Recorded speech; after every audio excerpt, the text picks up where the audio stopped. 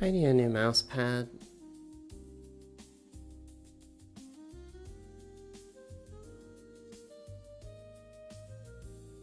The one I have right now is like not bad, but it's like starting to curl in on itself, and it's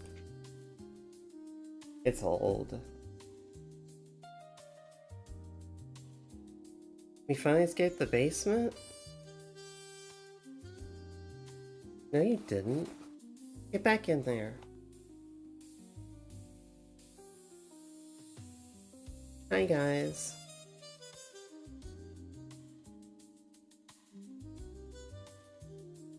Maybe I can fix this. Nope, I cannot fix that. Nope. Nope. Nope, we'll need to invest in a new mouse pad.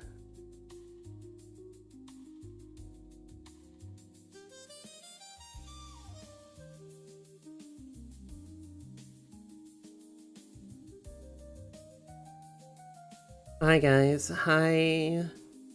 Hello AC, hi Blow, hi Midorico, hi Kapaiko. How y'all doing?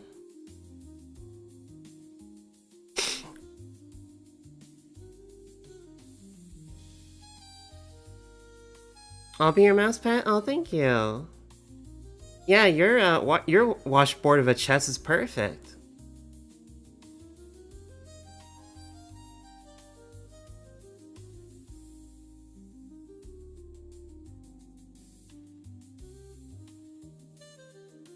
Now I have Dolby Surround Sound Magnus.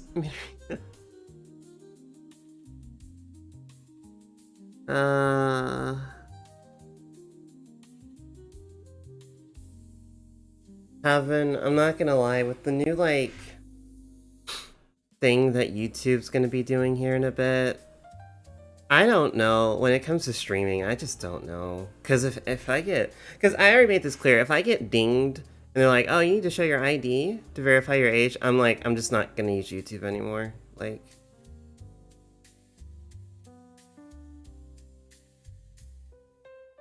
I don't know. I mean, luckily we still have Picardo and Pixel, so Boner, hi. We still have Picardo and Pixel, so you know that might be the... We might have to move again. Alright, we might have to make the main streaming platform Picardo.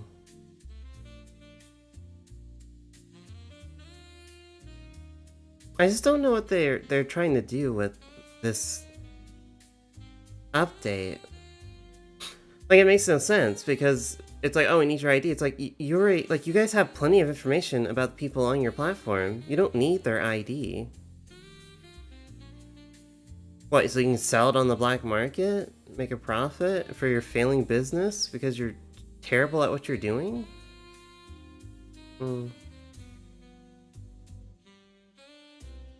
I guess there's also Rumble. I heard people talking about Rumble.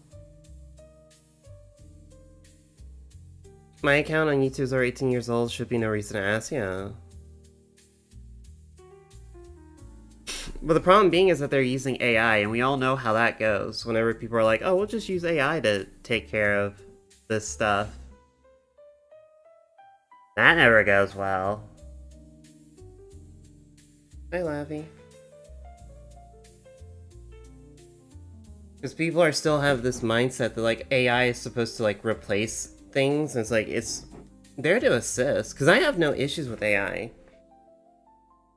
as long as you're using it to like assist you or help you, and you're not doing it to. I have new chibis. Want to see? I can look at it later.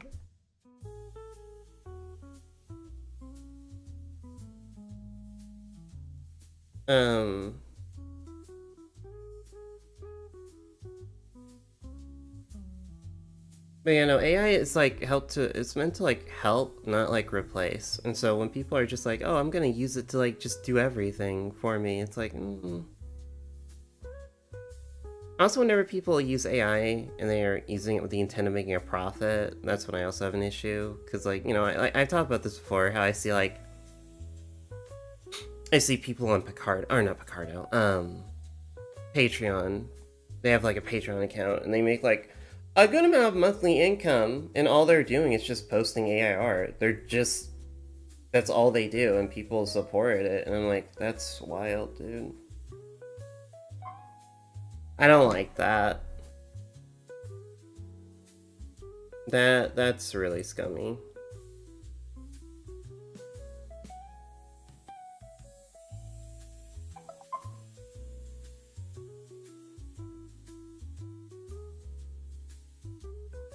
Hold on a second. Yeah, I don't like that. And I've been doing some. Maggie saw you with Zoro in my dream. Now I'm angry at you. Okay, well, I mean, it's the truth. How are you doing today? I'm fine.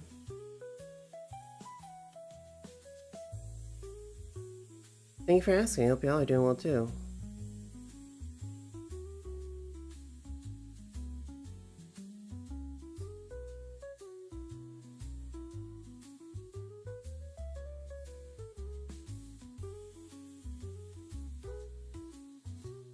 Also, YouTube emotes are kind of trash. They are. They are. They're pretty bad.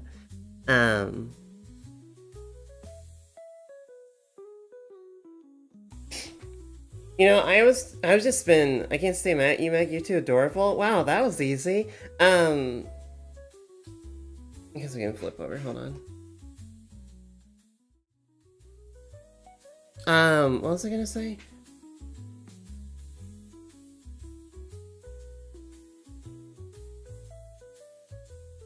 I don't like, yeah, I just don't like that. And I was doing some thinking about, I don't know, what I'm doing.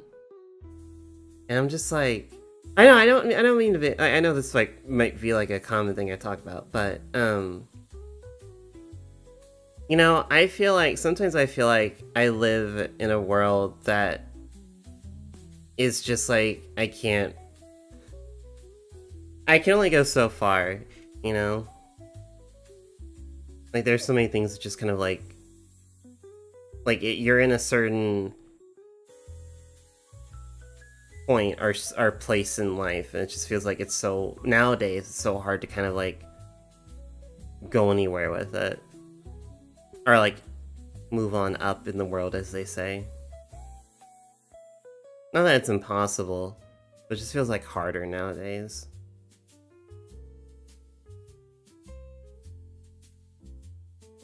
Hold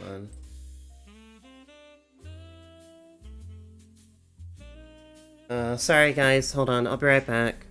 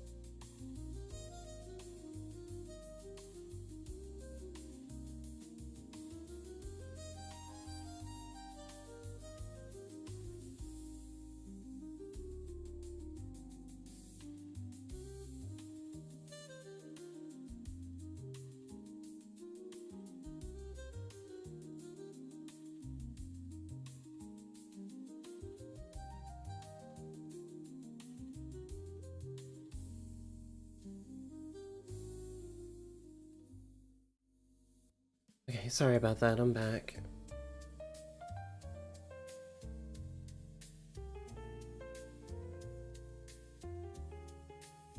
Oh man, I think I just need a break. I think I need like a vacation or something.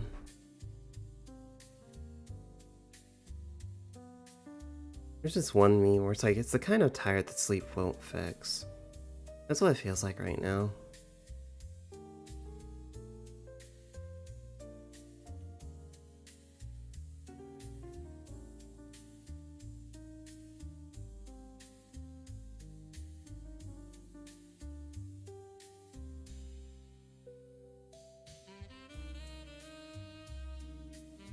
Oh hey Yuki, how you doing?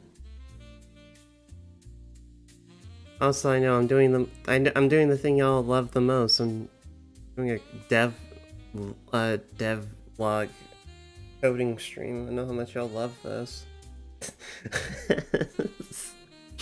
How much y'all like watching me just.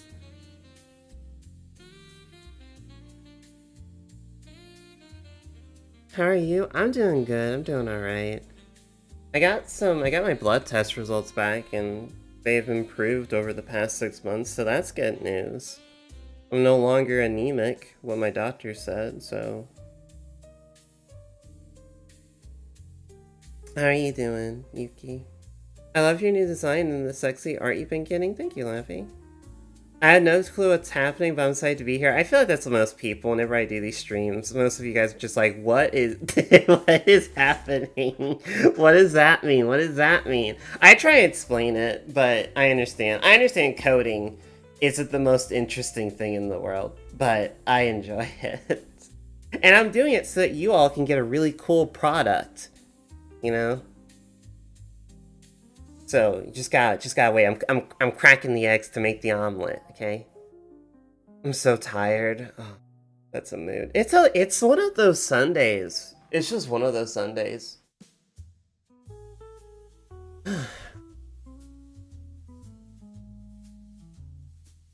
I finished up Rampage, one of the bosses last night, and I was really happy because I figured out this one bit of code. Basically how Rampage works is that throughout the fight, she will shift cores, or colors. While doing this, it's like kind of her venting out heat, because she's a machine, so she needs to vent out the heat. And I made this code so that it sets up an array, and then it looks for basically the current color that she is. And then it takes that out of the array, basically making it so that whenever she generates a new core, it won't be the one that she already is. Which I looked and found this code right here. It's just like, this is the temp array weapon type. Item to delete, and I set it equal to the game variable 126, which is keeping track of what her current core color is. Index of item means weapon type dot index of item to delete. And this index of is essentially just checking this, and it's checking to see if that item right here, if index of item does not equal -1, because if that index, that item is not in the array, it will return -1. This is just a safety guard, but it shouldn't ever proc. And then we say weapon type dot slice, this array right here, splice takes that item out of the array, index of item, take it out of the array, and then it'll generate in, which is a temp variable, math.random, the length of the array, which in this case will be 2, so it'll either give us a 0 or a 1, and then set variable 127, which is just another variable that's like keeping track of it, equal to that number, and then she'll switch to the appropriate color, which will be red, blue, or green. Unfortunately, I have a work meeting tomorrow, which lasts till 5 p.m. Work meetings are so dumb. If I had a nickel for every streamer I watched do game dev stuff, I had 2 nickels. It's not a lot, but I thought that happened twice. Who's the other streamer that you watch that does game dev stuff, Miriko?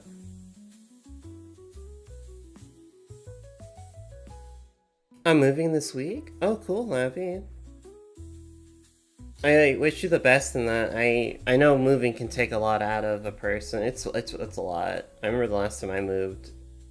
It was all I remember is that whenever it was like all over, my sister and I had a mattress on the floor in the living room because we had just like finished moving everything over to the new place, the place I'm at right now, and we just like both plopped on the mattress and we just like we were just like out. It felt good though, but at the same time, it was just like, oh, that was so much.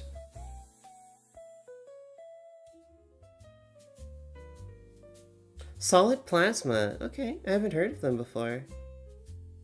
What kind of project are they working on?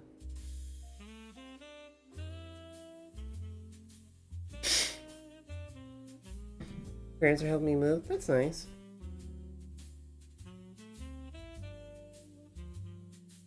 I should playtest this though. I don't have all her art done, but let me at least import her sprite.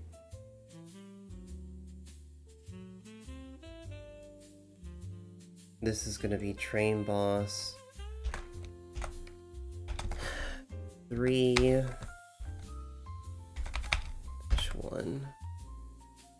She's a bigger girl. They're making an anti-AI art game? That's awesome. You're turning off lunch? Cool. What do you have? What's for lunch? I think I'm gonna do 350. We'll do 350. If I need to make her bigger, I will. I think that'll be fine. Okay. Then we're gonna open up the folder of the game. We're gonna go to image, pictures. Let me pull up.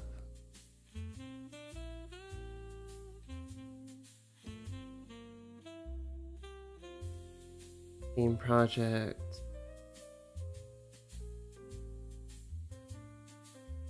Where are you, Rampage? There you are. Let's pull her over here. Oh. Grilled cheese? Ellie, remember that time I made you a grilled cheese? Put that baby back on screen? It's okay.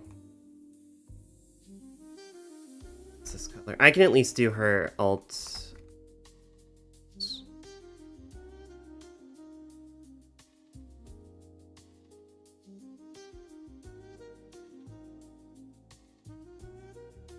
Oh, I don't want to do this. Do it this way. Red. This will be blue.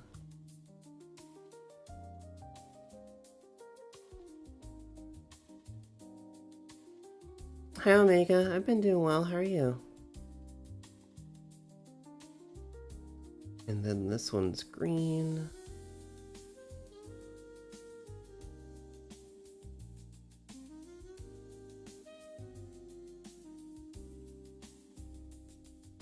Well, she's gonna have a lot of different sprites I'm gonna need to take care of. Not too many.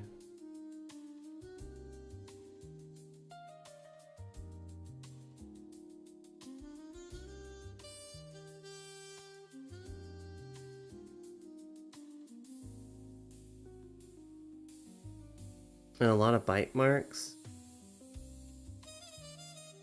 So I like the kind of implication, or not implication, I guess, I don't want to say lore, because it's not really lore, it's just like the concept behind this boss is that it is basically like a doomsday weapon. It's like basically a death machine created by Galatea, who's like the main antagonist of this game. Because you fight it on the train, and so the implication is that, like,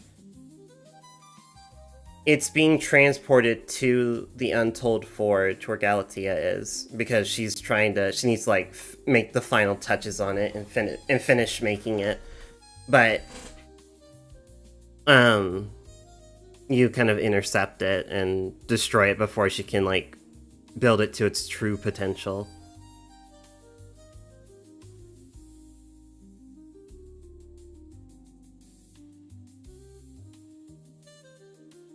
Go to boss database.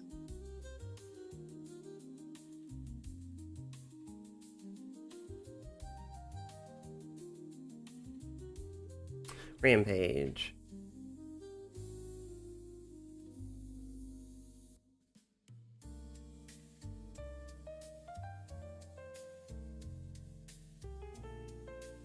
Enemy spell one. Here we go. Okay, randomize this either to be 112. I was off on 112 to 114, and then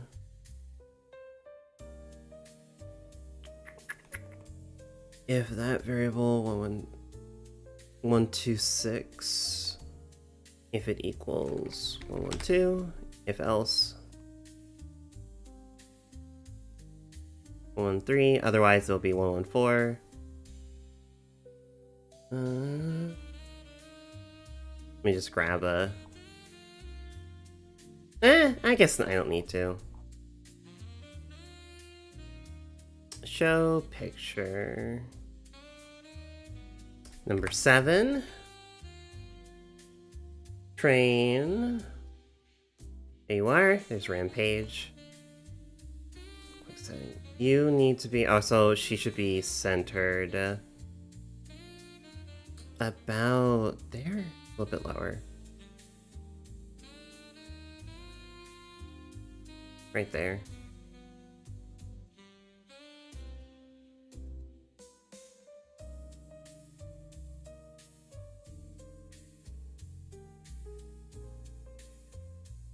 And I have a good idea for her introduction. I have to draw this, but I want her to start off like in a box, like in a giant metal box, and then she slowly breaks out of that box. And then you gotta fight her. But for now, since I don't have that, we're just gonna have her just walk in. So we'll do a fade in, focus in. For image 7.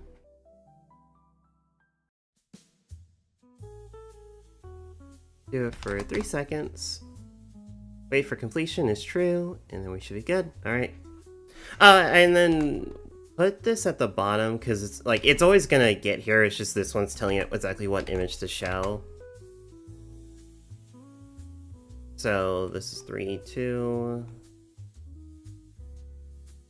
Oh, that's wrong. Okay, this needs to be the green color. This is green. Range. That should be good.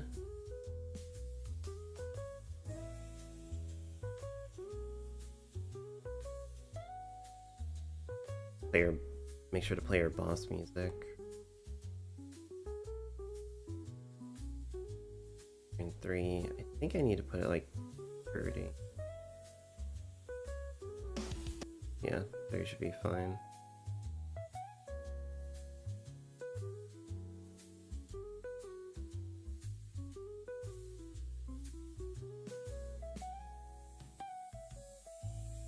And then for playtesting purposes, all I need to do is here, where does the RNG. She's 2, so we just tell this to set it to 2. So we're guaranteed to get her. Wait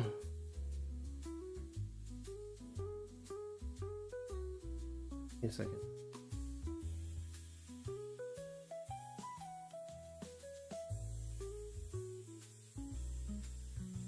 Wait a second, that's not the right spot. Oh, it's this right up here. I'm sorry.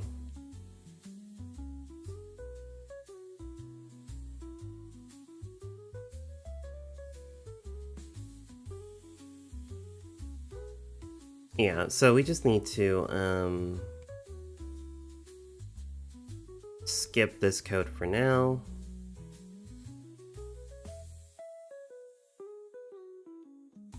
And then just tell it boss RNG is variable 134.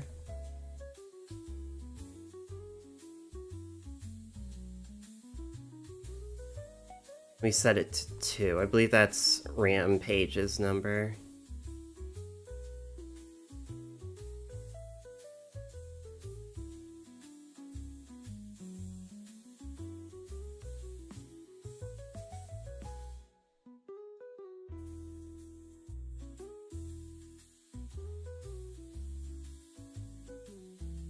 Okay, that should be good. Now we need to go to generation. So Rampage is a very scary combination of being both a construct and a reptile. Basically, like I mean, her design's based off like a raptor, so with her being reptile, that makes her weak to ice but resistant to fire. But that gets overwritten. Hold on.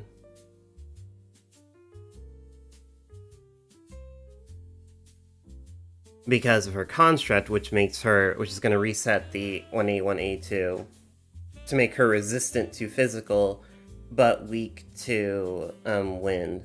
I'm going to change one thing and make an exception here. So we just take this in here, and we just tell the game, or not the game, but the software, the code, that if her name is Rampage,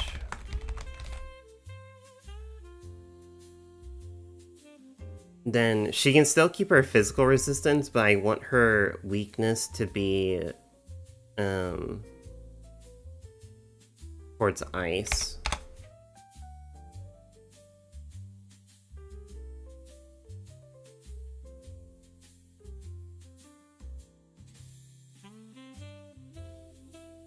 Let me double check that. 182. 1A2 is resist, so 181 is weak, and then ice is 3, so 181, 3. That should do it. So that should overwrite this one where... Oh, wait. Yeah, no, that's right. Yeah. Because that's saying she's weak to wind, but I want her to be weak to ice, not wind. Okay, so that'll overwrite that. That's an exception.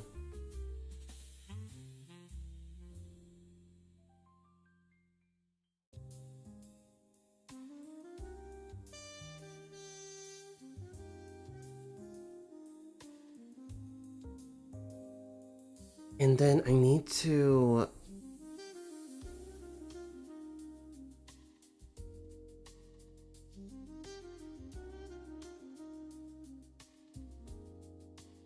we're just gonna do a label skip, so...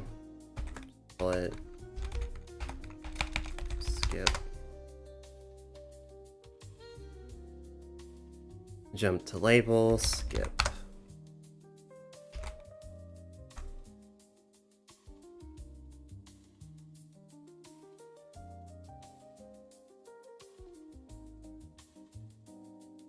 Okay.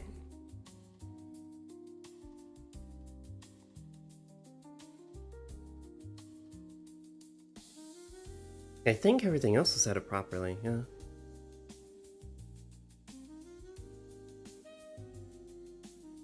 Okay, let me, let's try and fight her. We can delete this.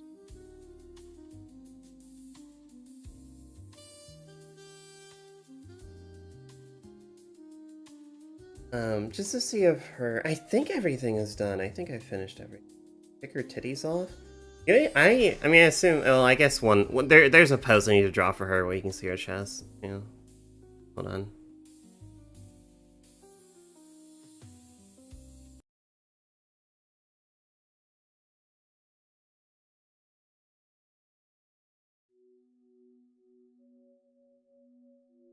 Also, I might have to turn the game volume up.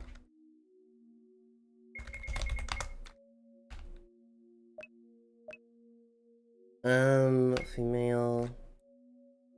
Man, I don't. So far, I don't like playing as a human. I prefer Sealy. Either Sealy or Ogre have been my favorites.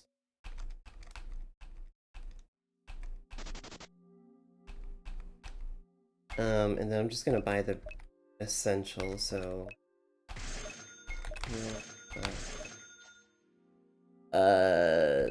Red flow for damage, blue flow for. No, green flow.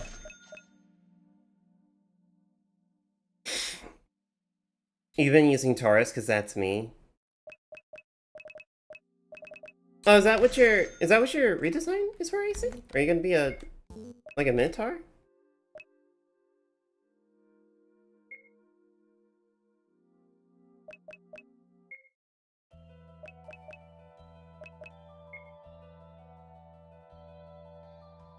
Oh, that's your astrology sign, gotcha.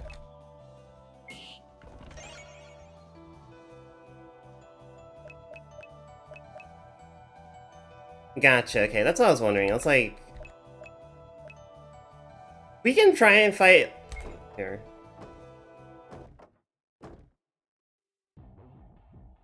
Some of these enemies need to be adjusted with their gimmick, but they're still fine. This is probably the easiest enemy that can show up in this area. What do you have? 3 defense? Yeah, that sounds about right. And you got 3... Oh, I got very unlucky with her stat generation, though. I didn't pick up any magic, that's fine. Because she should be weak to ice. I can poison you, though. That should help. Boom! D10. That's unfortunate. Man, I'm getting just horrible RNG right now.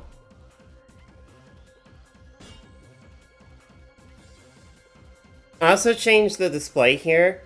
I changed the display here, where it doesn't really show like, oh, this less than equal to, because honestly, I think most people are not gonna really pay attention to that. So I just show like, the first number is what you got, and the second one is what the enemies got. I think it just reads better.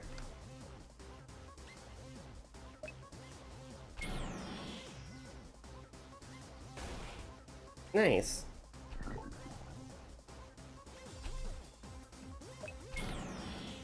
Also, how's the volume? Do I need to turn it up or is it good? Hi Ross.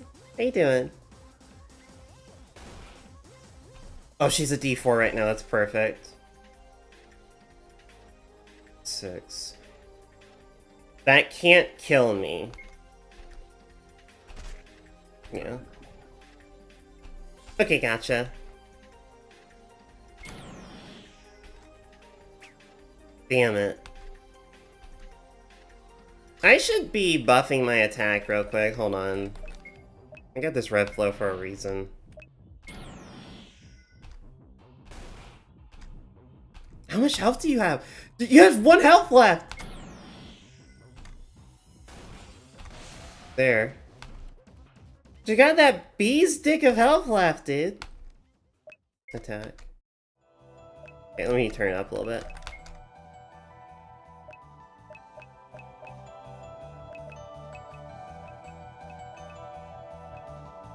How's that? Is that better?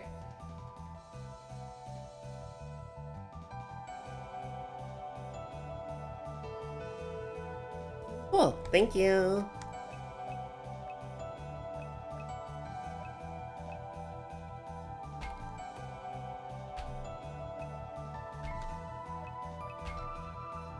For playtesting purposes, these are all free.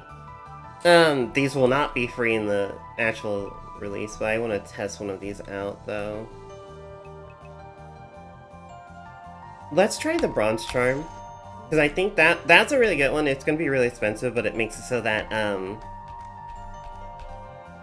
your default die is now a D8, which is really good.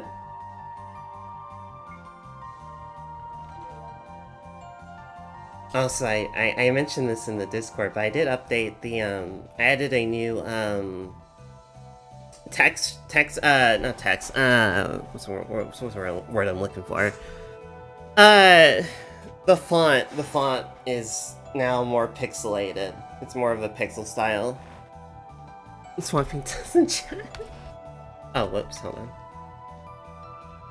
How are my stats? Also, I'm gonna add an update. I'm gonna change it so that in this point, I want to show the player stats like here, so that they don't have to like go to the menu in here to look at that. I can do that. I think that'd be fair.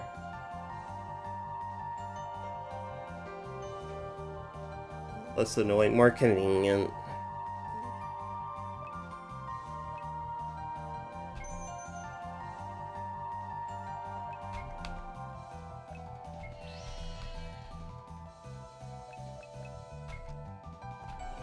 I still need to fix this bug where it shows 2 nightmares.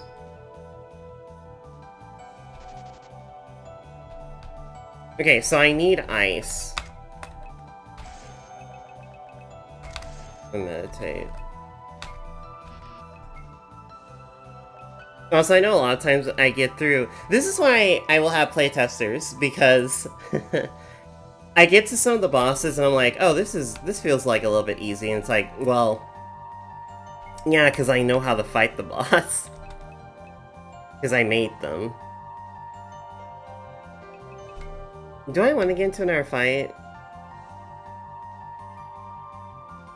Maybe. I'm probably gonna die, but... Oh, hi, Jackie.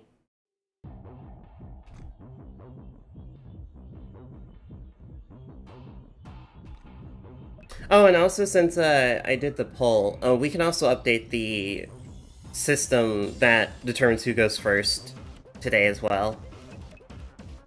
Because the poll, more people wanted it to be where the higher speed just means you have a greater chance, but doesn't guarantee you go first.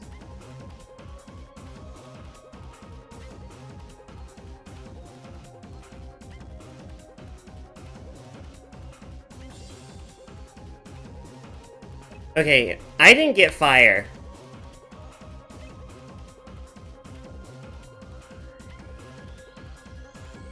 This is fine. It's not, but it'll be fine. We'll figure it out. Didn't think I'd be finding the freaking snowman, dude.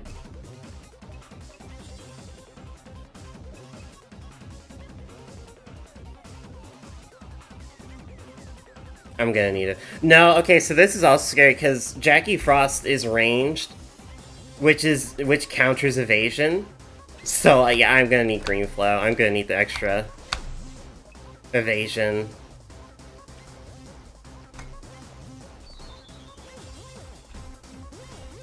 Yeah, I don't think I'm gonna be able to like do anything more than 1 point of damage. Evade. Because if she hits me once, I'm dead.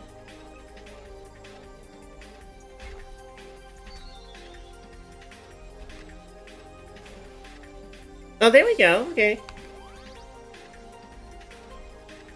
Oh, I don't think her breast fort is working properly. I'll have to check that real quick.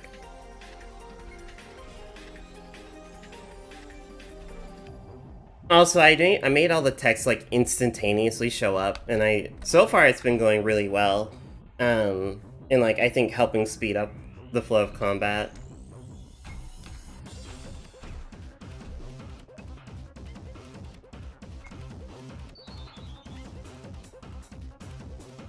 Oh no, because it halves it though. So no, I think those numbers are right. I think it's applying it right. Because what, half of 6, so she probably got a 12 and then halved it down to 6. So no, never mind. It's working. It's working. She is building up a very... I'm probably gonna, just like an extra little thing, I'm probably gonna draw a little snowball, and as she's like making a giant snowball to throw at you, I think I'm gonna like put it in her... You can't see my cursor, hold on.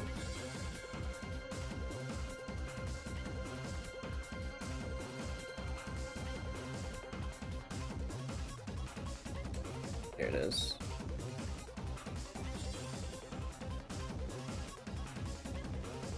Okay. I want to put like a little snowball that she builds up here. And it gets bigger and bigger the more she builds it up. I think this would be a cute little detail. Or she yeets it at your face and does like insane amounts of damage. The D8 is helping though, having that is helping immensely here.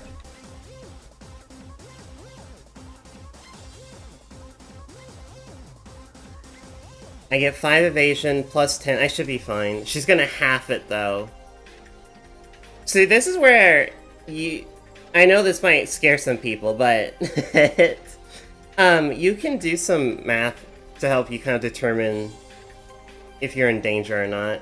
It's like we have 5 evasion. We're gonna get plus 10 because of the passive. She's going to half my evasion, whatever it is, and I can roll anywhere between a 1 and an 8. So let's just take the lowest percent, or the lowest thing we can get, like it's a 1. If we get a 16, she halves that, it'll be an 8. That will kill us. So as long as we don't roll a 1, we should be fine. But if we roll a 1, we're dead. The odds are in my favor, so I'll take that chance.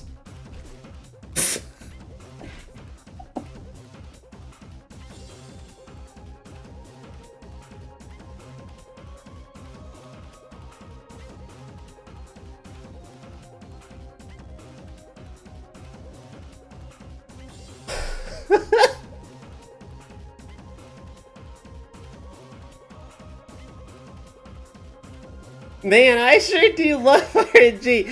My own creation's fucking me, dude. Come on.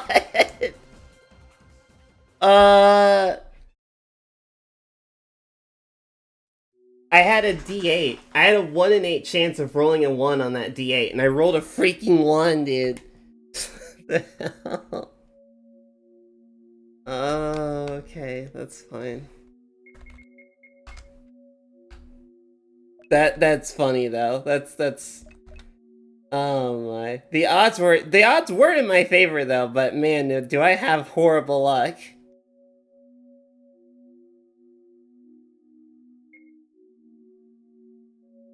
Oh my god. That sucked, dude. A 1 in 8 chance. 1 in 8 chance.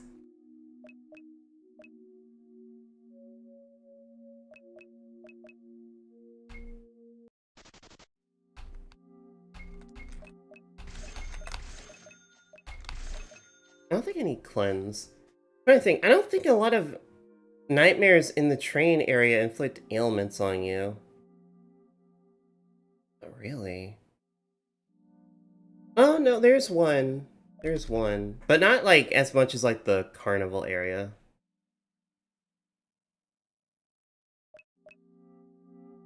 Red flow, blue flow.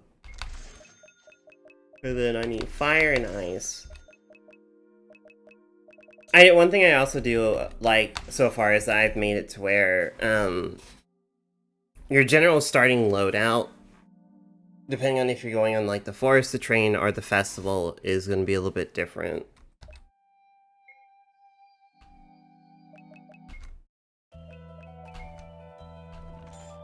I should probably add the other. I have some more tracks for these areas. I should probably add them in.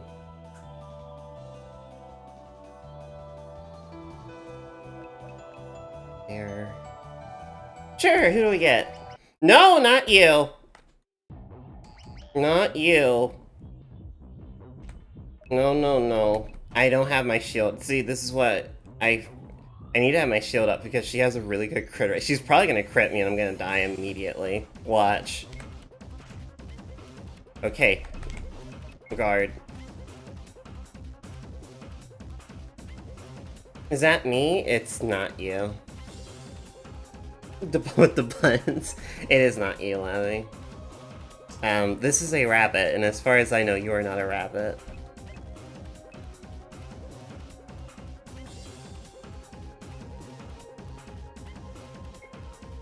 Okay, this thing should be weak to ice.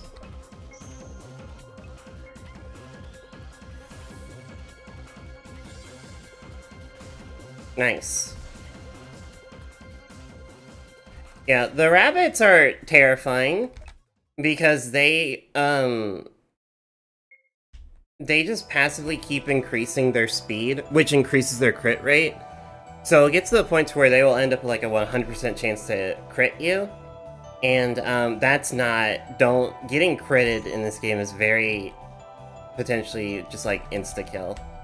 Especially this early. We'll do speed.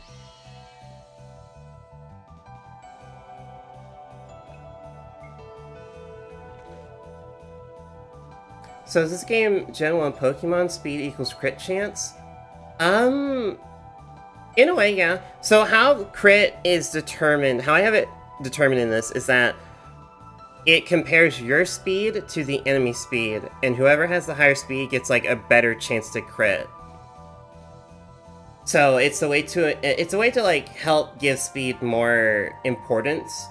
Because if your speed and the enemy speed equals each other's, then no one's gonna get a crit. It's a 0% crit chance all around. So it's really like a competition. Here we got win, okay.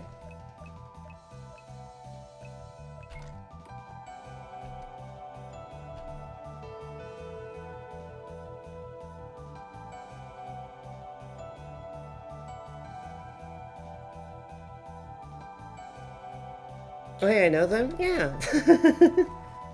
Subscriber only mode still? No, it should be off. It should be off.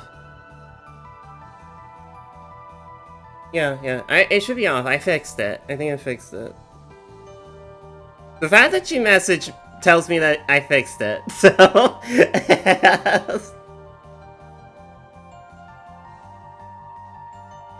Hi, Remy.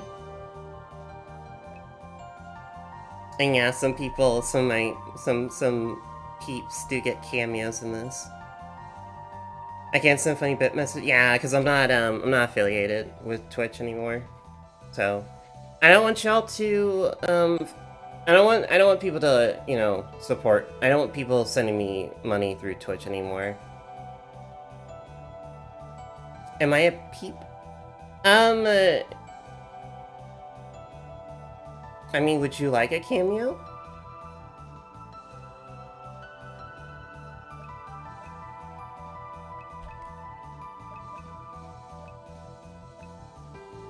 Let's do this one.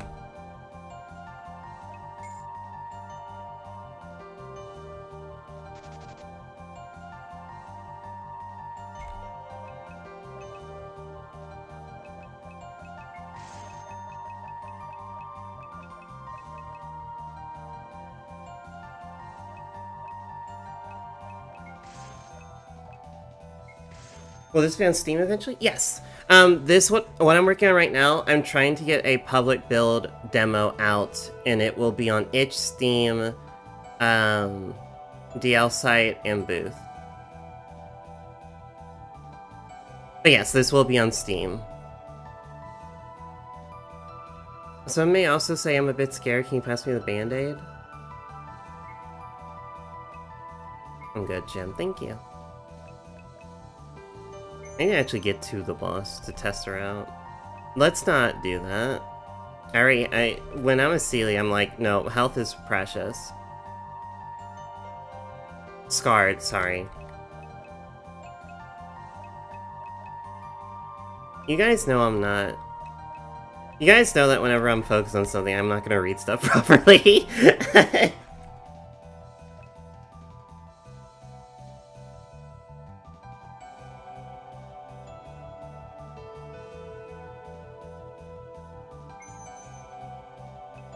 I don't want to give up my health.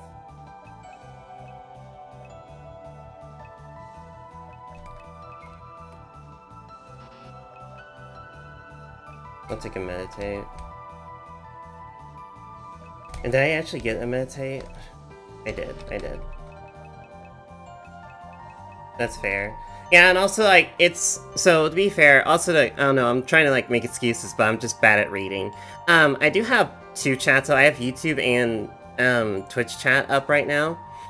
So whenever I'm like playing and I like glance over, I just sometimes won't see it properly. But I'm honestly just probably making an excuse for me being just an ass at reading.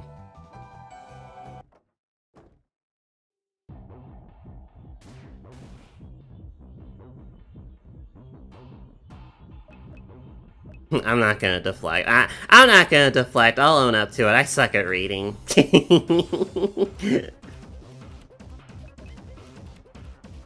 I'll own up to it. You're weak to fire.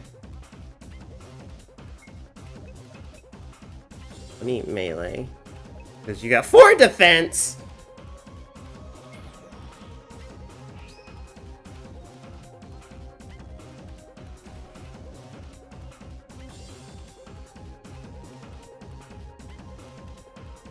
That's a lot of defense. You beefy tank you. I don't think we need fire.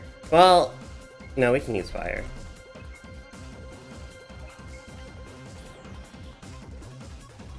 There we go. I'm gonna keep doing speed.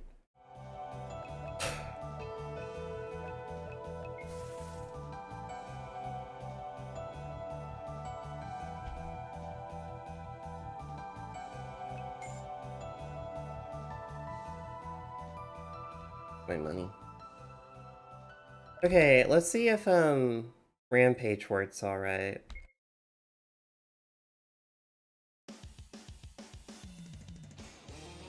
Okay, she's big. She has 2 speed. I knew it. That's gonna hurt, dude.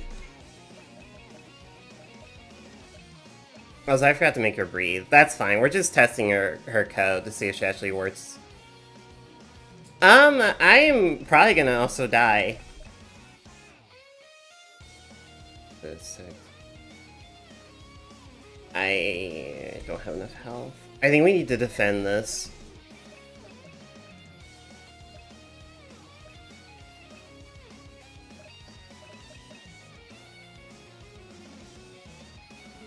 We'll do 8.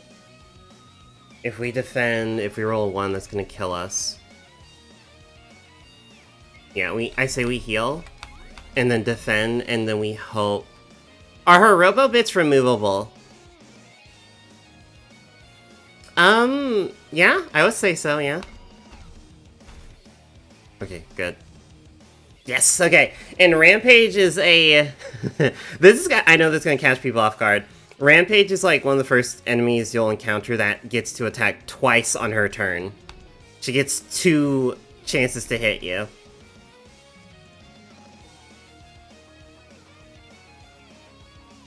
Okay, I should be fine, because my passive will proc.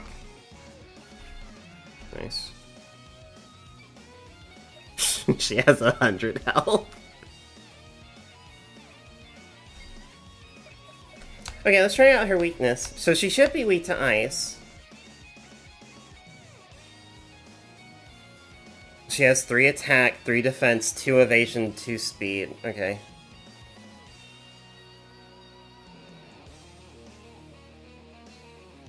I think we go... Well, we could... No, there's no way she's gonna evade. She might. Oh, never mind. Nice.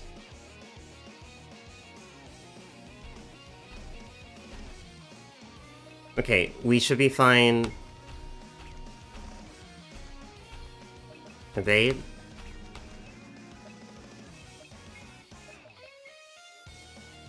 Oh, I'm out of MP. Hold on. I love Sealy, just because I can get freebies on items.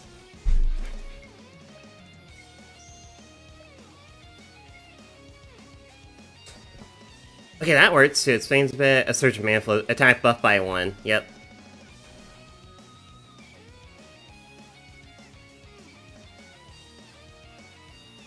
Shifting to green core.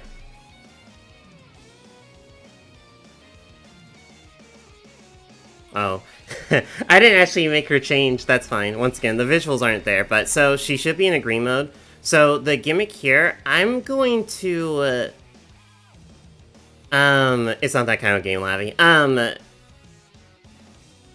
I'm going to fail this and not do the gimmick and see if it works properly. So, she should be like... Right now she's using her green core, which means that you need to hit her with a ranged attack. We're gonna not do that.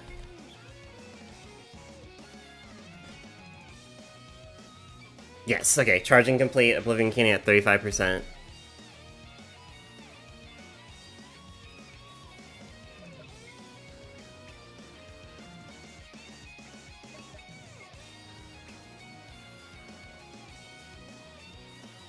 She's at 69 health. Nice. We saved that kind of content for adult market play. Yeah, I'm not making a rogue ace quite yet.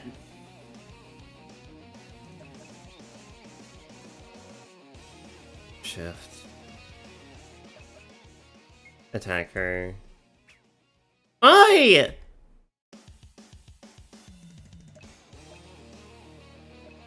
And the attack, magic attack. Because I'm just testing out things, so yeah, I don't really care about defeating her, I just want to make sure I don't die. Yep, and her evasion gets buffed because she's an green core, that's right.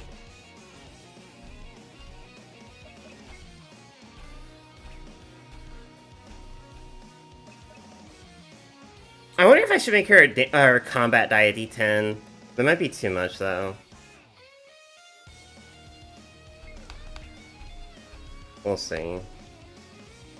Shifting to red core.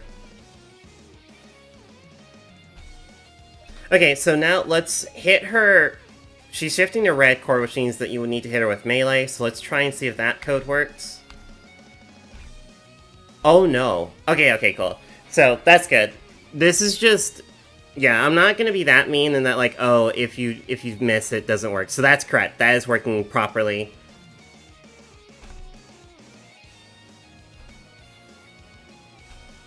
Good.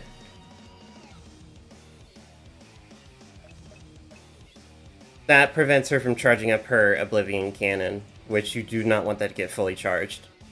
But because we're playtesting it, we're gonna let that actually happen. We're gonna let her actually hit us with that. So let's just attack. And then evade.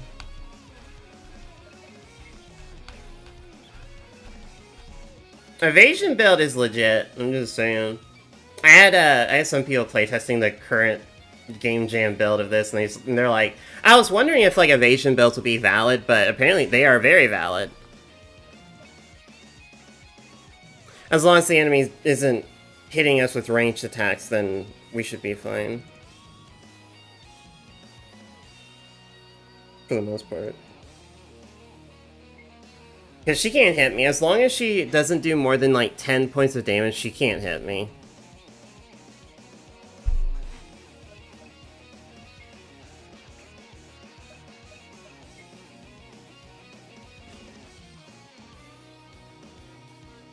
Shifting to green core. She's not going to her blue core. Okay, and once again, green core, we're gonna just ignore it so she can charge her Oblivion Cannon. 70%.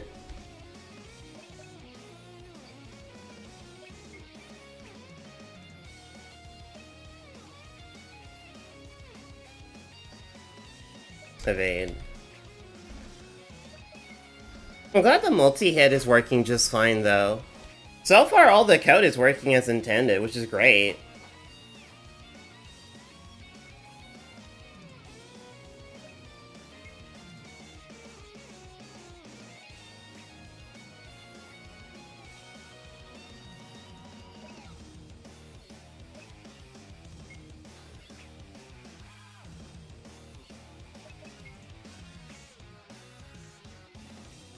Hi, Coda.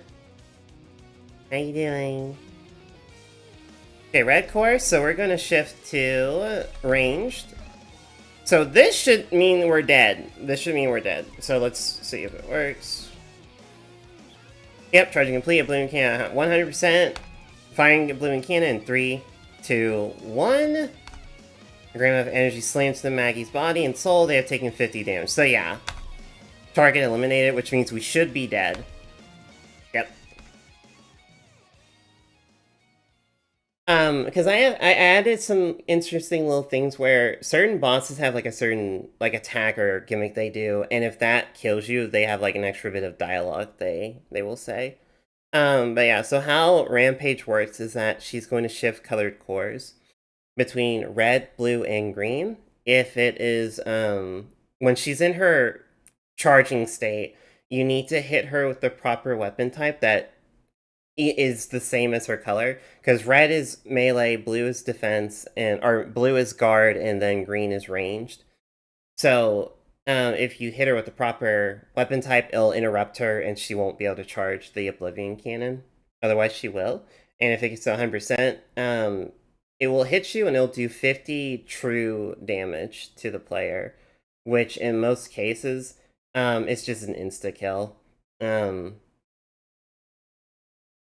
There are, like, I'm gonna say, like, it is possible to survive it, and I have coded for that occasion. It is possible, highly unlikely, but it is possible that the player could end up with more than 50 HP by the time they get to Rampage, if they encounter her.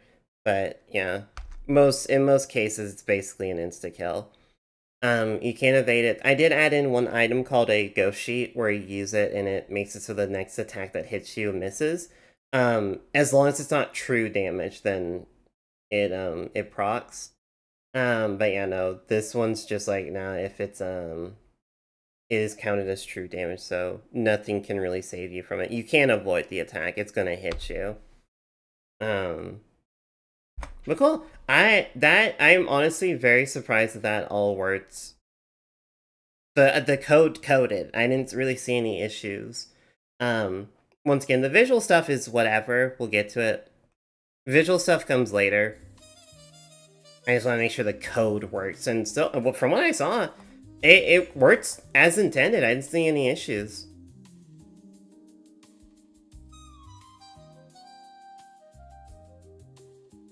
So nice. Multi-strike worked just fine too. And multi-strike is up very modularly, in a modular way.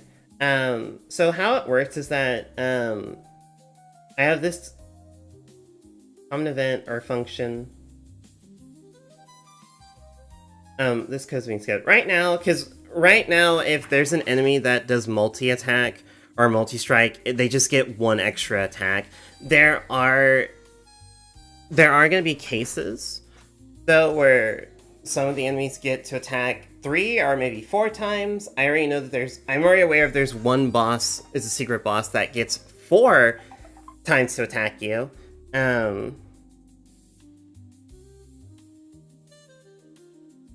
P Kynix. But how it works, so this sets multi-strike to 1, so when it gets to the enemy's turn, it's going to go here, and there's a switch, 4. They get to attack you 4 times. They get 4 multi-hits. Where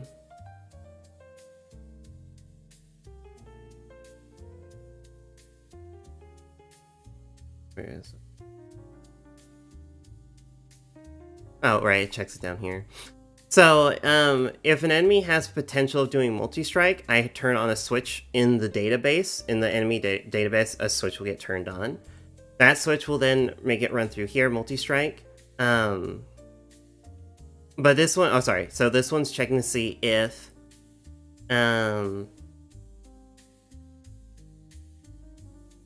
if multi-strike does not equal 0, if the player's health is greater than 0. Because if the player is dead, then obviously the enemy's not going to attack again. And then this one just checks to see if the switch for multi-strike is turned on. Then it goes in here, and it'll subtract multi-strike by 1, which if it equals 1, 1 minus 1 will put it at 0, so when it gets to here again, it'll just skip over it, and it won't run this code again. And then this just resets it back to 1 or whatever. So this will run as many times as the enemy has multi-strike in the variable. So, and I can set that up however I want. Have you had a bagel with iced coffee so about as good as it can get? Nice. Man, I want to go to. I wish there was like a local coffee shop in my area I could just like go to in the morning, whenever I'm in like a more rough morning. If I can just go to it and just like vibe there for a little bit,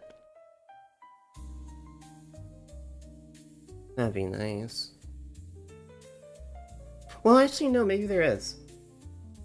Cause there's a donut store. There's a donut shop that's like local, that's close to where I live, and I think they also sell coffee there. Hmm. Something to think about. But no shit, I'm just happy because I'm like, oh my god, I can't believe that it just worked. I didn't see any issues, no bugs, no errors, nothing. It worked just fine. So cool, I'm happy. Rampage is, at least coding-wise, visually I need to, we'll work on the visuals later, but coding-wise, her fight's done. And I like it, I think it's a really good gimmick. I've been really enjoying a lot of the bosses' gimmicks I've come up with so far. Even with me updating the bosses that show up in the forest. The only one that has been updated is the Berry Shaman. Because the Berry Shaman I think is like perfectly fine. I don't think anything needs to be adjusted there with that boss. But all the other ones have been updated, and they work pretty well. A nice bagel and a hot chocolate in the morning can be pretty nice. Oh, that does sound lovely, yeah.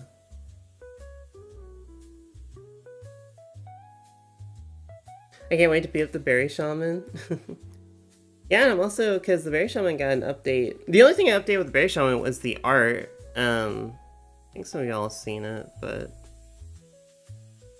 Yeah, this is the old art, this is the new art for the Berry Shaman. I like it a lot more.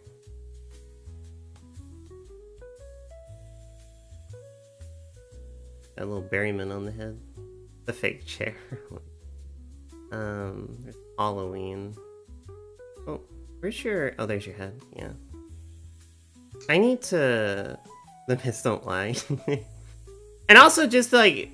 Cause...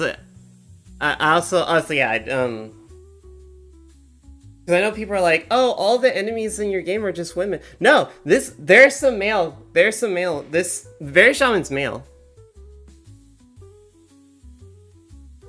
Even some of the current nightmares are also, well, they're all referred to as it because they are just like physical manifestations of like, nightmares and stuff like that. But there are some that are like the Berrymen. Berrymen are generally, these are male. Female. Oh, nothing. There's nothing wrong with having all women. But I just want people to know that like some of the nightmares are more like they're males, or at least male.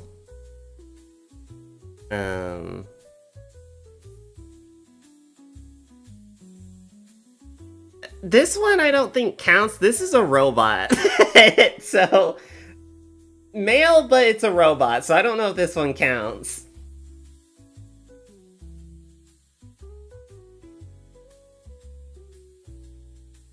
Technically, it's what? It would be like, what? Non-binary? Non-gender? Genderless? This is a male. Because this is the female... It's like a Pokemon thing. This is the female clownfish. This is the male clownfish. So...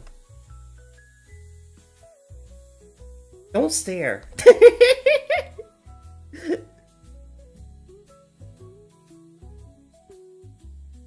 Also, you probably don't know, so here's a little hint on the rabbit monsters, but the fire one, the ice one has a larger chest. But if you look at the fire one, her chest is smaller. But and honestly, I might even go ahead and say that like this one is a male. This is a male version. But the butt's bigger. Probably, it's hard to tell, but like, yeah, if I put them side by side, you'll see this one's butt's bigger. But this, like, yeah, this is a female, male. You can't show boot in your face, tell us not to stare. This is a snowman. I don't know if this one counts. Yeah, because her breasts are fake, by the way. They're not real. I mean... She basically just took 2 snowballs and just plopped them on her chest. Like, yep, this works. I love how, because if you attack her with fire, it melts them, and it's just like, no.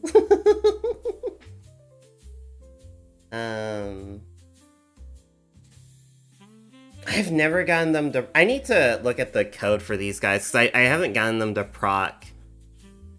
Is it still sub mode? Nope.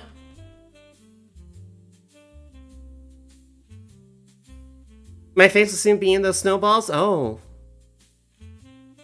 Yeah, I fixed it. I fixed it. On Twitch site, y'all should be able to talk now. I need to draw... What did I call the boss? I low-key don't have my headphones plugged in. Wait. I'm not gonna say anything sus. I was very tempted to just yell penis, but I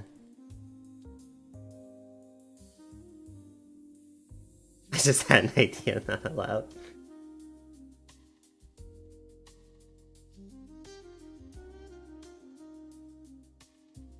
What happened? Did you find out? Oh, you know what? I need to... Let me do something real quick. For this enemy.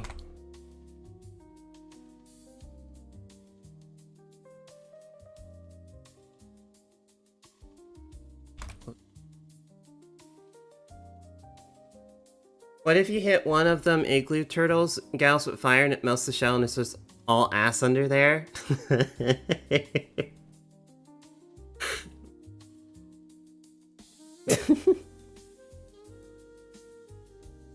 I would do that. I like the idea. I'm not... I do like the idea, yeah.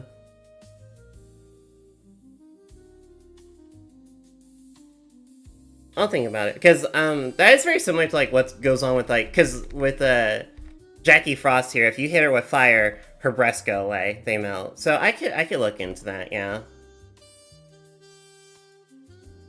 Because the general gimmick of the train area is that enemies are either fire or ice, and you know, if it's the fire variation, they're always weak to ice, and if it's the ice variation, they're always weak to fire. So I could look into that. Trying to think of how to...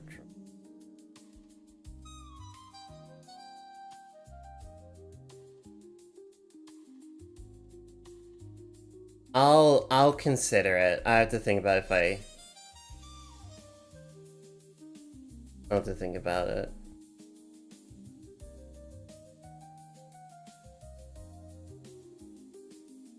Yeah, that's the thing I have to think about. It's just like the way that she's drawn.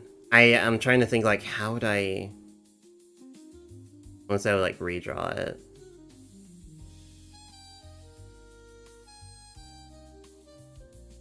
I think I can make it work. We can try. Doesn't hurt to try. Okay, real quick though, I need to do something with this one.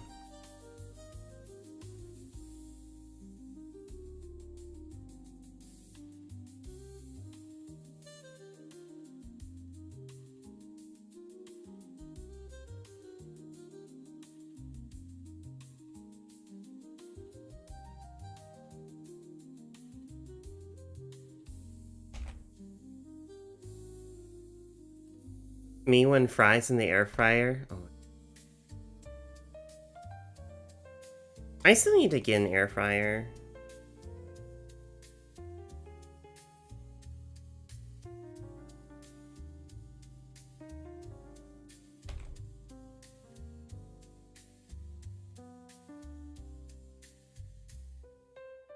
On my list of things I need to get. Kitchen appliance-wise, that is.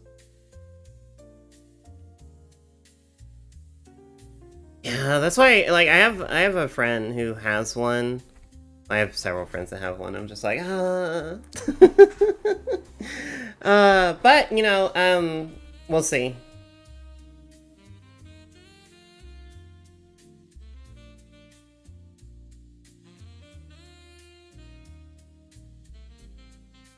We shall see.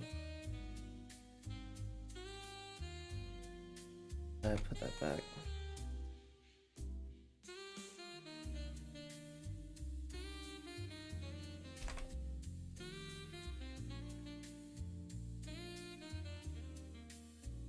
I love how I'm still seeing videos of people. What that mouth do? Bite you, that's what it does. Bite you in half, that's what it does. I'm surprised I'm still seeing people making videos talking about, like, Yandere Simulator. I'm just like, damn, still? That's the hip new thing to do right now, huh? I mean, don't get me wrong, I think it's funny. Although I like that people are mainly just talking about, like, the game itself, not, like... Yeah, they're mainly focusing on just the game, though, which is fine.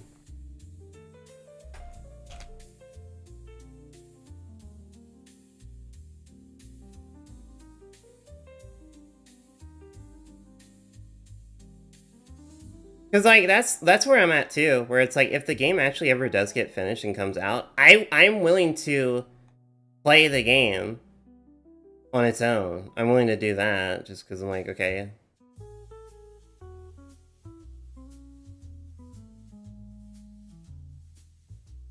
I'm curious, albeit, is it actually good, or is it still absolute garbage? I already know the answer. I already know the answer. I think we all know the answer.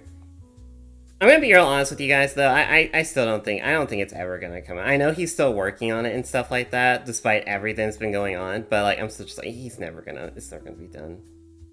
He's never gonna finish it.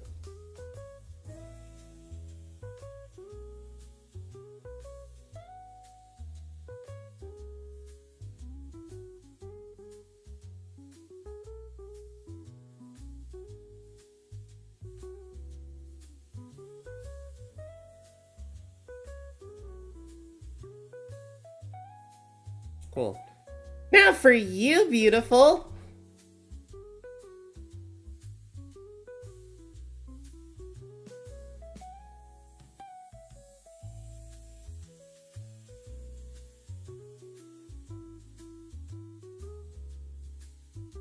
I tell you, I draw plump lips, and then people go, like, feral.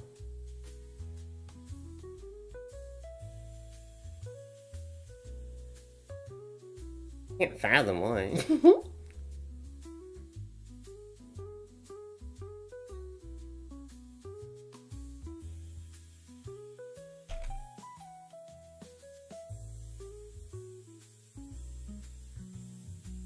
I drew plants. I drew, like, plants with plump lips, and it, like, blew up on Twitter. People were going... Like, it got so many likes and stuff, and people were, like, going mental over it. I'm like, oh, guys, it's just... It's like, they don't even... It's just a plant. I seen them lips, yeah. I love it, though.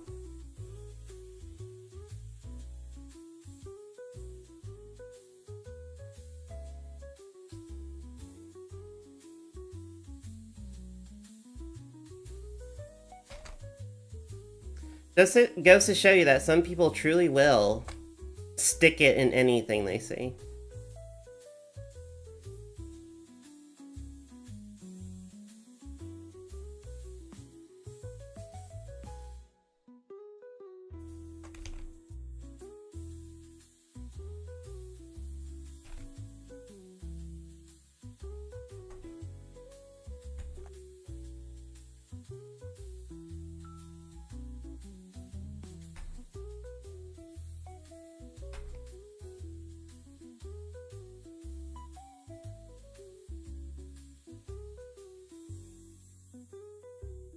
I'm scared but curious.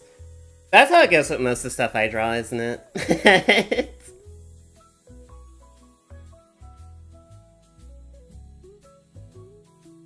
That's what we call scare-oused. And I think I do a pretty good job at making y'all feel that. Hi, Deathbat, how you doing?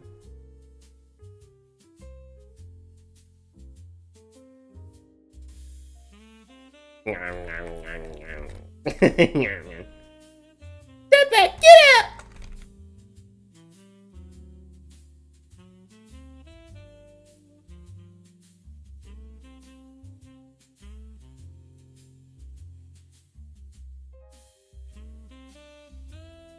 Good. Alright, let's look at this turtle.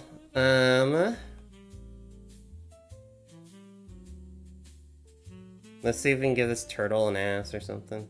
Okay, first thing's gotta go. The shell.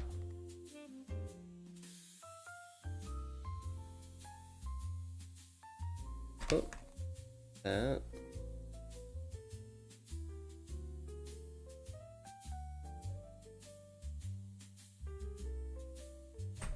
A raging Fiona, or fear boner, exactly.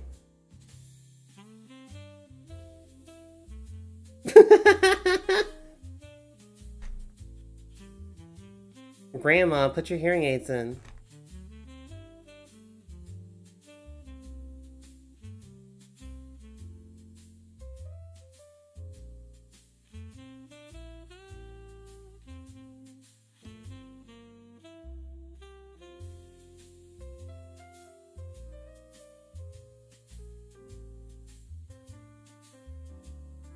Okay, how... let's see here.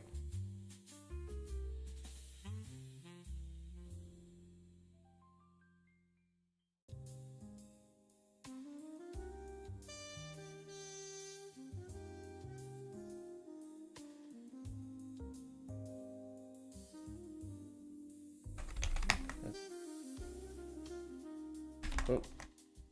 No, wrong tool. Hold on.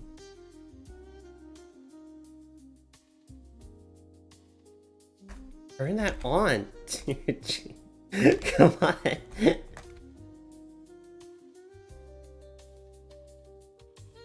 Oh man, okay, this is already alright. Yep, it's possible. I don't know how, but yeah, it's possible. How did I do this?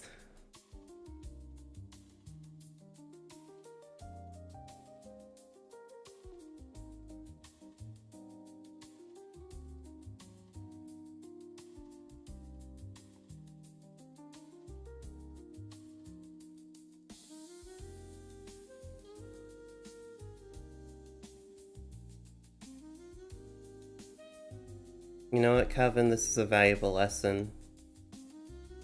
Never, always try. Make sure you always try. You know, because I was like, oh, there's no way I can make this work. I was like, you know what, let's try. And, yeah. So make sure you try. Make sure you always...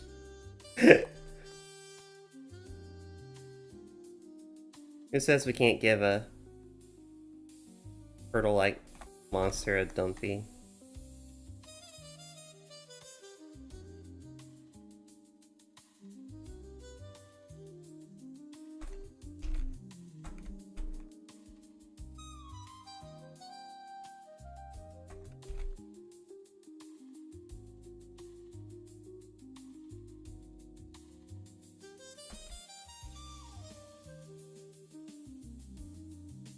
Never, always try. Yep. Never, yeah, never. Did you have? Do you have a dream that you could? Did you what? Could that? If you could, could you could do anything?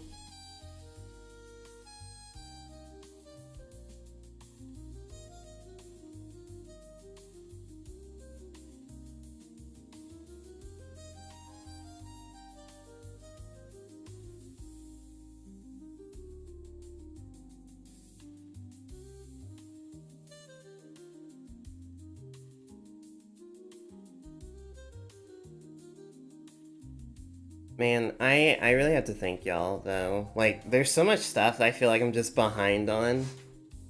And I just really appreciate everyone's patience. Like, seriously, like, I don't know, I am very thankful that my community is generally very patient with me. You know, I know I don't... I know I disappear. I know I don't put out the most content all the time. But I appreciate the patience regardless. And the understanding. I cannot make that any more clear how much I appreciate that.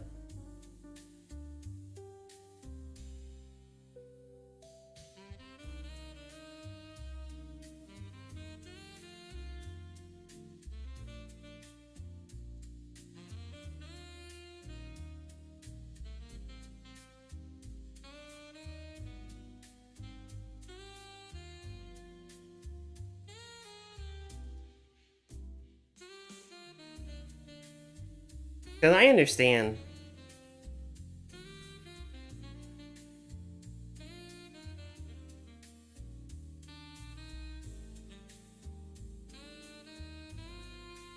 I've talked about this before, how hard it can be to, like... Because I sometimes, you know, just, like, personal thing. We have lives to get it, yeah. But I just feel like... Sometimes I'm not the most engaging content creator out there.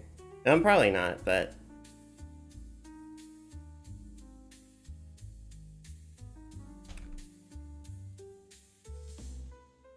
But I understand that, like, for some people, you gotta... Because that's like, I don't know, that's like a hardship that I hear with a lot of our content creators, that, like, it's hard, because if you take breaks, or if you're not, like, always making something, or always doing something, then you're gonna lose people. And, you know, I know I've lost people, I know I've lost, you know, viewers and such. But then again, maybe we look at it this way. Maybe I didn't have that much to begin with. I didn't lose anything, really. In the grand scheme of things, I didn't really lose anything.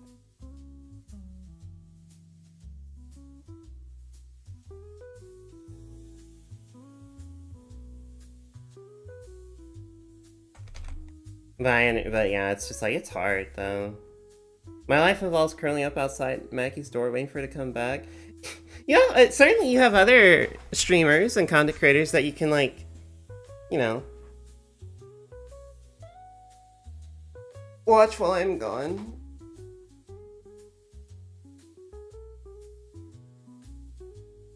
Oh, right, hold on.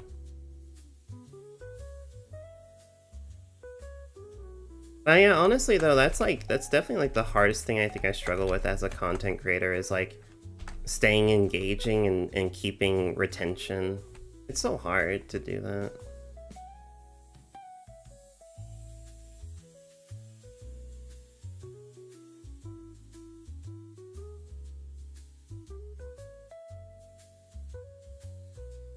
I do, but their voices don't make me melt as fast? Oh, okay. Every day I open up twitch.tv and wait for which Magnus is now live, and when I don't see it, I close the tab and go to sleep. Do you actually do that? Do you actually?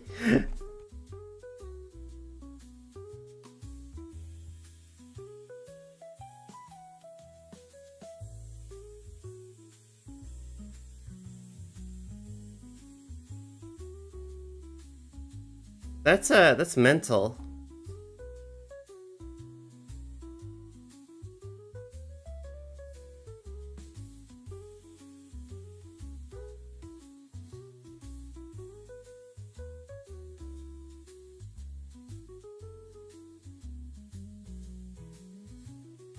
Least insane which Magnus viewer. I do worry about some of you guys, though. I do. I honestly do. I'm like, are you guys okay? Like, I'm trying to do my best to keep y'all entertained and, like, you know, have a nice, fun, safe spot, but I'm like, are you guys okay?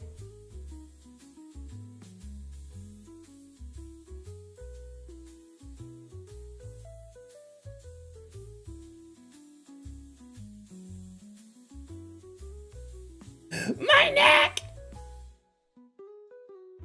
I need someone to freaking cut my head off, dude. Oh my god. I hate how I hate getting old!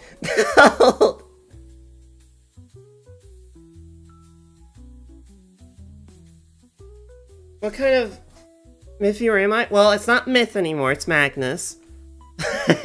I'm actually no. I understand. I understand some of y'all know me back in the day, but I do go by Magnus now. I think I'm gonna start like preferring people refer to me as Magnus.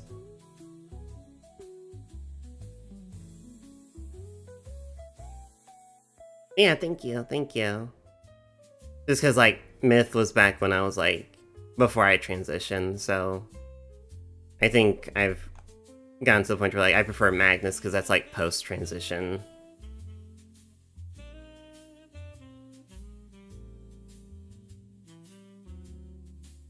I am the sane Maggie viewer. I don't know about that one. I don't know about that one, Chief. I'll be real honest with you about that one.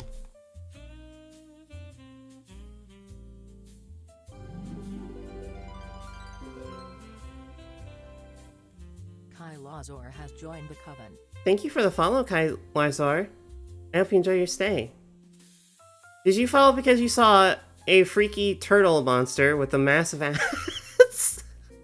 Wait, no, wait. This is actually like a what is it called? Like a foreboding. This is foreboding because the if anyone remembers the dragon enemies that showed up in Dreams, they do make a comeback in this game, and I'm gonna draw them basically the same way that I did in Dreams.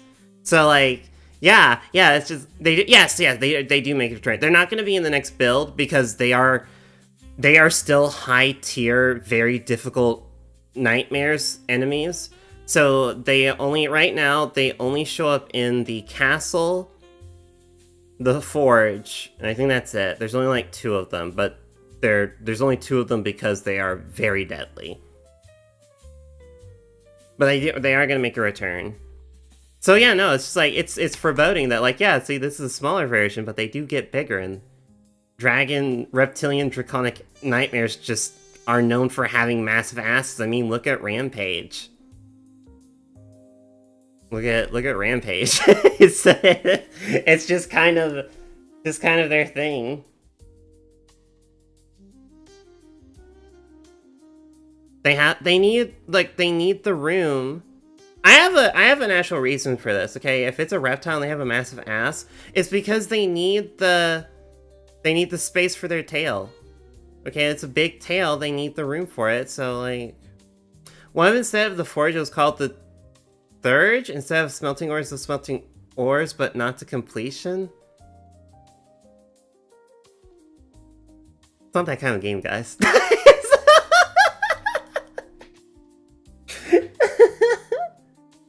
So what kind of Magnus here am I then? Horny one.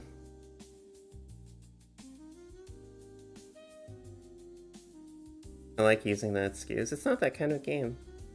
It's not like, yes it is. Okay, when I say it's not that kind of game, I mean it's not like an H game. There's nothing explicit in the game. It is a Gunner, I will admit. It is a Gunner game. But it's not like an H game. There's nothing explicit. It's not that kind of game. Yeah.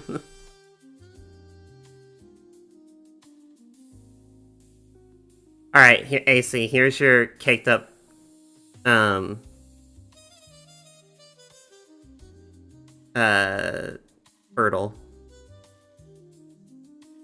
I don't know how I did this, but I did it, so I didn't think this was gonna be possible.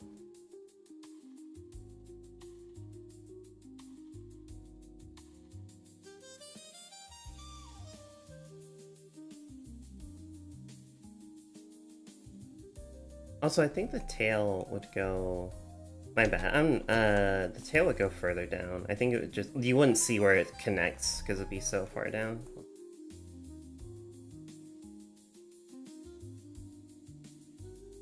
Yeah. It would go there, because you can't see the back because of the head, so...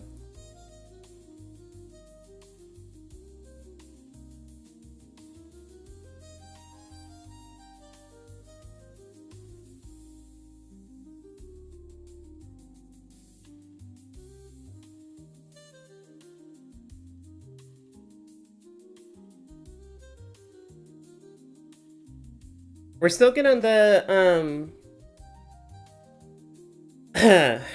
of the 2 YouTubers I found that could potentially sponsor the game, one of them I am most certain they will be able to absolutely sponsor the game. The other one I'm still like, you know, I'm not 100% sure, but I'm pretty sure they'll be okay with it. They'll say yes. So we're still good on sponsors. I would like to try and maybe find a 3rd one, but for now 2 is good. See, I'm doing a lot of stuff on the back line, so you guys probably aren't even aware of.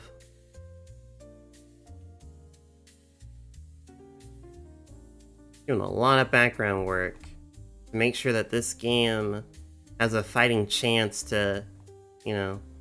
Have you asked Gaz? Oh, I didn't know she did. I didn't consider, I didn't think she would, you know, do a sponsored stream.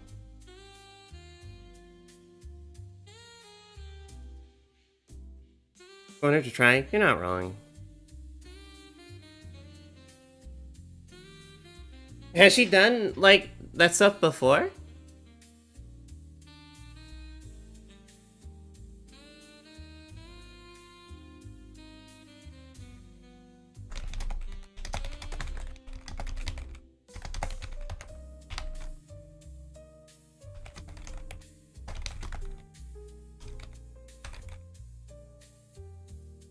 Hold on. I have to send something to a friend.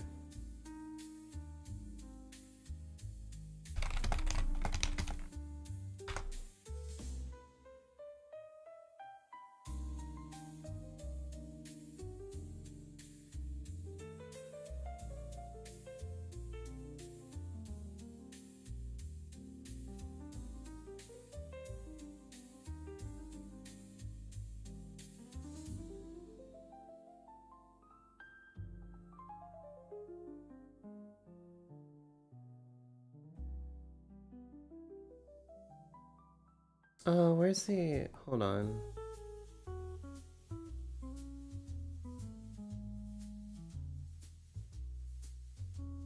I don't really remember, but she does know of you. I keep forgetting that.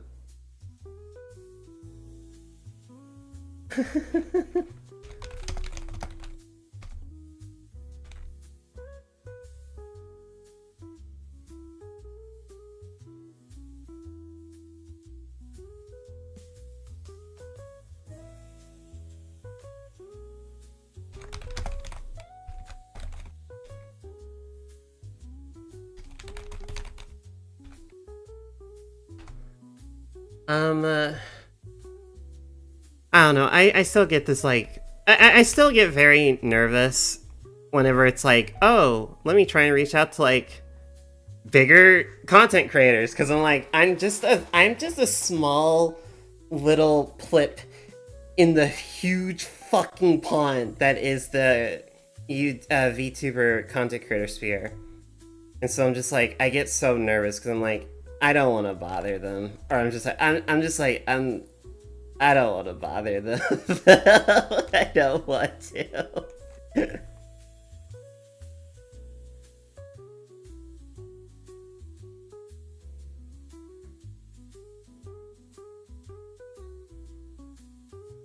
Also, I'm not sure if Gaz, I don't know if she, like, likes roguelikes, you know?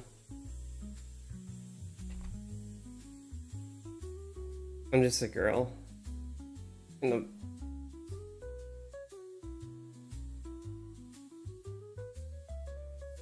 just a Barbie girl in a Barbie world. Wrapped in plastic is fantastic!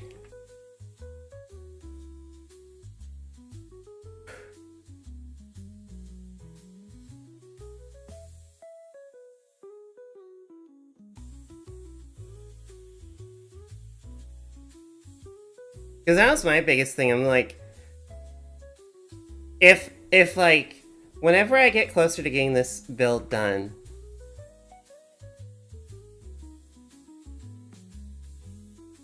I think you look better wrapped in latex. I mean, what? I would. I look very good in latex. Because like, if I get the courage to ask other, maybe bigger streamers if they'd be willing to sponsor the game. My main thing is just like, well, I want to make sure that they enjoy roguelikes, or they're okay with playing a roguelike, and I feel like that's kind of hard because I can't think of many VTubers that are like, at least bigger VTubers that are like enjoy roguelikes.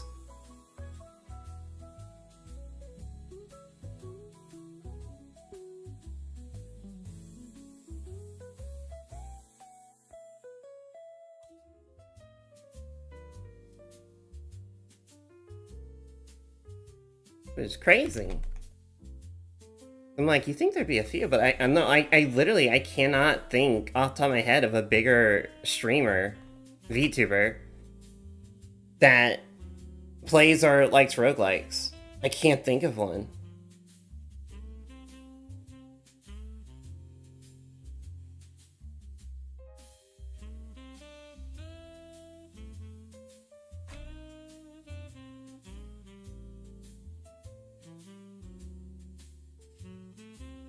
Oh, her facial expression should probably change a little bit. She should probably be a little bit embarrassed. I know I would be if my ass was just out like that. I'd be like, oh no.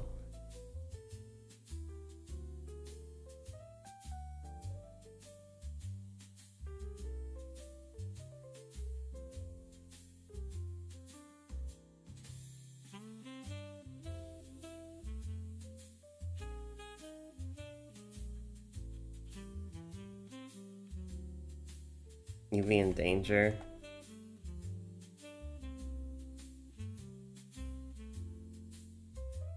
I'm always in danger.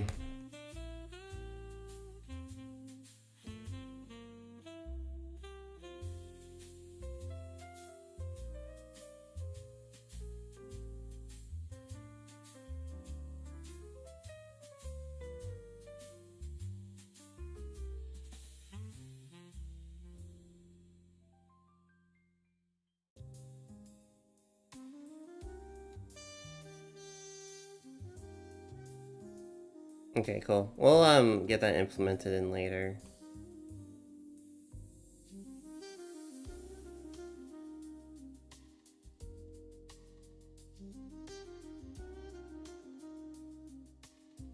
Okay, let's go ahead and code in the updated turn order.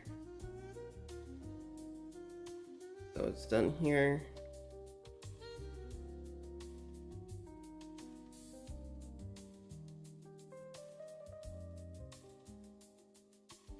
That's fine.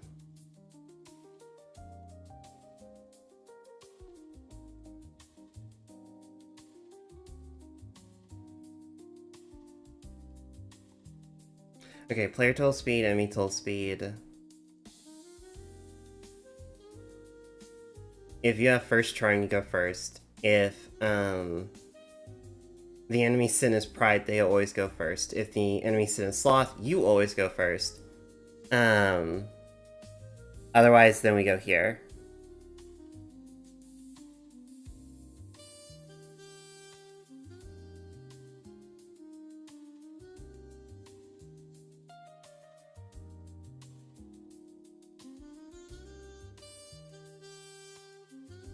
Do I need 2 new variables? What do you think?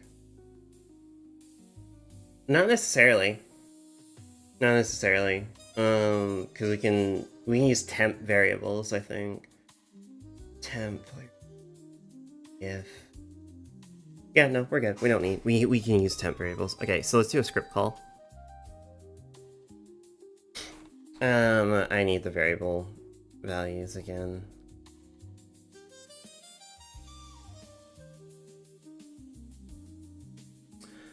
Total speed is 88 per player. Write it down. Enemy is 89. Also, on Twitch, do y'all not have to worry about ads anymore?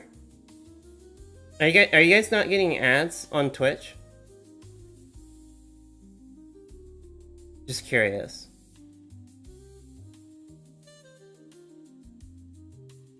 You haven't seen one? No ads? Awesome. Okay. Good. Good. Okay, good. Okay, cool. That's another reason. Another reason why I wanted to end my affiliation, because I don't want you guys to worry about ads. Thank goodness. You can finally watch me without being interrupted. Yeah, we can't have our cake and eat it too, unfortunately. But at least now I know you guys don't have to worry about ads.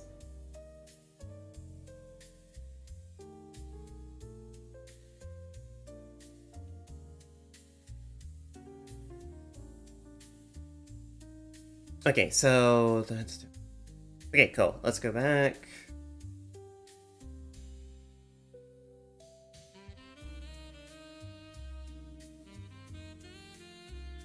Where did I put it? Where is it?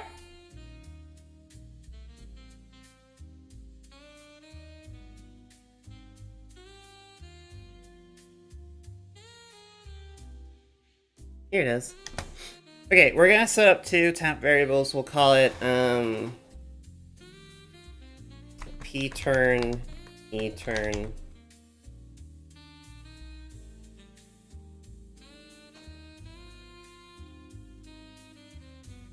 Excuse me. And it's going to equal game variables dot value of, for the player, 88. And this is going to equal variables dot value of 89. And then all we need to do now is we need to say game variables dot value of 88, or no, sorry, set value of 88. Or no, sorry, we don't need that. We can do just p turn. No.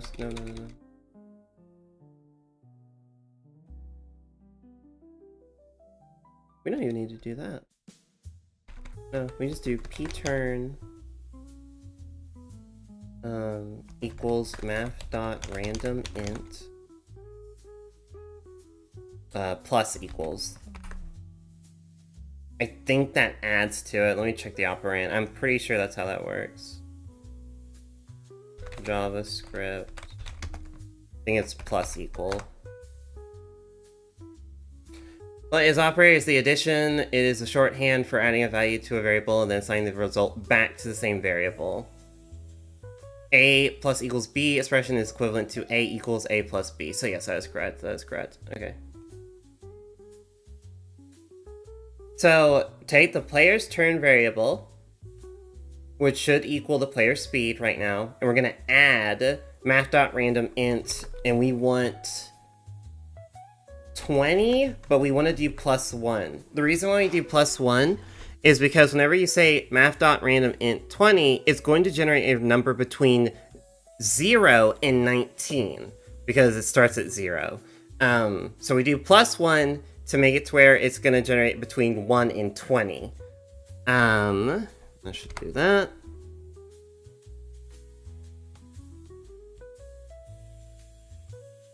And then we do the same thing for enemy turn because I want them to be separate. E turn plus equals math.random, same thing. And then we're going to do an if statement. If game variables, or sorry, no, if p turn.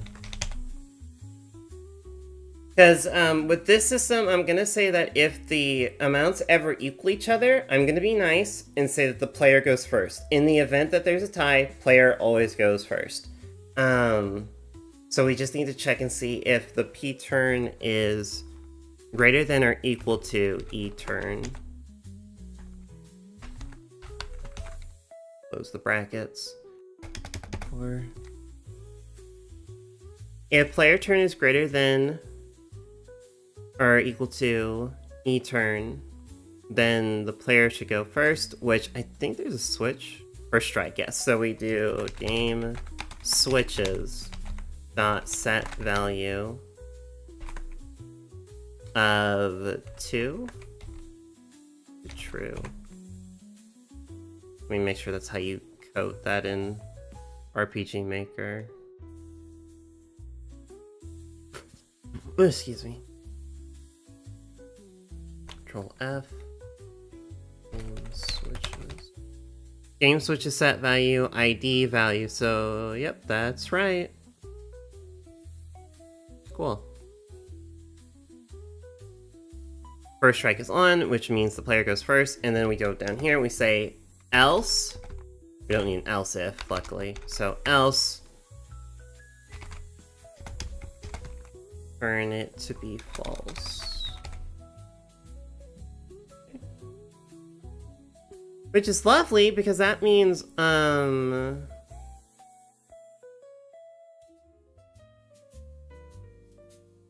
now how do we do the display?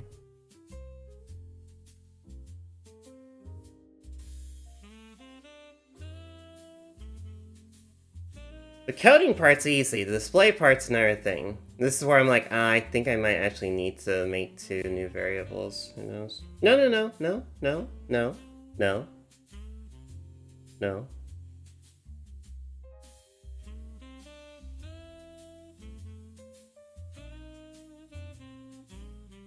I guess the question lies in that would the player want to see what the amounts were?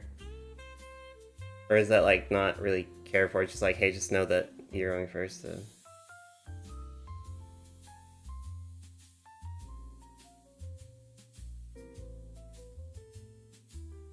Because total speed isn't... no, it's used, yeah. I don't want to mess with those variables, because I think when I do the crit rate, it's based off the total speed. Oh, but it recalculates it, so... No, it should be fine. It recalculates it, so it... Yeah, no, that's fine, that's fine. Okay, at the bottom of this, just do game variables, dot value of 88. Sorry, set value of variable 88 equal to p turn. Same thing for the enemy. Game variables dot set value of 89 equals to e turn.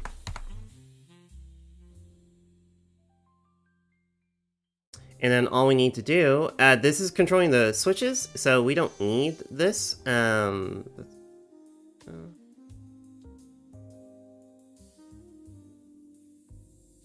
we don't need that. We can delete all of this. I'll grab this real quick though.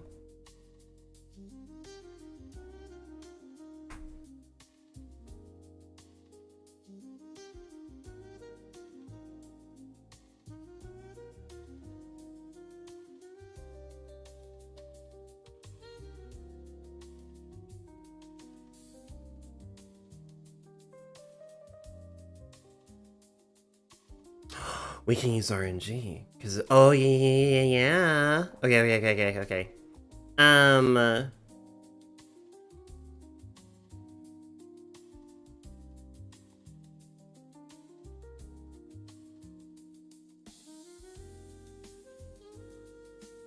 That's taking the speed, that's the buff.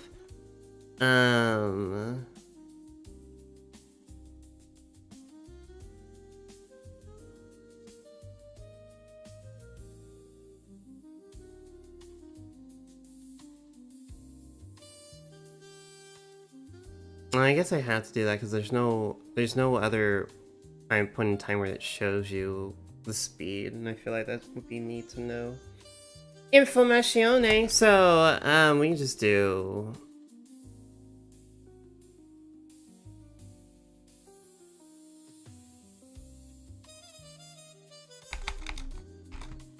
plus. Oh, no, I turned French there for a second. Plus your D20 roll. This one. Equals. 88.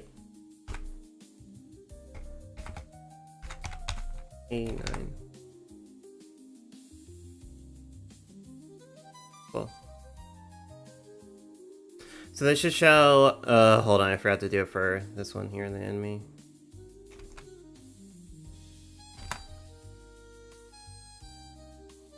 Because, yeah, I could, like, record those amounts in a variable and then show them here for the player. But, like, it's simple math. If you see, like, for example, if you see the total speed... and I'll also put that here. I'll put total.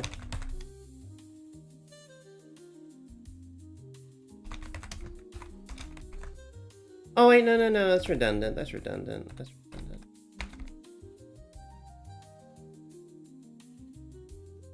Here, total. Y'all can do simple math, right?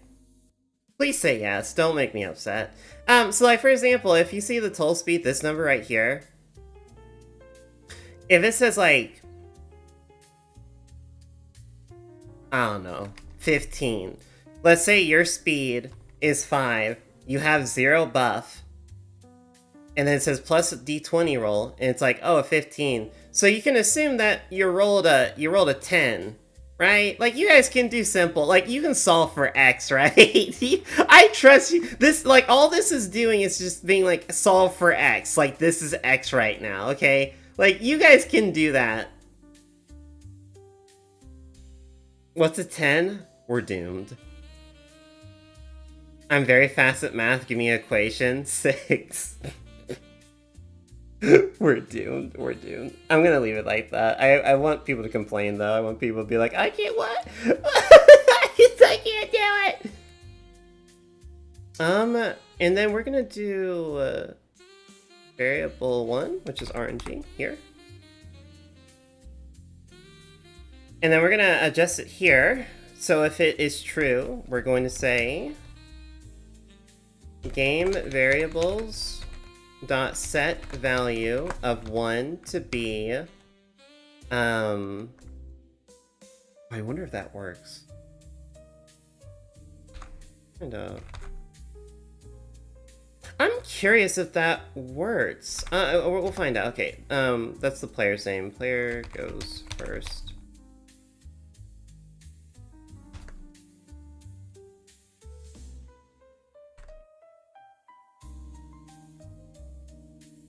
Would I have to put this outside? What could we do that plus this? I wonder. X, you mean the app of my phone? I'm going to strangle you. Wait, is 10 my left or right pinky? I think it depends on if you're left or right-handed. Are you left or right-handed? Spicy.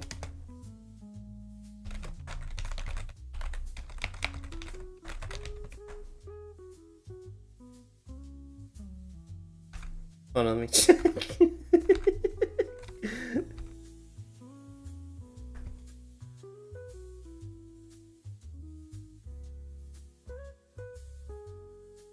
Oh, I'm stupid. A simple way to fix this. I like how I say that. I'm like, oh, I'm stupid as I'm like coding. You're left-handed, so 10 would be wrong left? Oh my god.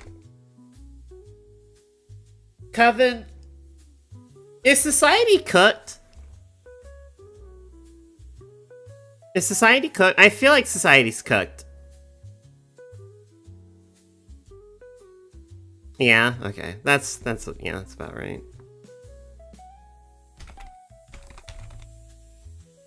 Very cooked, yeah. That's what it feels like lately.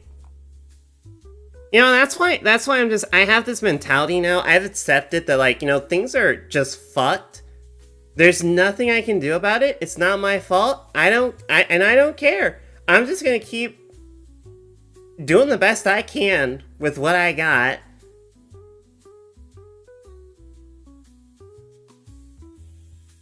You know, world's gone to shit. Who cares? At this point, who gives a fuck?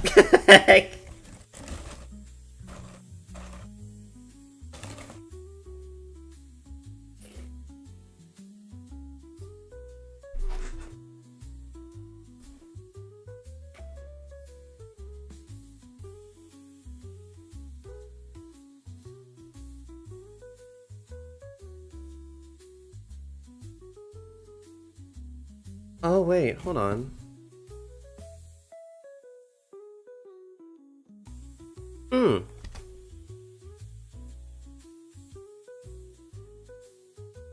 There's a better way to do this.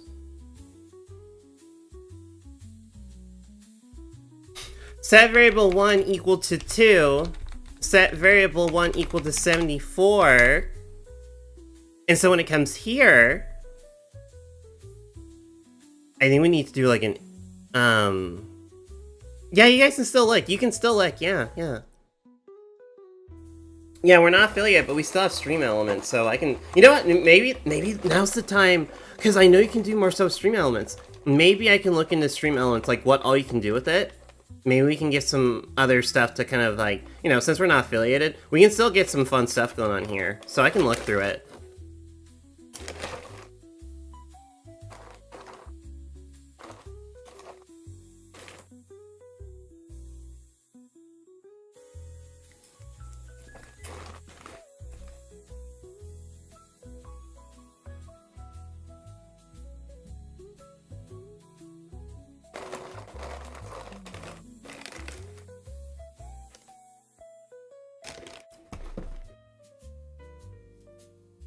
I'm sorry, I have Cheez-Its.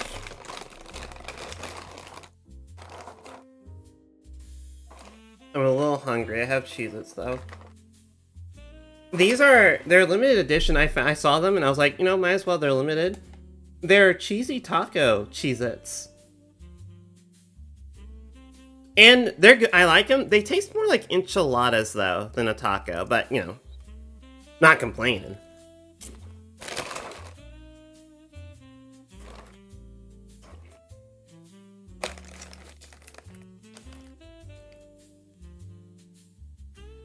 Because in case you guys didn't know, I am a slut for some Cheez-Its.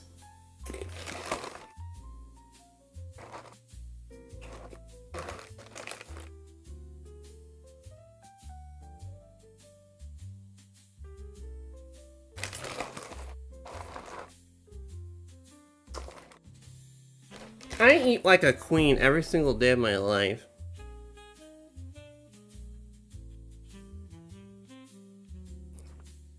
So much that tonight for dinner, I'm gonna make some mac and cheese.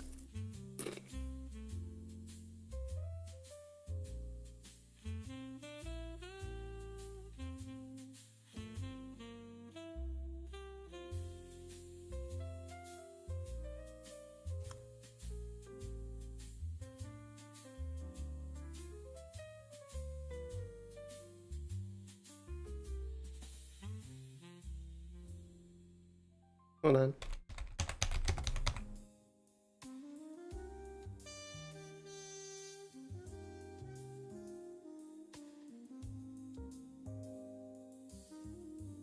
Give me a second, I'm gonna change that.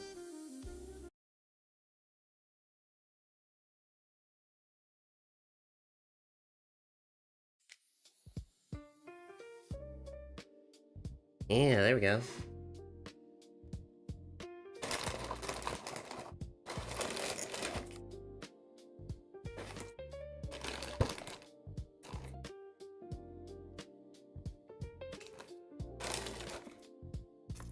Excuse me. Ma, please have a chump of that ass.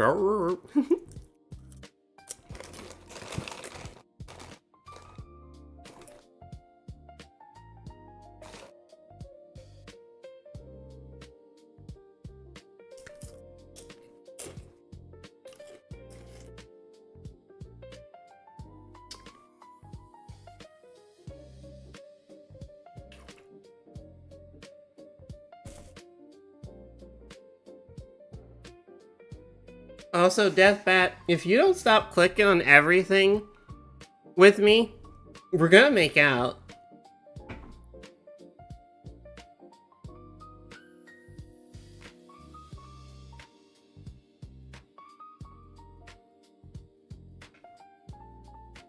You won't? Get over here. Get over here.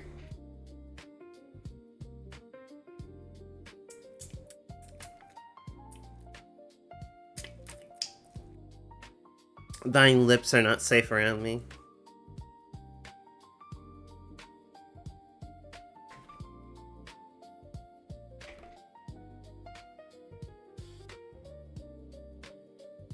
Also, I started just like, I have this like, gallon of water. I just like, when I go to the store, they're like really cheap, so I just buy them in bulk. and then when I'm in my room, I just like have one of them in my room. So if I run out of water, I just pour from the gallon into my water cup.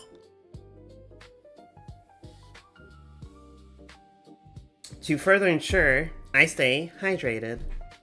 And I'm drinking a lot, which is good. Like probably why my test results came back a lot better, because I've been because I was anemic. Like 6 months ago, I was anemic. My iron levels were not good. But my blood test results came back in, and you know I've been continuing to change my diet and everything like that, and they're looking a lot better. So I'm not. My doctor said I'm not anemic anymore. My AC1, which is because my family has diabetes, that went down. So I was like, last time I was like in pre-diabetic stage, but now it's like I'm out of it. So I'm like, I'm not in pre-diabetes anymore. Diabetes. So, yeah, things are looking better, which is good. Very good.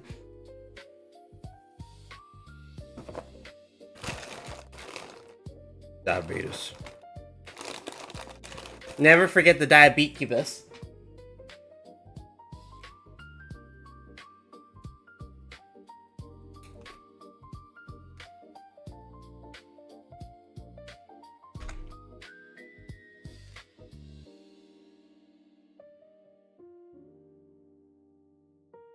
Does this work?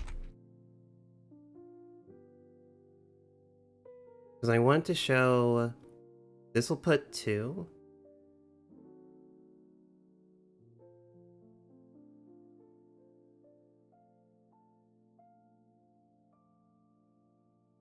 I think that works. Inception. I think that works. Okay, I guess we just try it out. Let's pull up the game real quick and let's see if it works.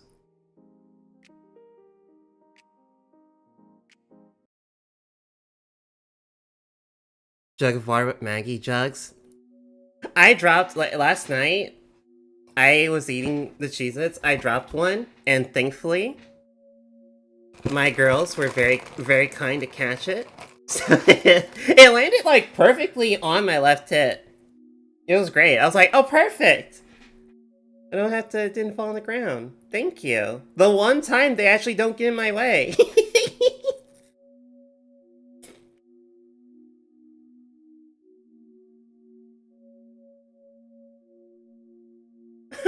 Melon? God damn it.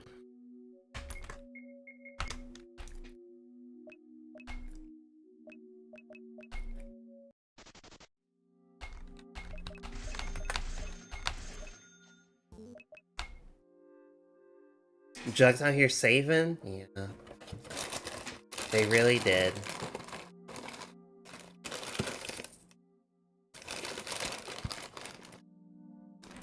Oh, hi, Flat. If a Jesus fell on my chest, it would be...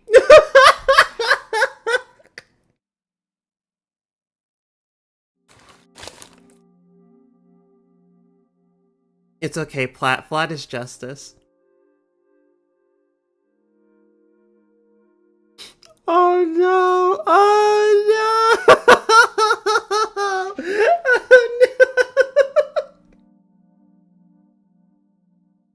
no! But for how long?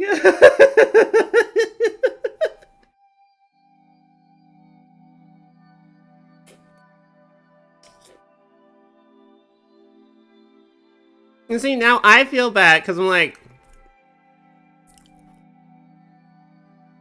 I would love for my chest to be a little bit bigger, but then I know people out there who are just like, they have nothing, and I'm just like, and here I am with something, but I want more. And I'm like, oh, dang, oh, dang. I feel a little bit bad, not too bad, but I feel a little bit bad.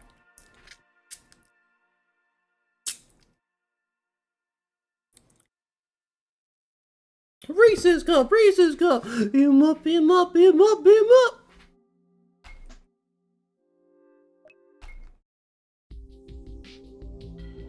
Oh my god, get that mouse off there. I'm professional. Okay, please work.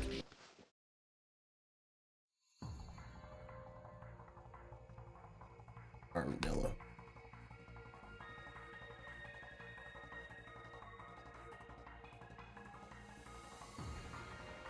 I think it worked.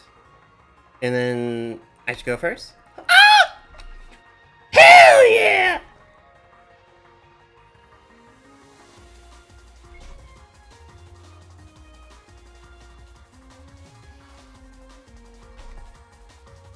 Alright, yeah, I mentioned this before. Anyone that has played the current build of Abyss, I did change a lot of how the enemies work in the forest, so like, when you play through it again, you play through the forest again, things will be different. God damn it. Because the Armadillo doesn't do this in the Game Jam build. I can evade that. See? The scariest thing is whenever you try and evade and it doesn't work. You roll like a 1. Armadillo goes first. Okay, sweet. So yeah, I like this a lot more. Because it doesn't, having a higher speed does not guarantee that you're gonna go first. Cause like right there, I rolled a 4. The Armadillo rolled like a, did she roll? She rolled a 20. She rolled a nat 20. Yeah, because it'll be a 20 minus 2, which is 18. She rolled a nat 20, and I rolled a fucking 4. Okay, yeah.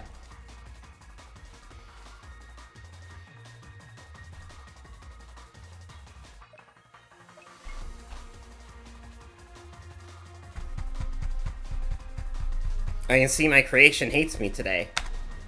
I can see my creation really fucking hates me today. Thank you.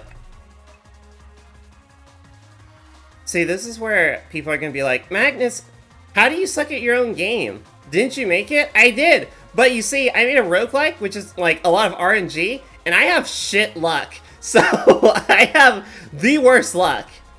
So I'm bad at my own game because of luck.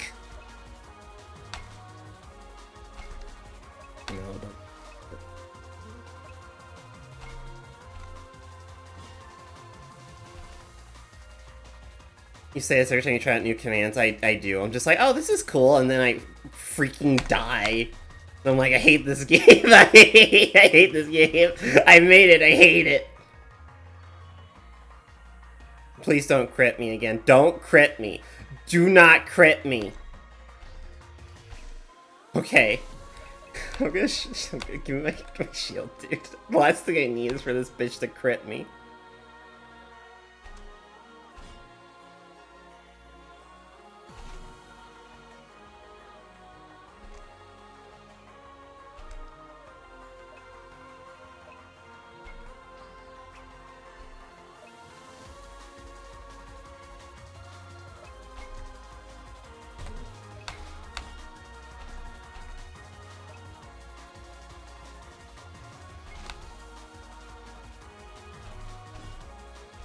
No.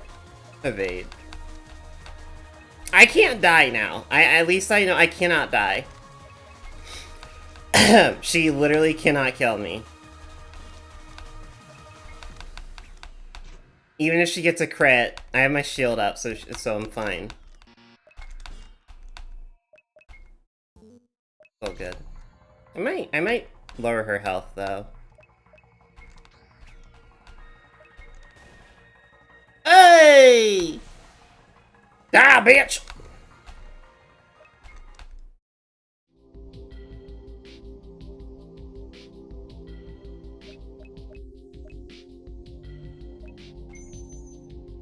Well, man, once again, yeah,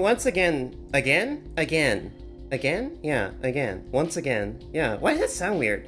Once again, Coven.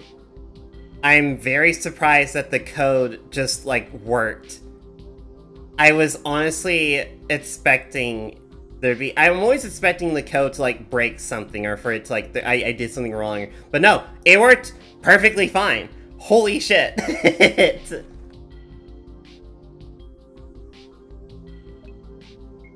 Again!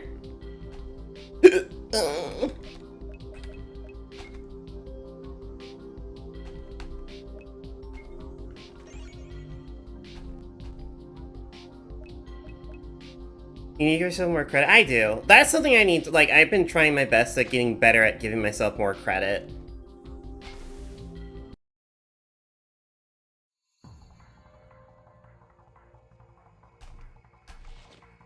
Oh no! She got her bow out!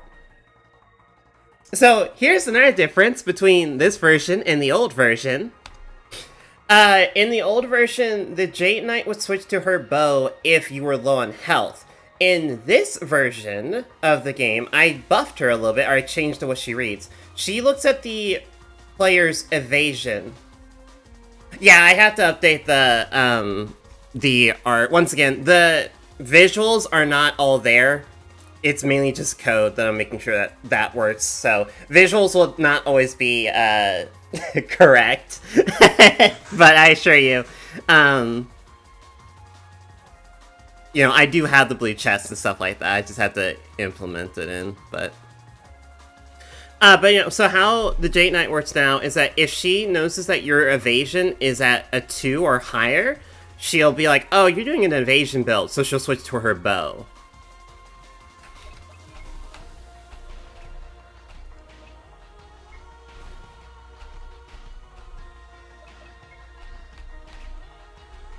Which I should still be fine. She still shouldn't be able to hit me.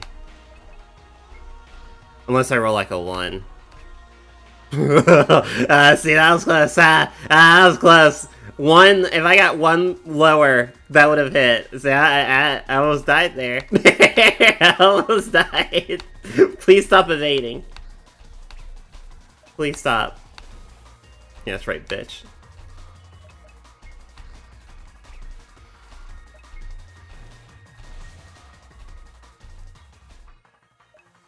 Like I said before, evasion builds are still like valid. They're legit. They work, but it's so scary if you're fighting an enemy that is a ranged attacker, and it's just like, well, if I fuck this up one time, I'm probably dead.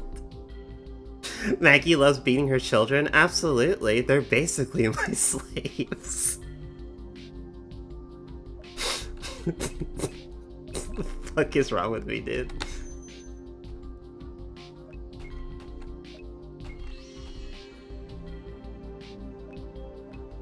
Dear. Oh, look who it is.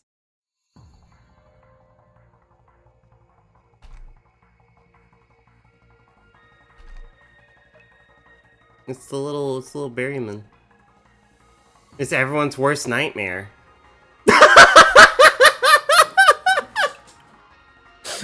It's the hardest enemy in the entire game.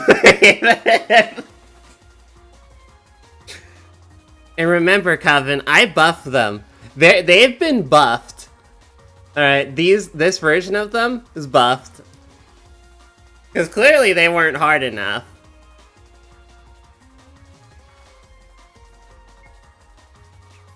Oh.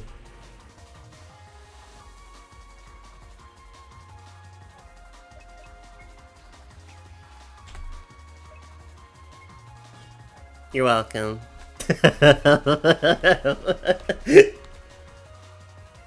Stop making things hard. I can't help it. The sadist in me.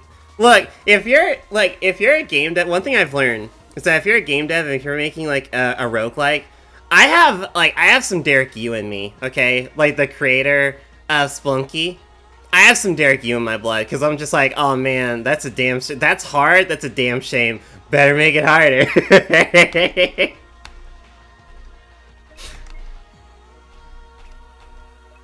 Oh, damn, dude. I need to get my bow out. Hold on. This bitch keeps dodging me. What?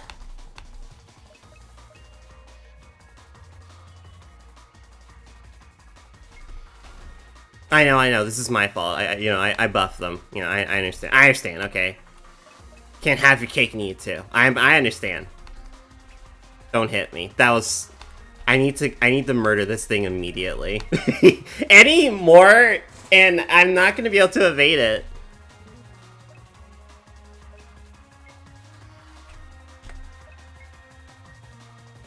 There we go. Oh no, no. There. That was almost gonna be horrible. I was gonna die.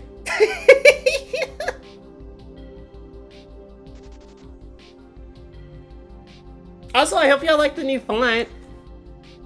I think it fits the theme of the game a lot better than what the old font was. I found this on itch, and so I just uploaded it into the game. But looks a lot better. Looks a lot better. Looks more in style.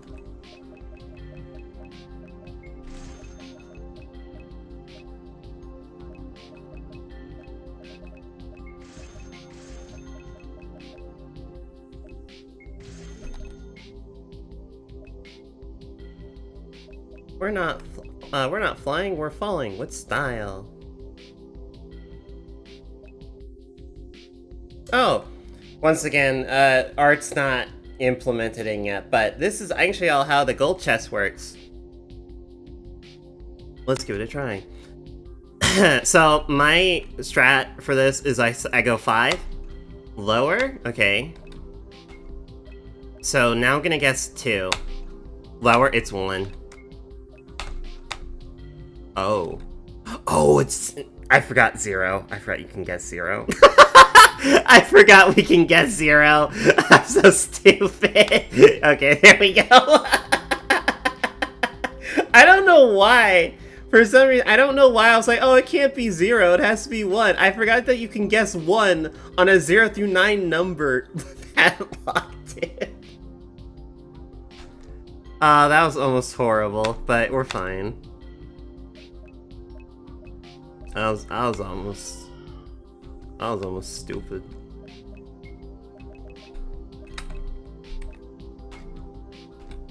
No, evasion check. You rolled an 8. Great. Right, I did. Oh shit. Damn it. Like, because this game obviously is taking a lot of inspiration from, like, D&D, even if one of your even if you have, like, hey, I have, like, a +5 in strength, you know, still doesn't prevent the fact that the dice can screw you over and you roll, like, a 1. It's like, cool, great. My best stat, I still am just ass at it. Oh, hi. Somnum Cap. I think this is the version that inflicts horn? 20? Do I have fire? Wait, no, this thing's not weak to fire. It's an invertebrate.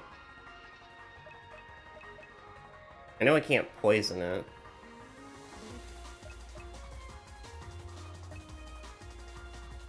I have a crit on it, though.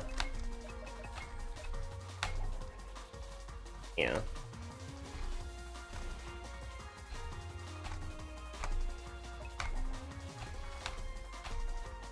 Oh, let's go!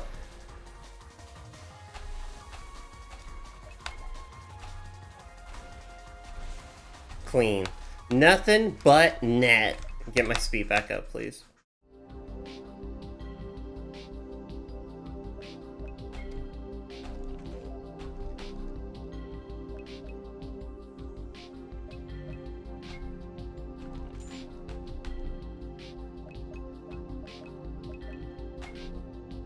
I also updated because I understand the Dreamwell was very confusing for a lot of players, and that's my fault. I didn't give you enough information. And it was like a simple fix. I just need to add in like one bit of dialogue. So like here, if you say yes, it says silver -1, luck +1. That's all I needed to do. Your luck increases by 1. That's all I needed to do, and that's like completely my fault, and I feel I'm so sorry. So that should make it more clear that when you throw a silver into the well, it increases your luck by 1. Because that was not properly communicated to the player.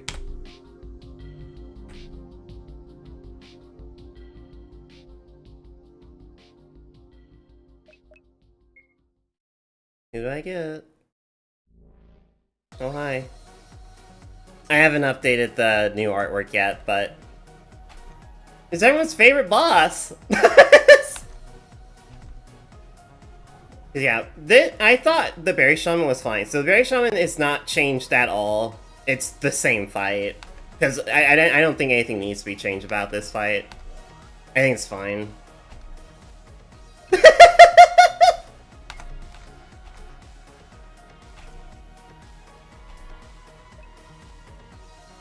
I wasn't expecting the Berry Shaman to be the hardest boss in the first area, but here we are. I still love that, yeah, people are just like, no, not this one. Oh no, you have, oh god, you have good speed. Oh, that's not good. If I get a crit, if the Berry Shaman crits me, I'm dead, so I'm gonna have to put my shield up. Because 10% still, like, scary to me. I don't have any, I didn't buy fire. I did not buy fire. Of course I didn't.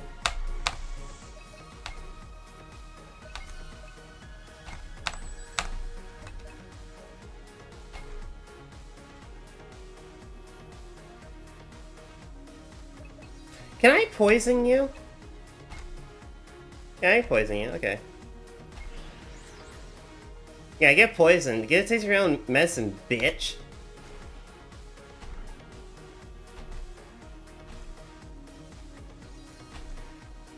Yeah.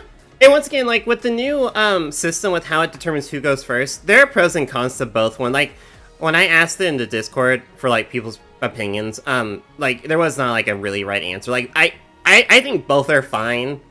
Whether it's, like, one that guarantees you go first, and then the other one where it's, like, it's kind of random. Or, like, it gives you a great chance. Both are fine. Both have their pros and cons, really. Because, like, in the other one, it's like, you know, if the enemy has higher speed, then it's like, oh, unfortunately, no matter what you do, the enemy's always going to go first. That's the downside of it. And in this one, the downside of it is that you can just get continually screwed over by your die roll, and even though you have really good speed, you're just not beating out the die roll of the enemy, so they get to go first. So, like, yeah, there are pros and cons to each one. Both are fine, but I think I like this one.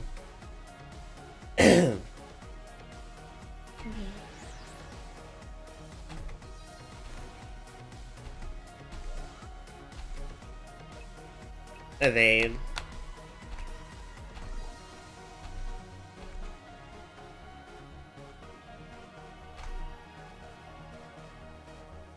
You have 8 left? Yeah, I'm also realizing that if you have evasion, evasion is a good counter to the Berry Shaman. Having like a solid evasion helps immensely.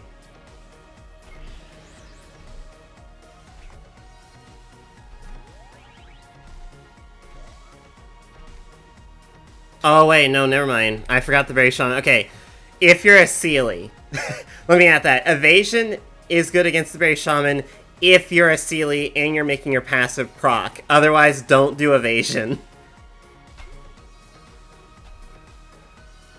Because I did update, so the Berry Shaman's attack type is ranged, so... See? That's why I put my shield up. That would have killed me. That would have killed me. If you're silly? Yeah, if you're silly. Oh god, I was 1 away from that killing me. That was 1 point away from still hitting me. Look, I'm like, once again, I love that, because I know some of y'all like doing the evasion builds. They are not for me. I'm not gonna lie, evasion builds are not for me, because I'm just like, I see like 1 point away from my demise, and I'm like, no, I'm not. I prefer just doing defense. I prefer damage mitigation over just like getting a bad roll and then I lose all my health.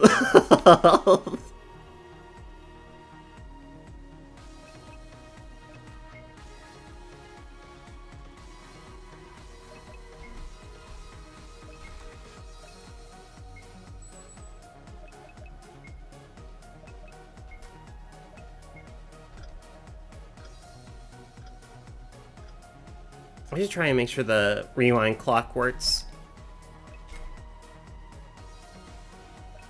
Also, I love, like, guys, I love the additional passives and abilities I gave for each race. I will admit, while, like, the evasion build ain't for me, I do love how I made it to where if you're a female Sealy, then there's, like, a 50% chance whenever you use a spell card that you get it back. You get a freebie. Because that can lead to some insane combos. If you get that to keep on proccing, that can be incredibly good.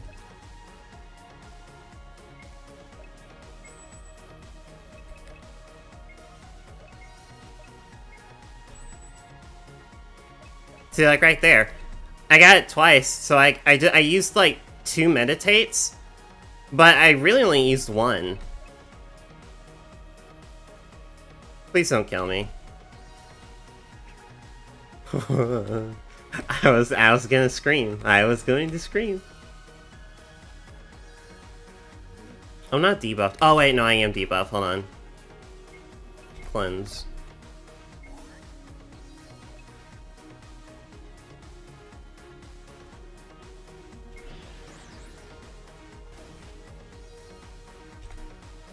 Barry Shaman, can you like freaking don't? Stop it. There, get out of my face. Bleh.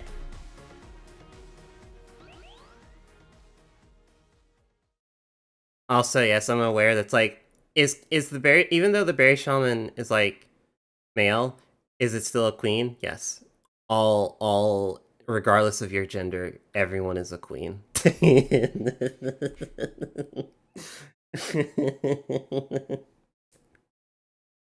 Okay, cool. Let me check one more thing. Remember that, Coven. No matter what, we are all queens.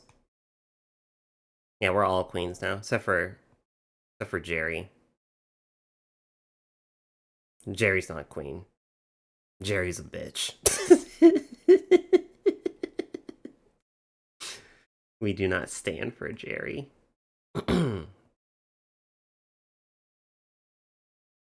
Let me make sure the... Go to carnival bosses? Yeah, F you, Jerry. If anyone in chat's name's Jerry, I'm not talking about you, I'm talking about the other Jerry.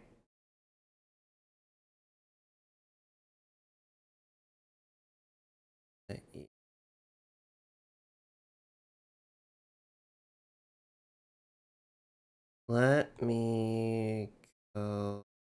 Show picture. Number 7.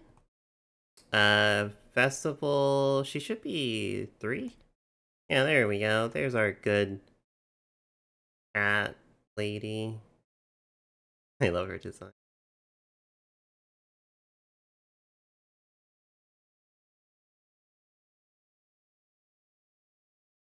And then I gotta make sure she breathes, has movement. Plugin command! Picture effects. I want her to... Hi, Ozza! Breathe. Just breathe. I'm used to it for love. So... why? No. How's it going? Are you good? How are you?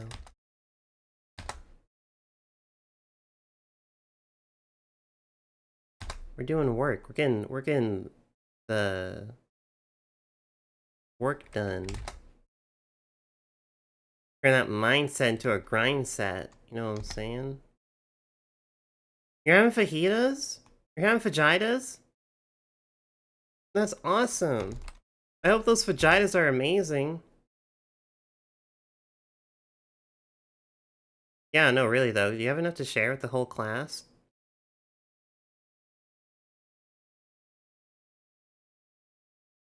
You better. Because I need some of those... are they chicken fajitas? Are they beef fajitas? Just need to know. I live on a distant planet. You have to come here and get them. You think that's gonna stop me? You think that's gonna stop me? Cool.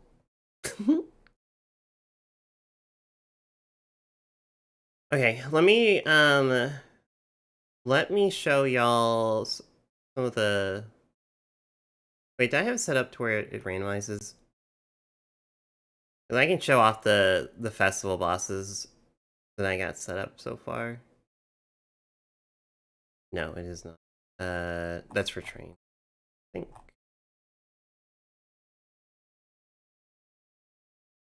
Yeah, it's good. No one that got that kind of gas money? In this economy? No. No.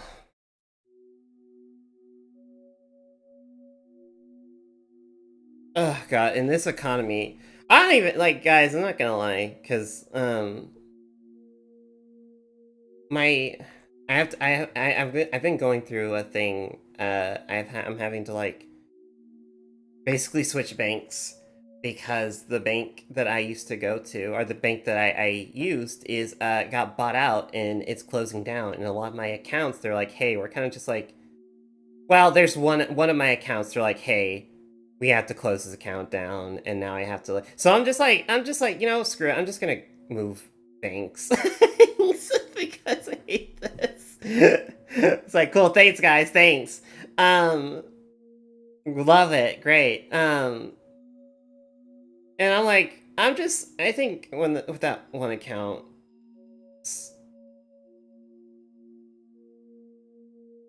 because it's supposed to be one of those like post-retirement things, but because the bank is getting bought out, they just basically told me, hey, we're not going to be able to do this for you anymore. Rip, lol, bye. And I'm like, cool, okay. So I'm just like, just give me the money. just give me the money, I'll figure something out with it, dude. That's a bit concerning. Yeah, no, it's great, yeah. So I'm just like, whatever.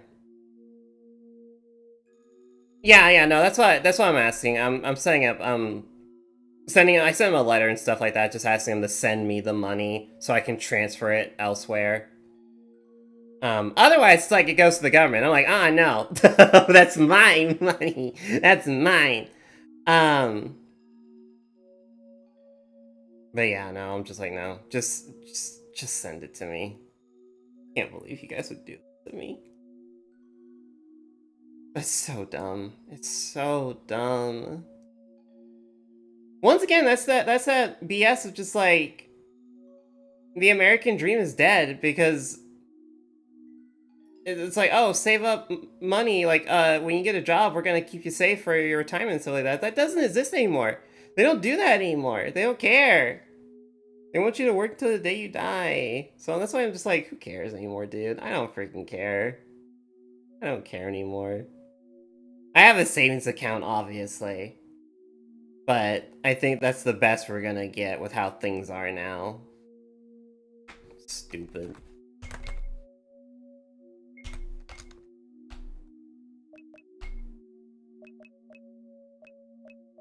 I'll go ogre. Yeah, let's ogre. Yeah.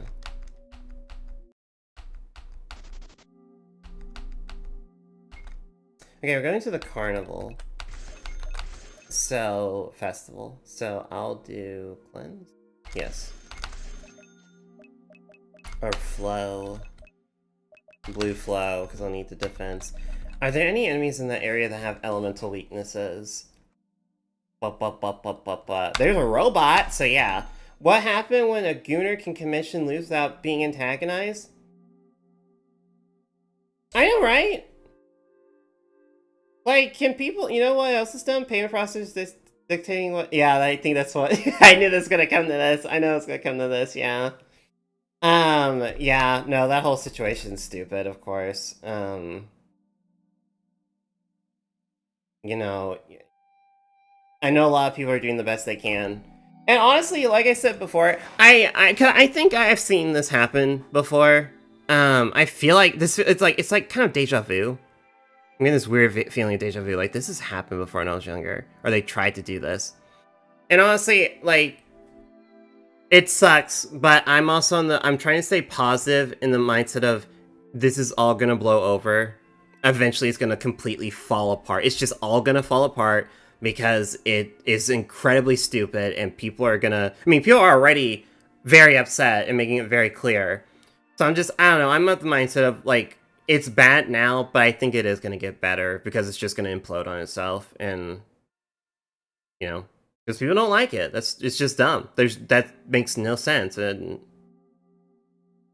you know, they should have no right to control that. It's the people's money. Let them use it however they damn well want to use it.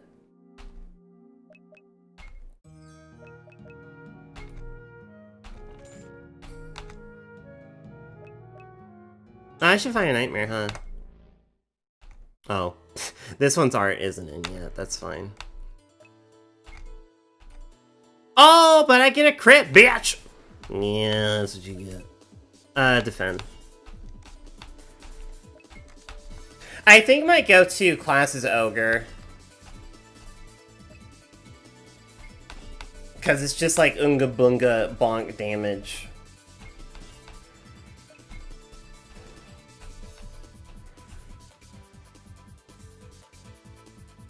It's human nature, yeah, people don't like being told what to do, and yeah, I do believe history is repeating itself. Same stuff they did in the Prohibition days is what they're trying to do now. Yeah, it's not gonna, like, they're not gonna be able to go far with it. And if they do, it's gonna cause a lot of like, no matter, even if they keep pushing it, if they give up, cool. If they don't give up, if they keep pushing, it's going to implode. People are going to take more drastic measures if they keep pushing it.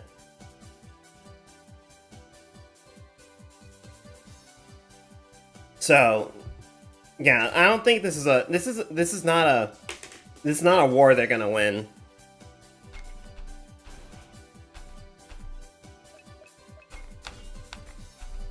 Good defense. Good defense.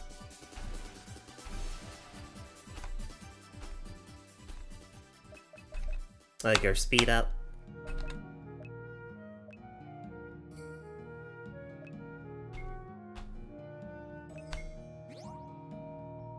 Because it is in human nature. I don't know, I hate how...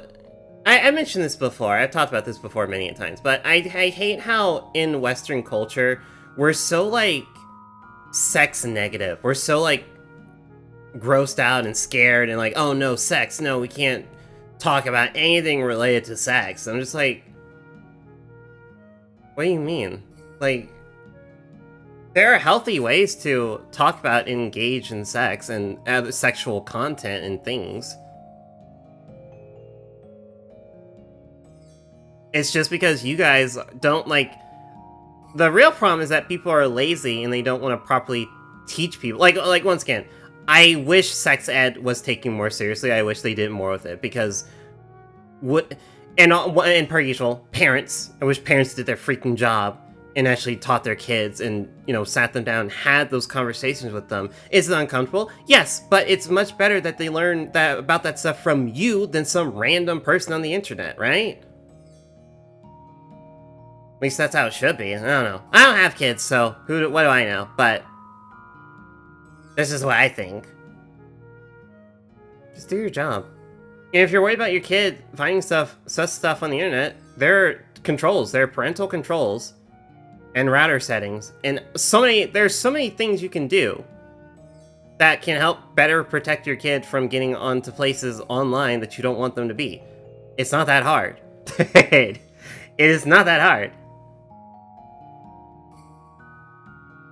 I remember I read one report, or I read one thing, and they're just like, they're like, oh my goodness, teenagers are looking at porn online more than ever. It's like, yeah, because we're in the digital age now.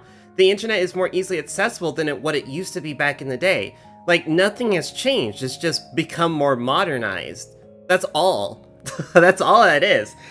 Like, instead of people going to, like, a nudie store and buying a nudie magazine from there and then sneaking it back home, they just use the internet. It's the same thing. It's just different now because technology has improved. That's all it is. It's the same. The solution's still the same. Be a parent and fucking monitor your kids better. That's all it is. It's just put in some freaking effort. That's like, but no, everyone's just got, and that's the other thing I hate. How people are just like, they don't want to think for themselves anymore. Like the amount of times I'll be on Twitter and people will be like, Grok, is this true? And I'm like, fucking think for yourself once in your life, please. Use your brain. That takes work. People hate. Yeah, and I hate how people are becoming more and more lazy. People are becoming more lazy. They don't want to try. They don't want to fail. They're not willing to fail. They just want things to work. They want that instant gratification, and it's atrocious. And the sad thing is that it didn't used to be this way. It used to be people use sex to sell you something. Video games, books, TV shows, so the commercials did as well. Nowadays, like we've regressed. People want to cover sex up on both sides. One side's like it promotes unrealistic view standards. The other side, well, someone think of the children, and they never think of the children. Whenever someone says think of the children, they don't actually care about the kids. No one, they don't. Like I still think this is still true. If a company could harm a child and get away with it for a profit, they would.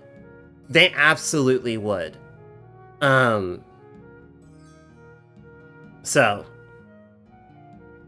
No, it's never about the kids. They don't actually care. What color is blue? What I do every day? Yeah. Look at freaking Lunchables, dude. Look at the stuff they feed kids on, like, and cereal. They're like, oh, the cereal, like, these are for kids. And, like, cereal, and here's my thing that I started doing. Because I still eat cereal, but I treat cereal like a dessert. Because that's really what it is. Cereal, most cereals work better as a dessert than it does a breakfast. So.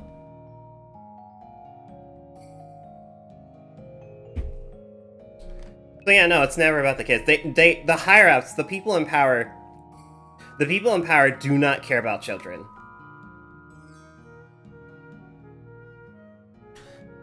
I treat cereal like as a dry snack and sometimes as a brekkie. Yeah, that's fair. I think that's fair. Yeah.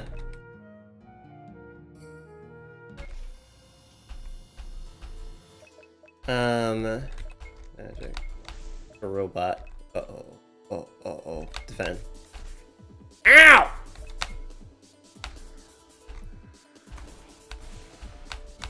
Get one-shotted, punk! Do speed. We're doing a crit build, baby.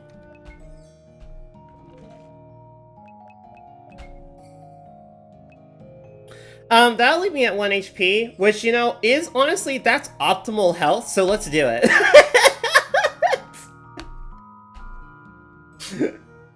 Oh god, it's Paper Mario all over again.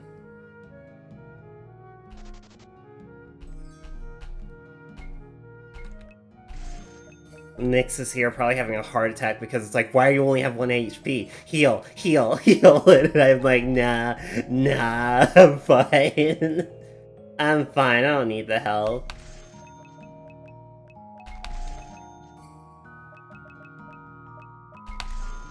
Do poison. No comment. That was the witchiest laugh I've ever done in a long time. Oh my god, that was evil, dude.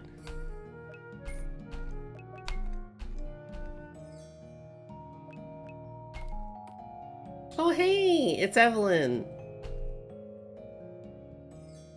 I thought it was hilarious. When I watched Blue play this and she got Evelyn, she got a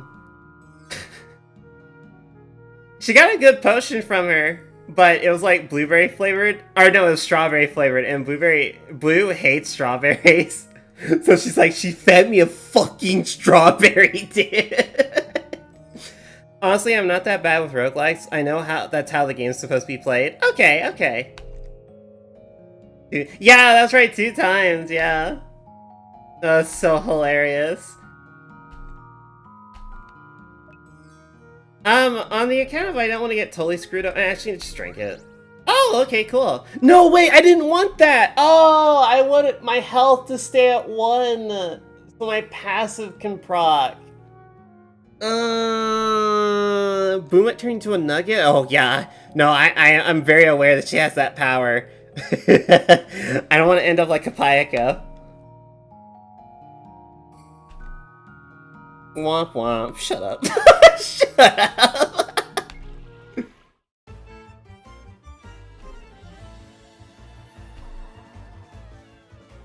No, no, no. I'm going to be the starting act.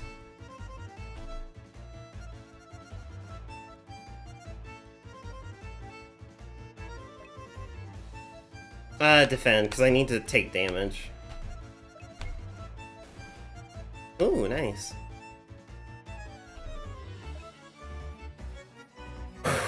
Defend.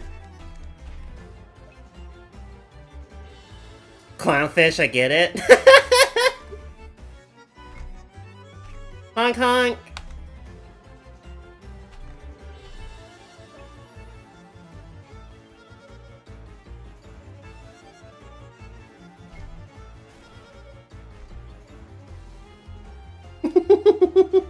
I love that. I love the little dance animation there, like.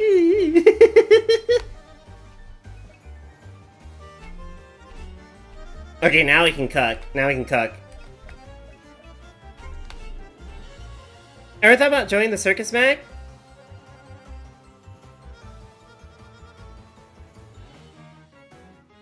I would. I would. But with you being the main star, the main attraction, I don't want to really take the spotlight away from you.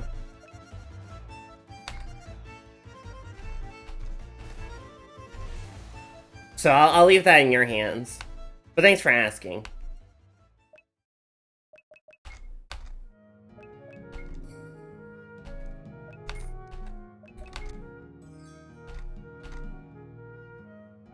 Cheeky bitch. No, we're good.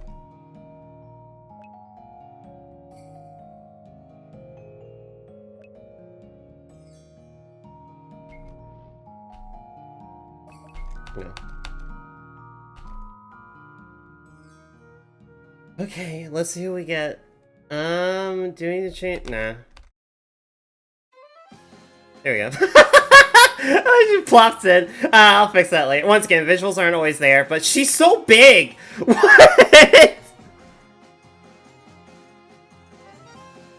I didn't realize how big I made her.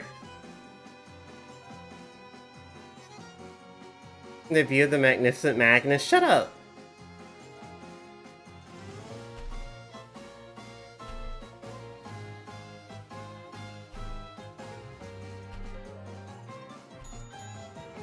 Order up! I got a burger! Okay, so how, Maggie likes him big? I do like him big. I do. Okay, so how Kitty D... her name's Kitty D, by the way. Mag, if I didn't know any better, I'd say you have a thing for big girls. You guys are ace detectives right now. Damn. Man, Sherlock got nothing on you.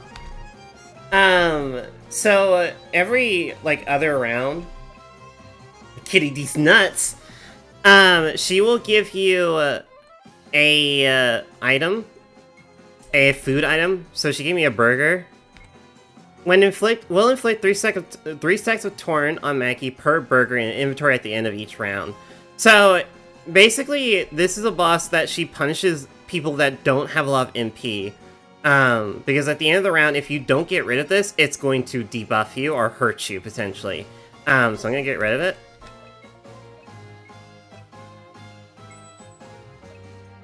But that's her gimmick. She just gives you food, and if you don't get rid of it, then it, like, forcefully makes you eat it, and it debuffs the, wazoo out of you, because it's, like, fast food. And that's not good for you. What do you... You have a lot of evasion. But you have -1 defense, so... She has a 5% chance to crit me. We'll be fine. We'll be fine. It's a 5% chance, like...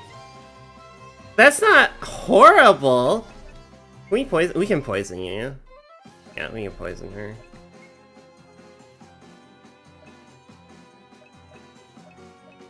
I'm gonna buff my attack.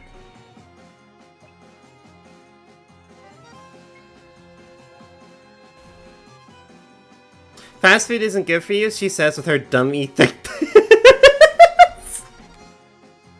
Yeah, it's not good. It's not good for. Shut up.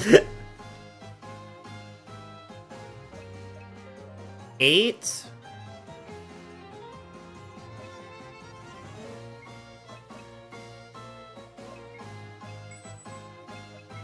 Oh, this is bad. She says that because she knows from experience. Guys, no, please, don't. I don't want to talk. I'm doing better now. I'm doing better now. It's all natural.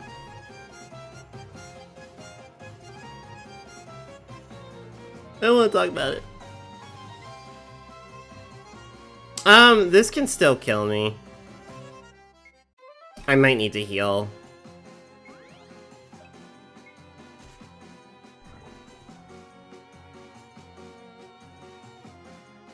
Yeah, it's not good for you. Careful how much fast food you eat, or else you'll go through several pairs of pants and 2 chairs.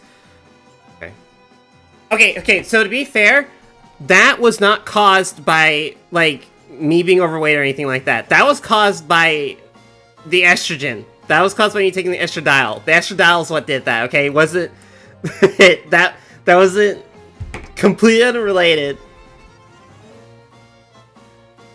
God, she has a lot of speed too. 3 speed? I mean, she is a cat, so it makes sense, but jeez! Yeah, look, Ma, no hands.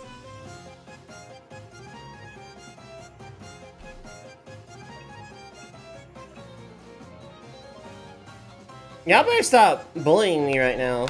I'll come. Ow.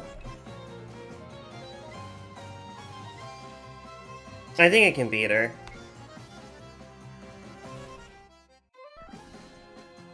Oh, let's go, the poison! Yay!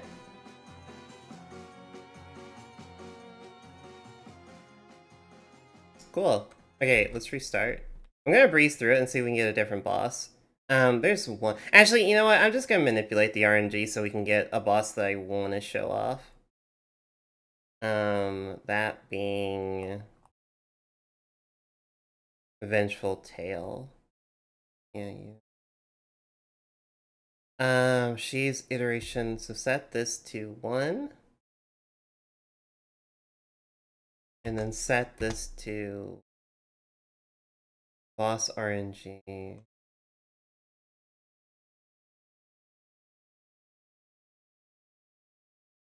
Y'all are something different.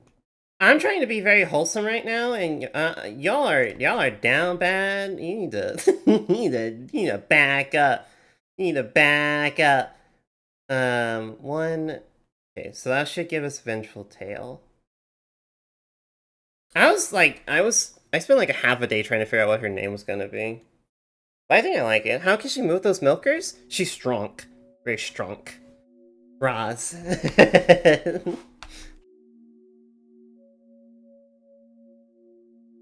I want to do Kiln because I'm curious how this is gonna play out. I'm not down bad, I'm down horrendous. Valid. Damn honest.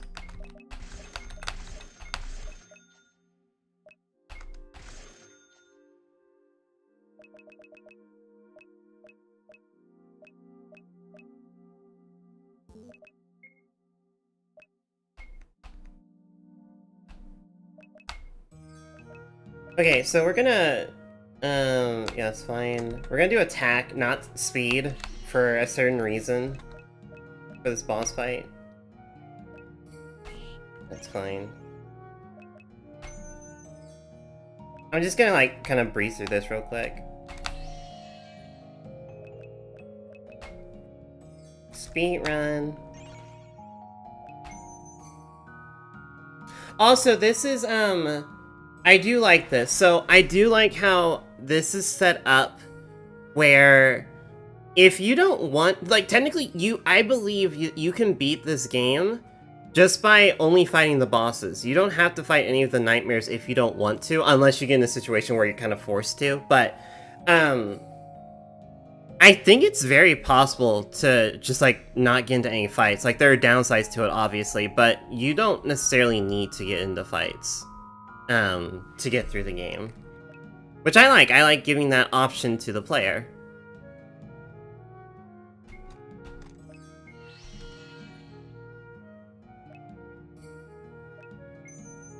That's a good-looking statue. Damn right it is.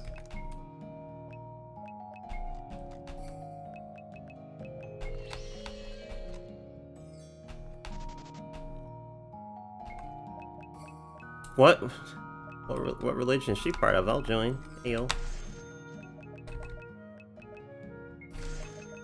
Good old poison and sticky. Can I fight the monsters a different way? Maybe sometime in the future you can. Look, okay, so like I have played some H games where the combat mechanic is called a battle fuck. And it works the exact same. It works the way you think it works. Like, a whole point of a battle fuck is like whoever comes first loses. And so like, so if I ever do get around to working on an H game, I might employ that tactic of like that's how combat works.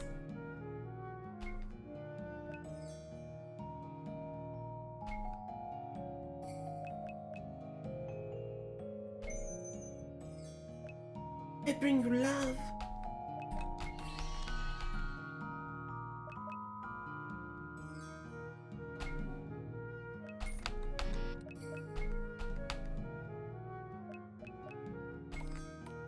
Oh hey. Leave it to Maggie to make a game where the player would be using their joystick, if you know what I mean. I'm about to go. I'm not gonna... Every time I do this, I lose, okay? Every time I play a game with the Cage Gambler, I lose, dude. Every time. Just give me a cart pack. Okay.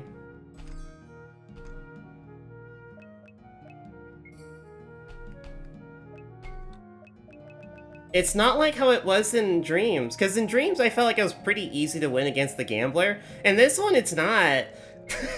Higher? Okay. So I'm gonna do 8? Higher? Okay, so it's 9. Boom. Oh, an elixir? That's a wonderful find. That's an amazing find. Oh yeah.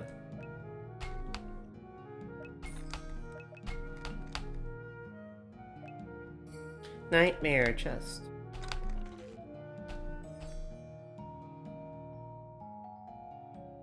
Okay. It's just like real life. Whenever you gamble, you lose. Exactly.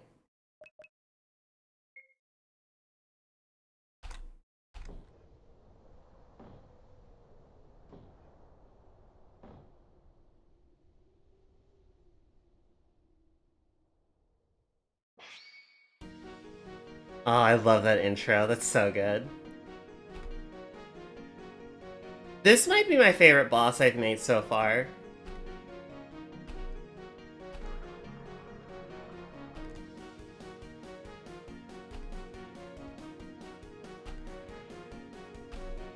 So, the gimmick of this boss is that... Thank you. Whenever you do damage to her, she remembers it, and she'll return to sender, basically. So, you have to find a good balance of how much damage you're doing. Basically, she punishes very aggressive Unga Bunga builds. I'm gonna switch off of this. I'm gonna switch the guard. Gambling in Dreams was still hard. I lost in... You're right, you did. Alright, Nick, you have a good one. Enjoy lunch. Yeah, Deathbat, you got fucked over so often with the Gambler that game. Oh my god. I've never seen that happen before so often. It just did not like you.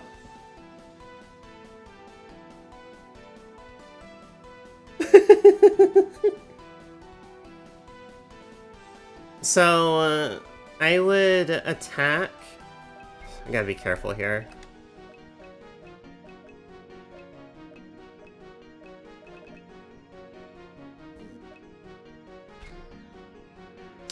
Oh, see, and this is where it's like really. I should have healed. Steel plate, damage is half. So, okay, this is unique passive. Some enemies have this passive ability called steel plate, where basically if your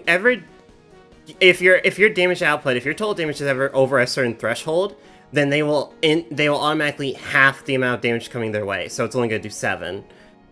This differs between certain enemies. Some enemies have a very low threshold to proc this, other ones have higher. But yeah, it's some enemies have this that just makes it to where you can only do so much damage, or if you do too much damage, then they half it. Oh, okay, no damage. That's preferred, though.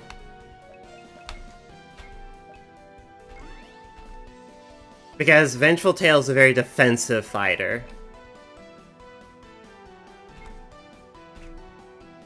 Almost. Tree.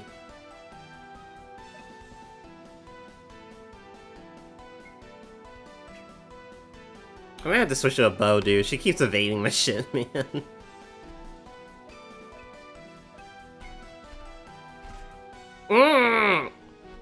Here, my bad. Yeah, you're fine.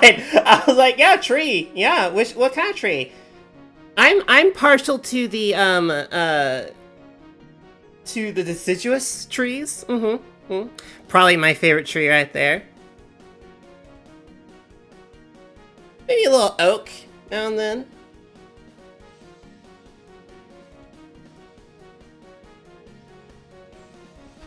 God, oh right, she has a lot of evasion. I should switch to a bow. Which, you know, honestly, I did not intend for this, but that actually makes sense. If you're fighting a samurai, the samurais got screwed over because of, like, you know, guns and ranged weaponry, because, you know. So that actually is very fitting. That actually makes sense. That when you fight her, you probably want to go ranged. Okay, 3. I see. Your aggression shall bring your downfall.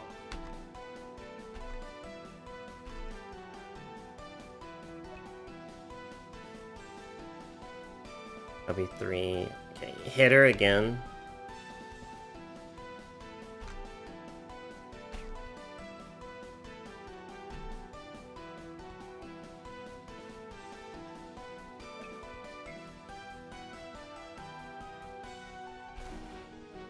Okay. She's gonna get a buff of 6. Yep. 12. Yeah, so see, this is why this fight, like, I like this fight because I actually really have to think. I really have to think and be careful. Because that is a lot of incoming damage. I'll need triple treat, definitely. I'm gonna need more dice.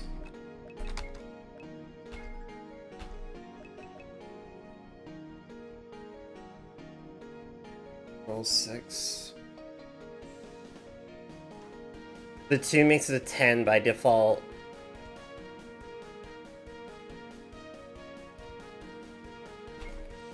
Blue flow.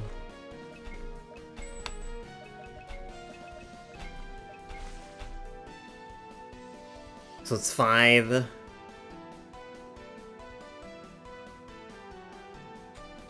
So 7. That's more manageable. 7's more manageable.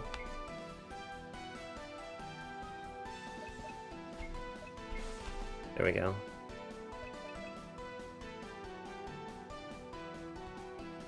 Yeah, ideally, you want to come to this fight, preferably with high...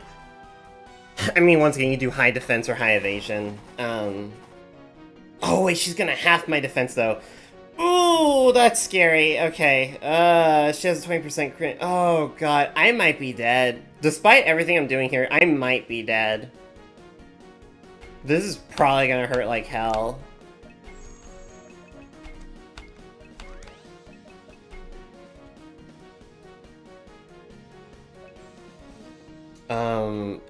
Defend. Yeah, I forgot she's melee. How did I forget she's melee? Yeah, you want evasion against her, honestly. If she gets a crit, I think I'm dead. Okay, okay, we're fine.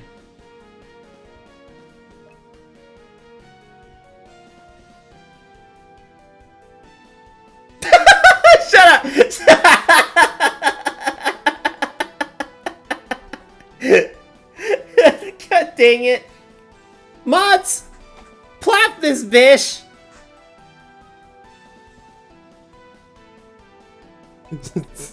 She's gonna throw her shit at me! Stop it! Stop it! Magnus, didn't you make this game? Shut up!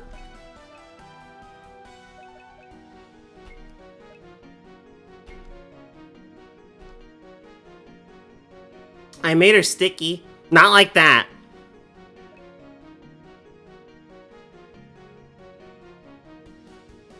I'm just worried about the freaking crit rate she has, dude. 20% crit chance is wild.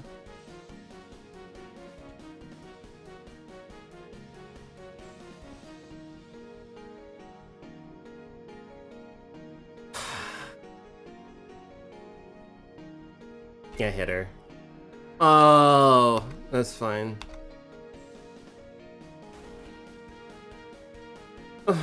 That's gonna come back to me. Okay, that's fine. That's fine. Just like, don't hit her again. Just take the 7. Please don't hit her. No, I need to heal. I'm dead. I'm dead. Oh no, I'm dead.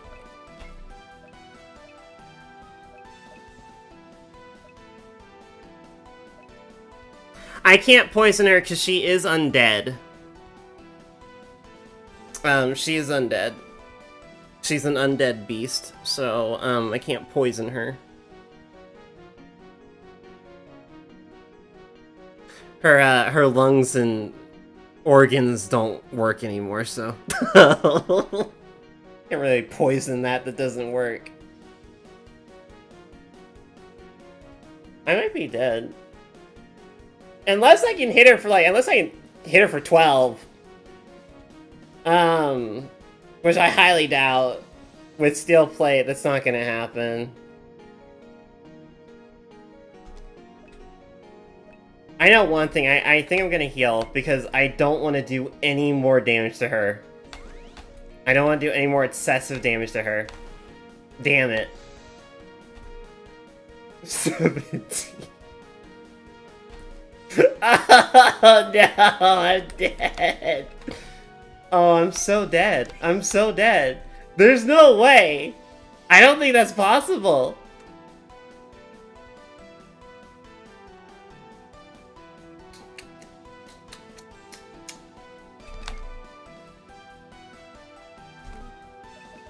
I don't think that's possible.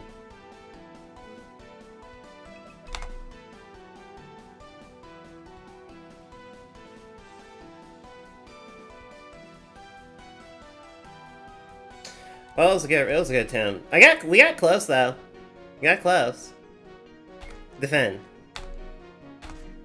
Hit me for yeah. That's I only have 8 HP, dude. That's not gonna. Yeah, that's yeah. This is a good attempt. But yeah, no, I genuinely love that fight. I think it's an interesting one, and it like every boss obviously is intended to like kind of well, not every boss, but most of the bosses are intended to like punish certain builds. And, yeah, her fight, I like her fight a lot, but yeah, hers is definitely just there to punish people that are like, I'm doing a very damage-heavy build, like, I'm going Unga Bunga Bonk build. She punishes that greatly. But the way that you prepare for that, just like a little hint, the way that you prepare for that is either, have high evasion, just have high evasion, or high defense, either or. I think defense, it kind of depends. If you're a Sealy, if you're like a fairy, then go evasion. If you're an ogre or a Taurus or anything else, I think you just want to focus on getting like a lot of blue flows and buff the hell out of your defense. If you're an ogre, be very careful. Just like, you want to chip her health away. You want to make sure you're not doing anything major. Which, if you're an ogre, that can be hard. But that's why I made it to where ogres, their passives only really proc if, 1, they're low on health, and 2, they're using a melee weapon. So as long as you just get off your melee weapon and you keep your health above 5, then you shouldn't do too much damage to her to where it's like, oh, now she's gonna hit me for like 30. I'm just dead. But yeah, I like it. Cool. And I still like the new system for the turn order.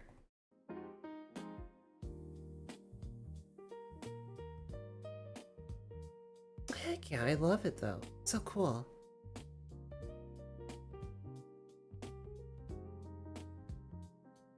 I won't show the other ones. I'll leave those ones up to y'all's for later, for anyone that wants to play the game when it's out. I need to fix this though. That goes away. Turn this back to random 0 or 1, and then unskip this.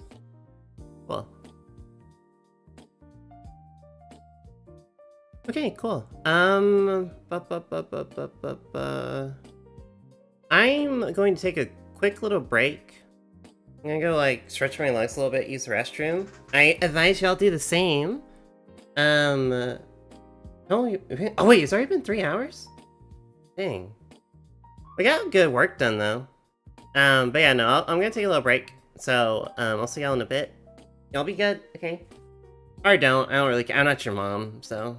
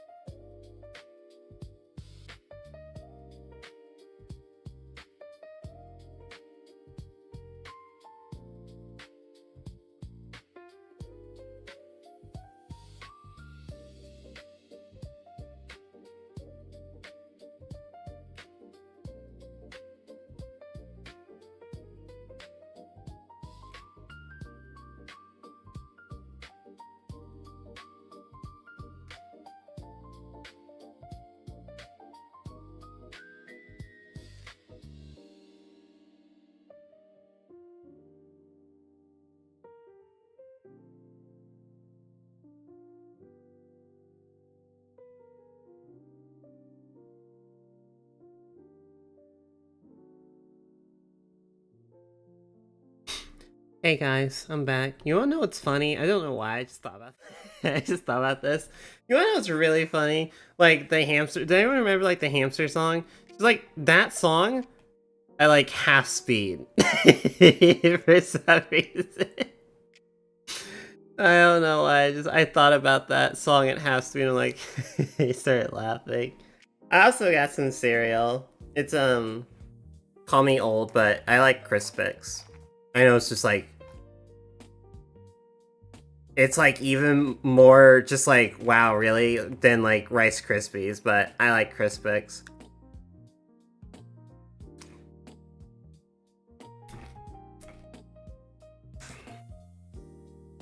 They're plain simple and not really that sugary. I don't think there's much sugar, if any, in it though. So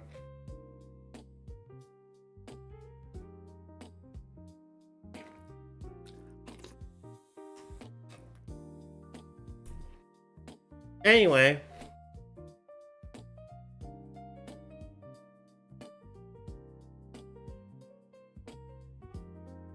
I don't know if y'all can hear me eating, but you might get some ASMR here.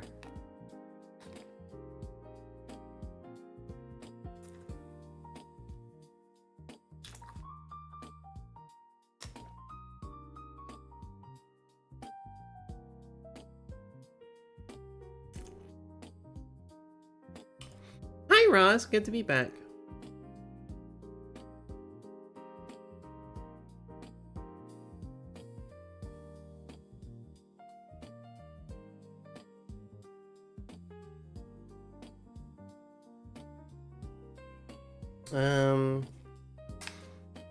What should we do?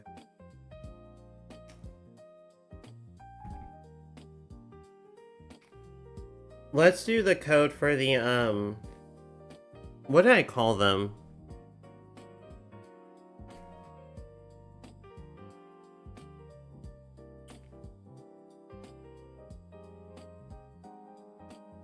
It's the second one, I think.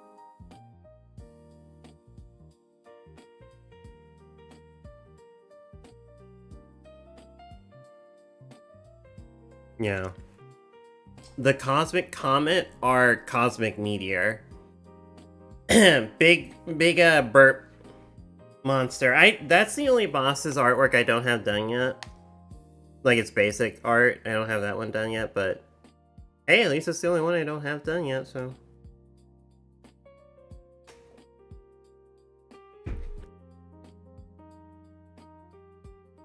So I like coding in the most, I guess like the main gimmick of the boss and then go from there. So like for this bird, I know its main gimmick is that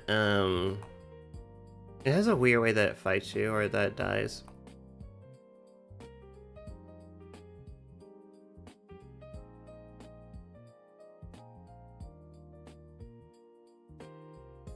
So I know the first thing we're gonna need to do, enemy spell 1 needs to be set to 5. 5. Enemy spell 2 also needs to be set to 5.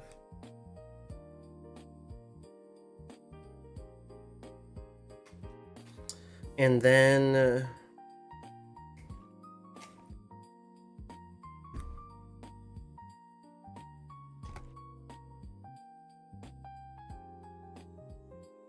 I'm gonna say it's only gonna have 30.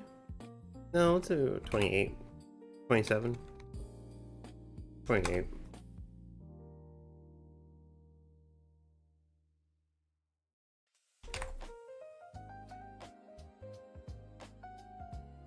If you're wondering how I figure out boss HP values, if there's like a system or anything I use for it, I don't. I kind of just like, I take into account of like the general HP of the enemies in the area, and I'm like, yeah, that sounds about right. And then I play test it, and if it feels like it's too much, I increase it. If it feels like it's too little, I lower it. So I don't really have a system. It's really just like, does it feel right? Does it feel like it's too much? Because honestly, I'd rather an enemy have too little HP than too much. Because nobody likes an HP sponge.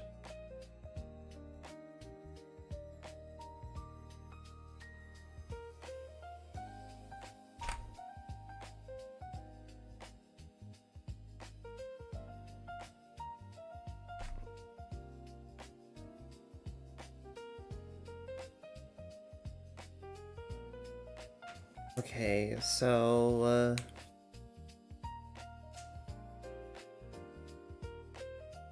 I would need to put this in.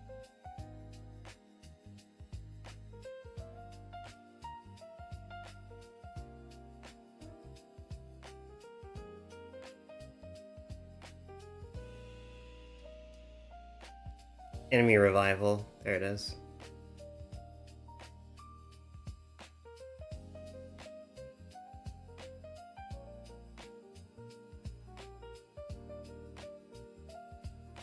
That's for the player.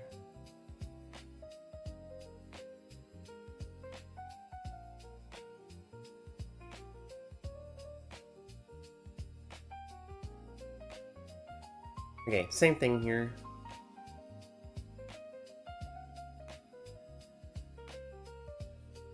Oh, wait a second. Can we break this down more?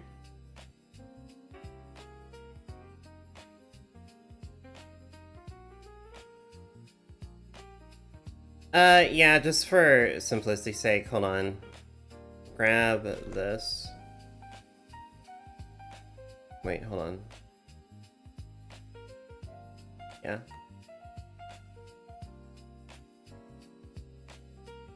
Make another one.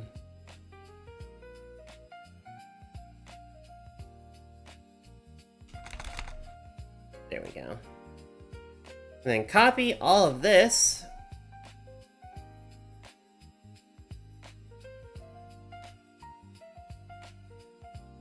Damn it, hold on. Oh my god. Coven, I'm imploding.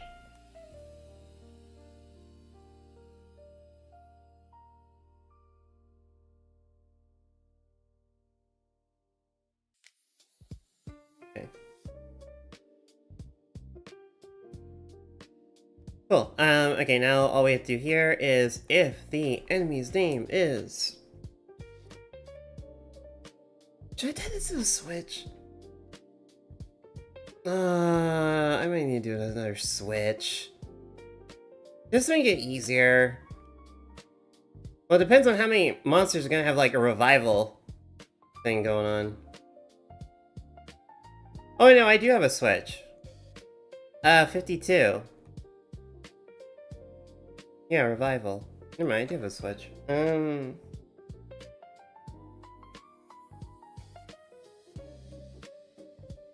This one's unique. So, no. We don't need it. No, no.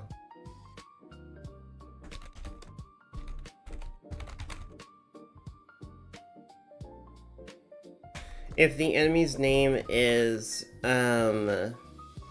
do I call it? Cosmic Comet? Or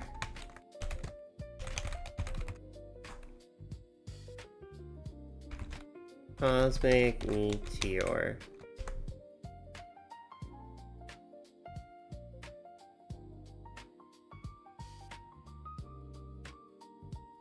If you find the burp, it needs to check if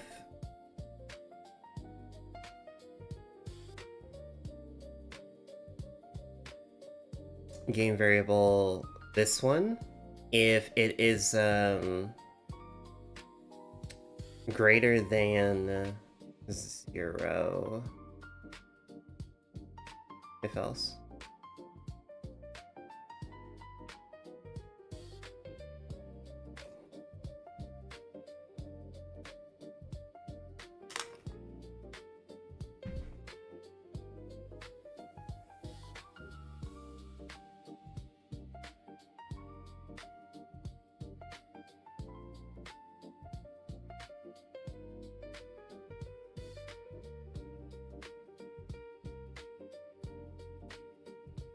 If it's greater than 0, then it's going to set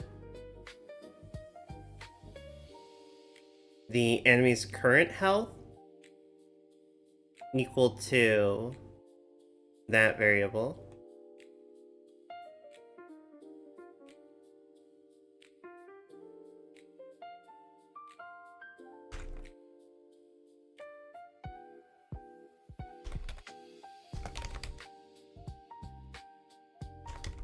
It turned into an egg. Egg. You will give me an egg.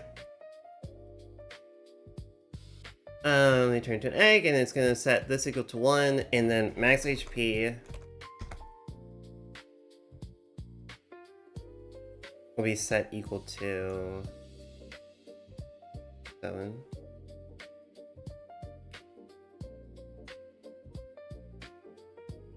Oh, you know what else I need to do?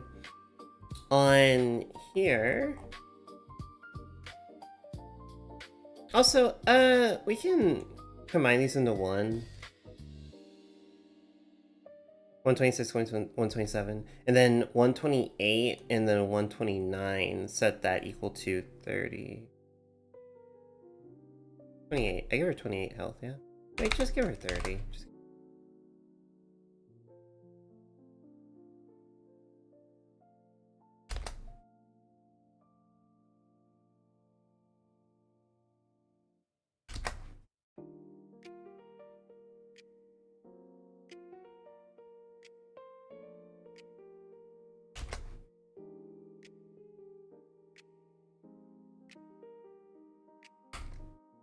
Not 310. That's a little bit too much health. This is a tiny bit. Okay. Boy! 128, 129, set to 30. Okay. This is gonna be a little bit complicated, but I think I can get it to work. Okay, so... if she dies in her bird form, she's going to turn into an egg. At that point, we need to set her current HP and her max HP equal to spell 1 and 2, which is 5. And then we also need to adjust her defenses. Excuse me. Change her weapon type.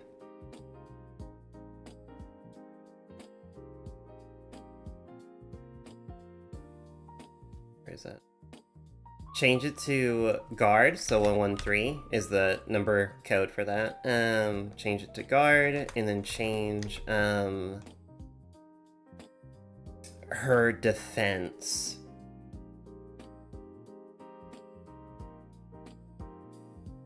To 99.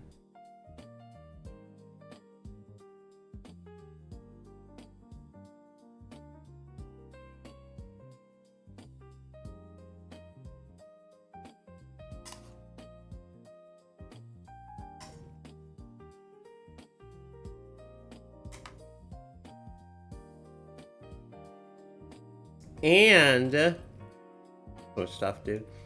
We have to turn Sloth on, so she only defends. Oh no.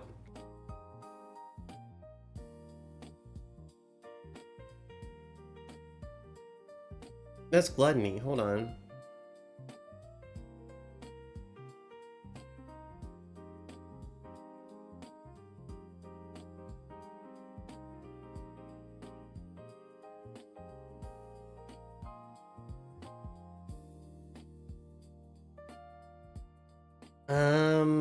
Defense type.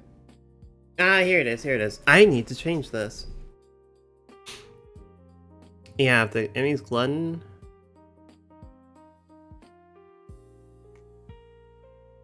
So, this needs to be a switch.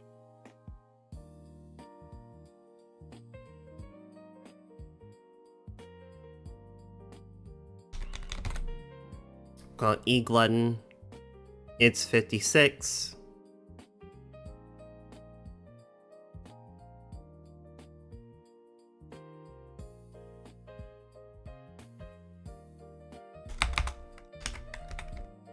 And if it equals true.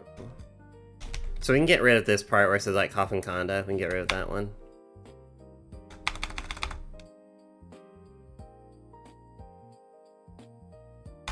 If game switches dot value of 56 is true, then well, wait, you can combine this.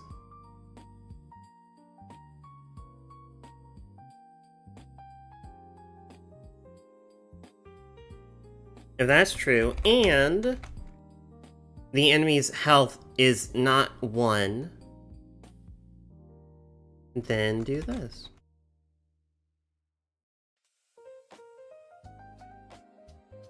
And it defends. Cool. So all we have to do now is on enemy generation.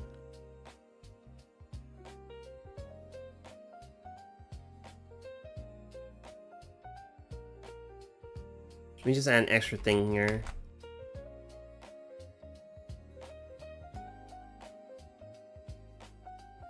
If their sin is gluttony, then we turn that switch on. There we go. Now it's more modular. I spelled gluten. Or no, that's glutton. Gluten only has 1 T. That's right, glutton. Yeah, gluten only has 1 T.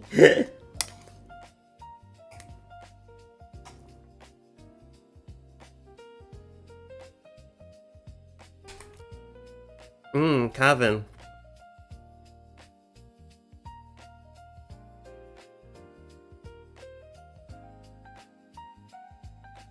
The only difference, like, it only takes 1 additional T for gluten to turn to glutton. Coincidence? I think not.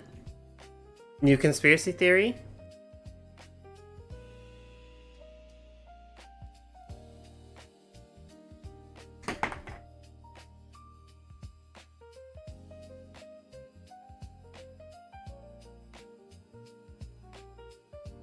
Okay, so now all we have to do on, if a boss is supposed to be a glutton, because Nightmare Queens are unique in that they have 2 sins that they exhibit, instead of just 1, because they're more complicated than a normal nightmare. Now all I have to do on their thing is just... It's not even here. So, we just need to turn the glutton switch on, so she only defends when she's in her egg form.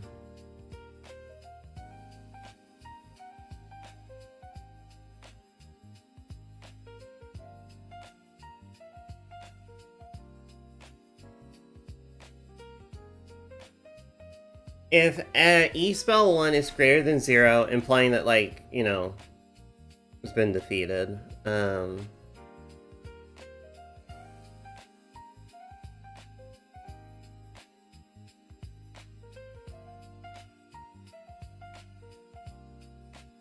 I think I need an AND gate there. If that is greater than 0...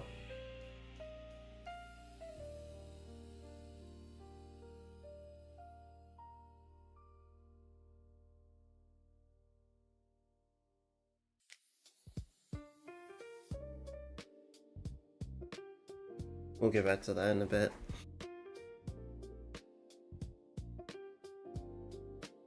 I think that we'll need an else later, but right now, if this is greater than 0, which it'll be 5 at the moment, the first time it happens, it'll do all this, and then, and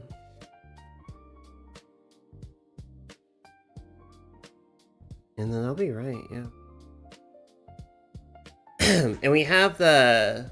Oh, you know what? We don't need it to set 2 of those variables equal to its, like, health? Because, we don't need both. We don't need both. We just need 1. We'll fix that later.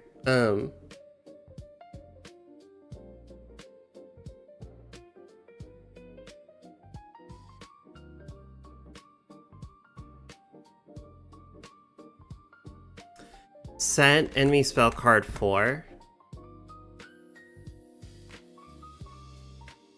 equal to 2.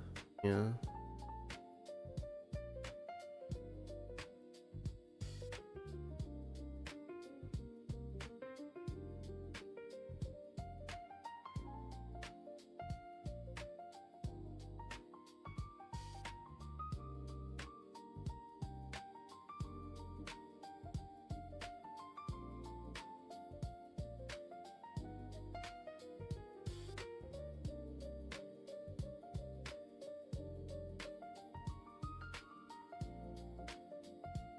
Oh, you know what we need? We need the... Yeah, I knew I needed an AND gate here. Hold on. This should check if both that is... Okay, so we're gonna need a script call. Okay, Oh,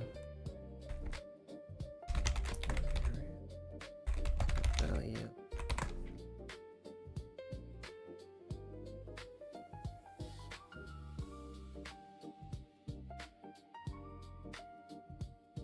Oh god, what's the health again? 41? No, 61, 61. Yeah.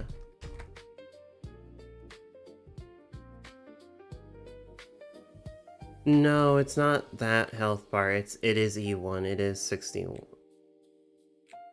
It is 41, I believe. Or no.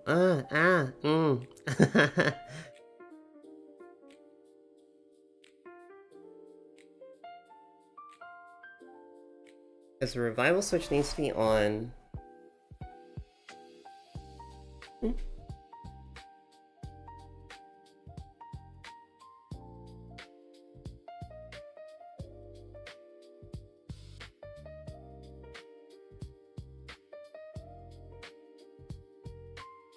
Hey Mac, random video game question. What are your thoughts on characters who use animals to fight for them? Like Maria from Castle... Oh no, I think that's awesome. I think that's awesome. The example I'm thinking of is like, oh god, I think her name's Elizabeth. I forgot her name. Hold on, let me double check. It's from Blaze Blue.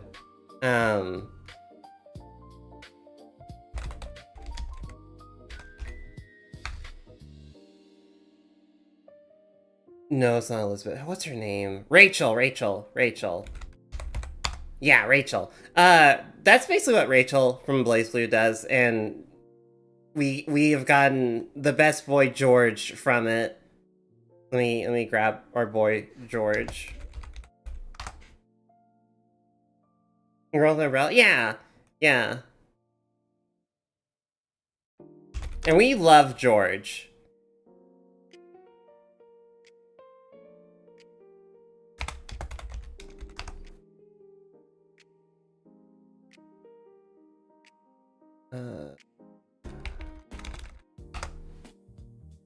If I can find the one I'm... Yes, I love this image so much. Hold on.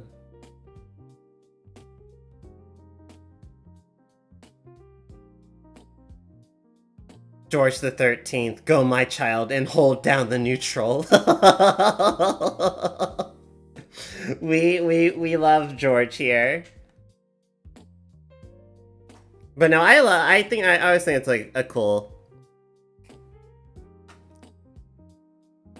you know, fighting with animals.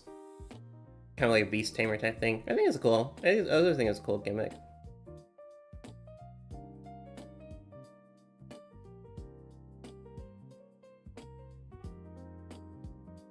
Because you can also kind of do stuff like that in, at least the newer Disgaea games, because the newer Disgaea games added in the whole, like, monster change, where if you have a monster unit, it can change itself or morph itself into a weapon that the humanoid characters can use. I always like that. Mechanic.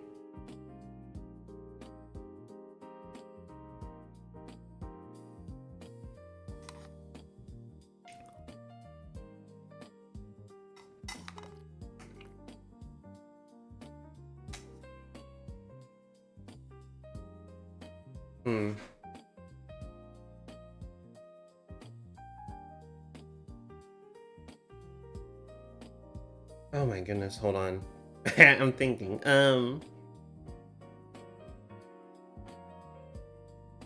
Just give me a symbol.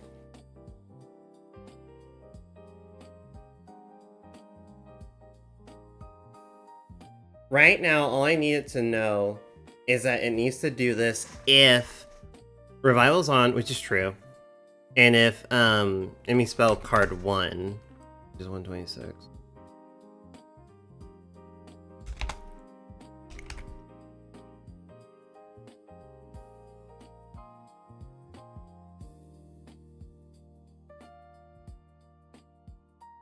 That'd be true.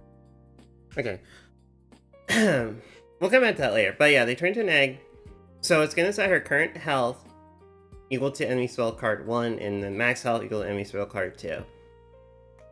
Enemy spell card 4 is set to 2.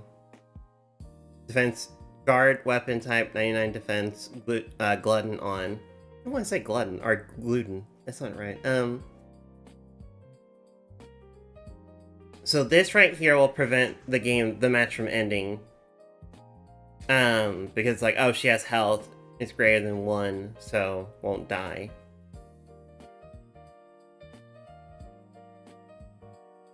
But I think what I need to do before all of that is up here, we need to do a conditional branch. And it needs to say, hey, if...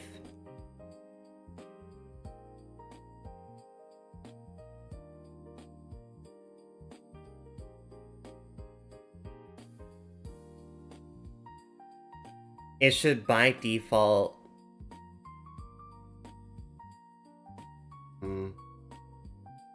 No, that's not gonna work.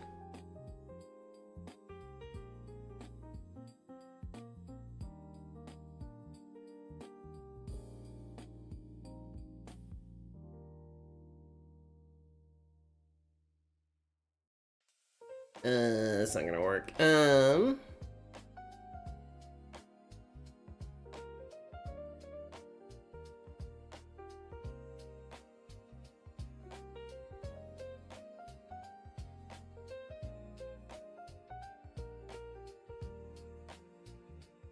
I think this one needs to check the enemy's health. So...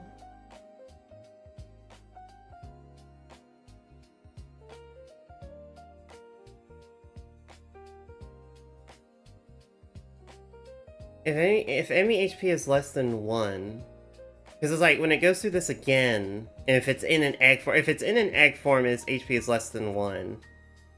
You know, we control that with a. Oh, we can. You know what? Oh, okay, yeah. Enemy spell 4, because if that is 0, then it's not an egg form. Excuse me. So we just do a double check. Oh my god. 61. If game variables dot value of 1,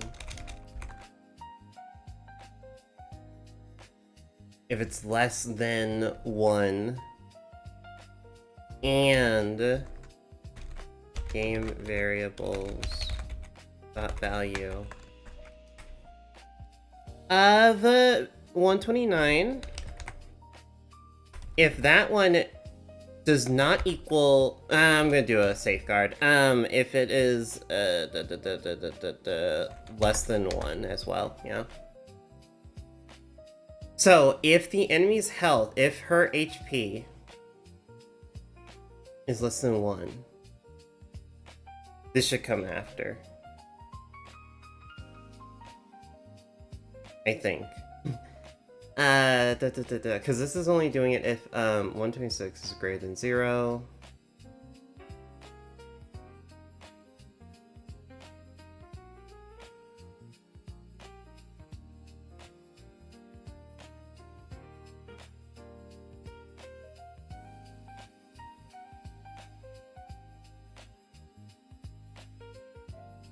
Because it needs to check if her... Yeah, because all these are health, right?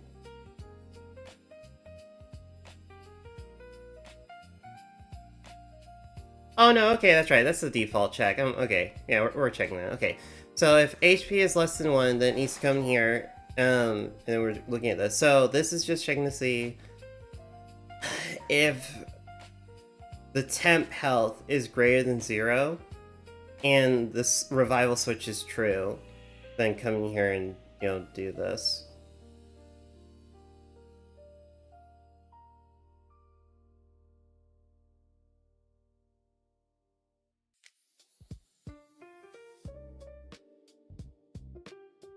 Which I don't think we can check for that. I think this one's just if the revival switch is on. I think that's all I need. For complicating it, maybe. We'll see. But for now, let's just say, like, hey, is the revival switch on? Which at this point it should be on. If it is on, then it turns the egg, do the gobbledygook, yeah, gabagool. Okay, and then this,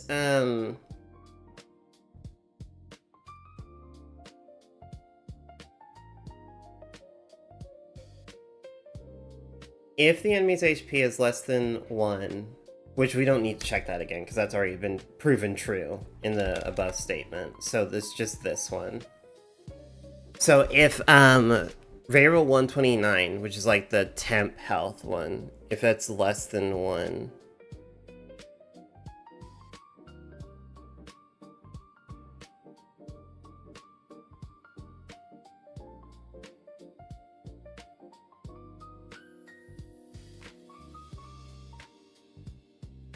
Okay, yeah, this is where we need it. This is where we need this one to check it. So if that is true and game stop value, because this one should only be run if what is it, 129?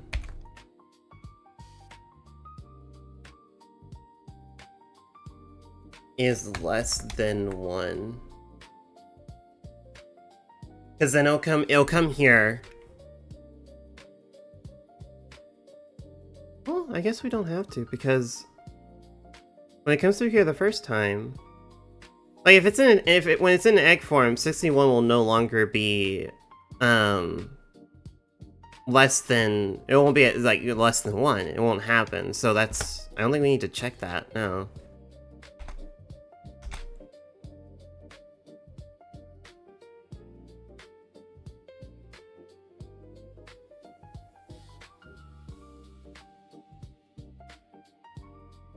Because when it is in an egg, it's gonna have its current health there.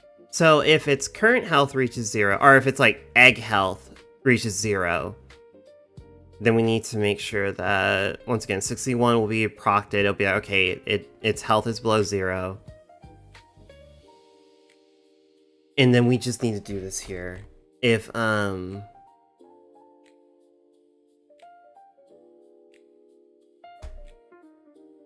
yeah, so if not this one, if its health is below 0, and if variable 129 is greater than 0, this one,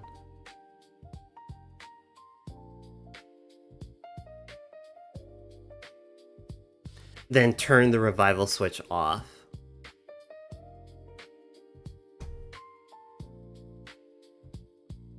So it doesn't run this again. Which implies you killed the egg, and so it's properly defeated. Otherwise, you'll run this code. Here's another game-related question for you, Mag. What goes through your mind whenever you're creating buffs and attack patterns for enemies? And in your opinion, what makes a good enemy encounter? That is a wonderful question. So, to answer the first one, what goes through my mind whenever I'm creating buffs and attack patterns for enemies? So this kind of depends on the game that I worked on originally. So if we take like Dreams and Extension Flow Nights, what I did is that I made each enemy have a like category or a type, and I tied something unique to that, that type. That is like the general battle strategy for that enemy, and it's always very simple. I try to make it like very simple. So for example, in Dreams and Flow Nights, if the enemy is a beast, then they get to attack twice. Like that, their standard rule is that they get 2 attacks on their turn. If they're like a, oh man, let me pull up my notes again, because that's the only one I really remember.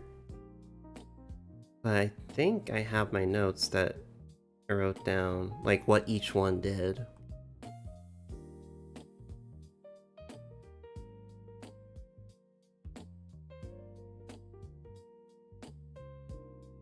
Last night.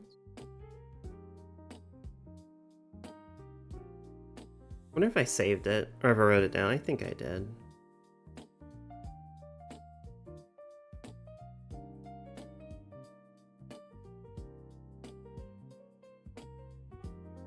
That does count. No.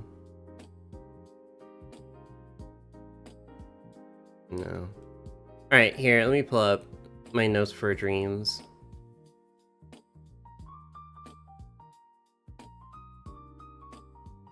Should've wrote down here.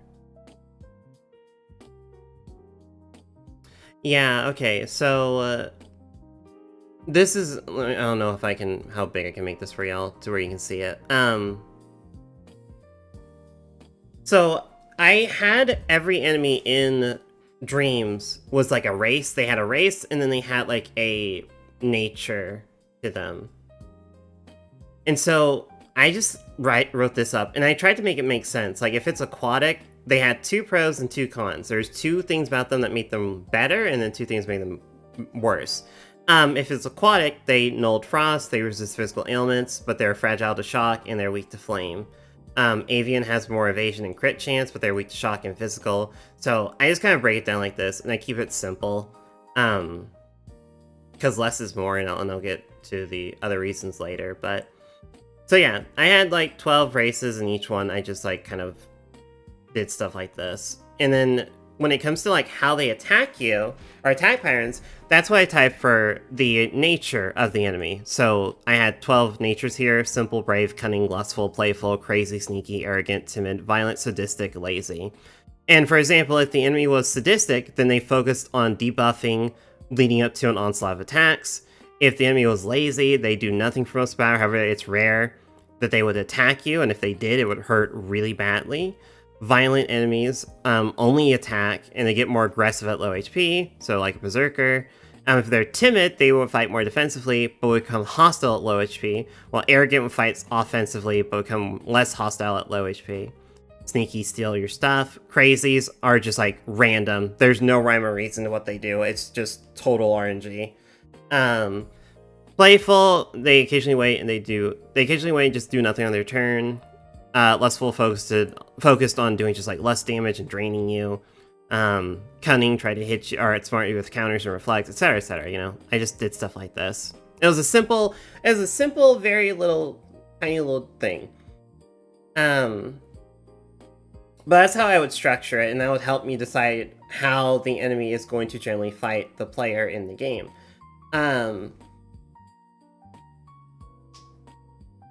And what makes a good enemy encounter is diversity. How to say this? No, okay, I won't say diversity. Well, diversity, yes, but it's also making sure there's synergy. Because if your player, when you're playing an RPG, for example, right? Usually they're made with the intent that you have multiple party members, and those party members, you want to find synergy between them because you're a team. And as a team, you know, you work together to cover others' weaknesses and create that synergy. So with enemies, it's the same, in my opinion, it's the same thing. If you want a good enemy encounter, then there needs to be synergy between the enemies. I'm tempted to pull up Flow Snites to kind of show off what I mean. Trying to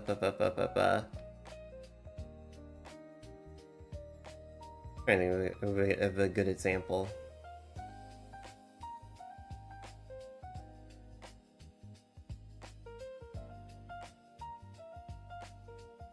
Honestly, you could probably see this with like some duo boss fights. So let's say you have a duo boss fight, and this is a very iconic type where you have one boss that's more physical and then the other boss that's more magical in nature. They cover each other because the physical boss is going to be like all up in your face, trying to smack you around and stuff like that, and it's very aggressive. And so you might want to ideally focus on that one, but then you have the mage boss in the background that's pelting you with spells, or potentially even healing the physical melee attacker. And maybe even buffing them, stuff like that. So there's synergy between those two, because they're essentially helping each other out to make it harder for the player to fight. And you know what, another good example? Hold on.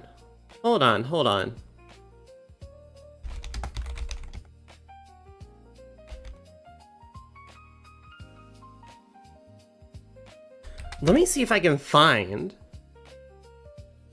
if it'll tell me.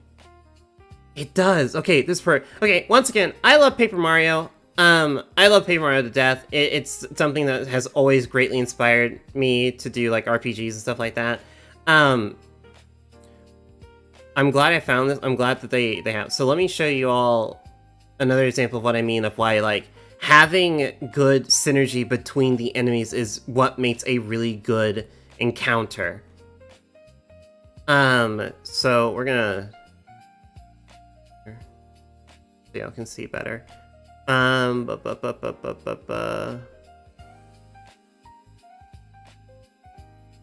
Okay, so let's take this encounter right here, where you have a Koopa Troopa and a Goomba.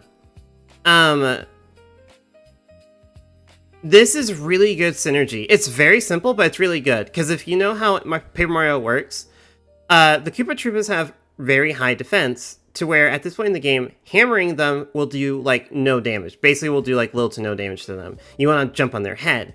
But they put the Koopa Troopa in front of the Goomba, and you can't hammer the Goomba with the Koopa Troopa in the way. So you have two options. You can either jump to get to the Goomba and take him down, or you can jump on the Koopa Troopa, take him down first, and then get to the Goomba. But ideally, you want to hit the Goomba with a jump before you get to the hammer. So it's like, it's a tiny little thing, but it does teach the player that, you know, in certain cases, and like this one, you want to jump, take out the Goomba first, because he has low health. You can definitely, like, one-shot him, and that's less damage coming your way. And your partner can take out the Koopa Troopa, because you probably have Goombario. He can jump on the Koopa Troopa, flip it over, so no damage is coming your way, right? Let's see if we can find another example. Go to a later area. This one. So yeah, the Koopa Troopa and the three bombs. I think at this point in the game you might have a Quake Hammer, but as you know, bombs are like kamikaze, to where if you hit them, then the next time they'll explode. Putting a Koopa Troopa in the front, once again, makes this just more of a threatening fight. Because once again, it's just kind of a shield. The Koopa Troopa is acting as like a tanky shield protecting these guys, making it harder for you to like... You know, because the thing that you would normally do, the bomb, is like have Mario or someone or the partner hit the bomb, and then they start to like fizz and they're gonna blow up, and then you just have Mario hammer them to get rid of them. But if you have a Koopa Troopa in the way, and like Mario jumps on the bomb, you know, he jumps over the Koopa Troopa to hit the bomb, then next time it's gonna explode. If Goombario jumps on the bomb, it's gonna blow him up. You can't hammer the bomb because the Koopa Troopa's in the way, so you have to take out the Koopa Troopa first. So it's like, it's a similar to the previous thing I mentioned, but once again, they just add to it. They complicate it more. But it makes for an interesting fight because there's legit strategy there, because the enemy's gimmicks are synergizing with each other. And then you... This is nothing. This is just bum rush central. There's no strategy in this one. When you have encounters like this, there's no strategy. It's just bum rush central, which is fine. That happens. But yeah, when they mix them up like the bandits with the pokies like this, though, it's the same thing. It's just, it adds synergy between them. Let me see if I can find another good example. I think it's like a good one we can use.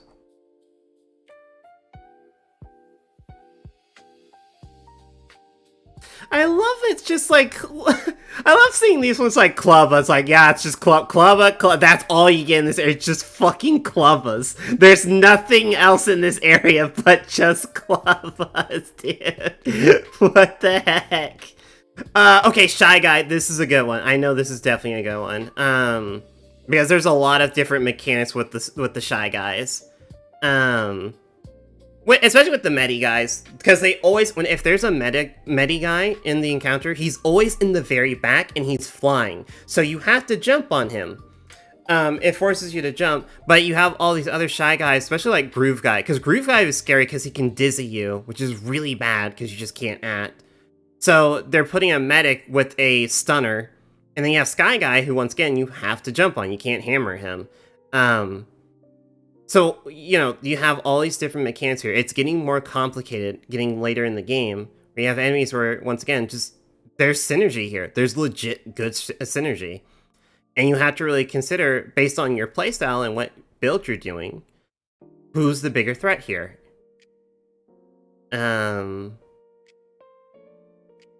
Spy Guy is really good, because every time you attack Spy Guy, he flips weapons. He switches weapons. Patrol. This is a scary encounter. Spy guy, pyro guy. Pyro guy scary because once again you can't jump on him, you have to hammer. Groove guy can stun. You have Medi guy that can heal these 3 guys. So it's like, do you focus Medi guy and let these guys just wallop on you? Or do you like just slowly take them down while Medi guy keeps healing them all? You know, that's a strat. Let's see here.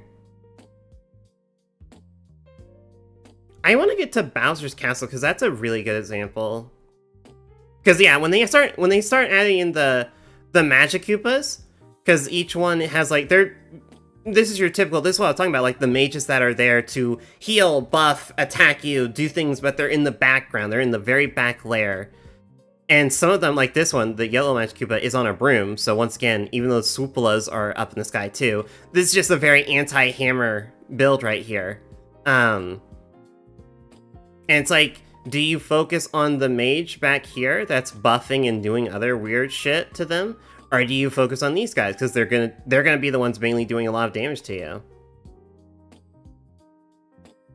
So yeah, that's just like, yeah, I think that's a good example I can kind of show. I don't know if that, hopefully I answered your question, but the way that I handle it, the way that I handle setting up these enemies, and here, I'll add more to it, because let's take Abyss, for example, because Abyss isn't like Paper Mario in that, you know, you have multiple enemies. It's like, it's a 1v1 fight, which does make it a lot harder. It can make it a lot more difficult to make it more interesting. But what I do to keep the... Yeah, this is a tricky situation to be in when you have heavy hitters and the healing, and you're stuck on whether or not to get rid of the healer or attack the heavy hitters, but then worrying about the healer giving them health. Yes. And that is what makes a good encounter, because the enemies feel like a team. Just like the player team, they feel like a team too. They feel like they're actually working with each other. And that makes for good strategy. But let's take Abyss, for example. So, I do a very similar thing in Abyss with setting up the enemies. Hold on. Let me pull up my notes.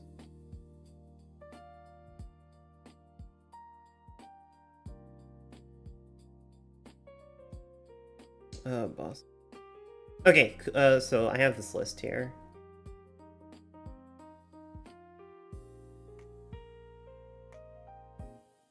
So I did simplify it between Flow Nights and Dreams. This one I did simplify it to where now the nightmares are they're classified into like species.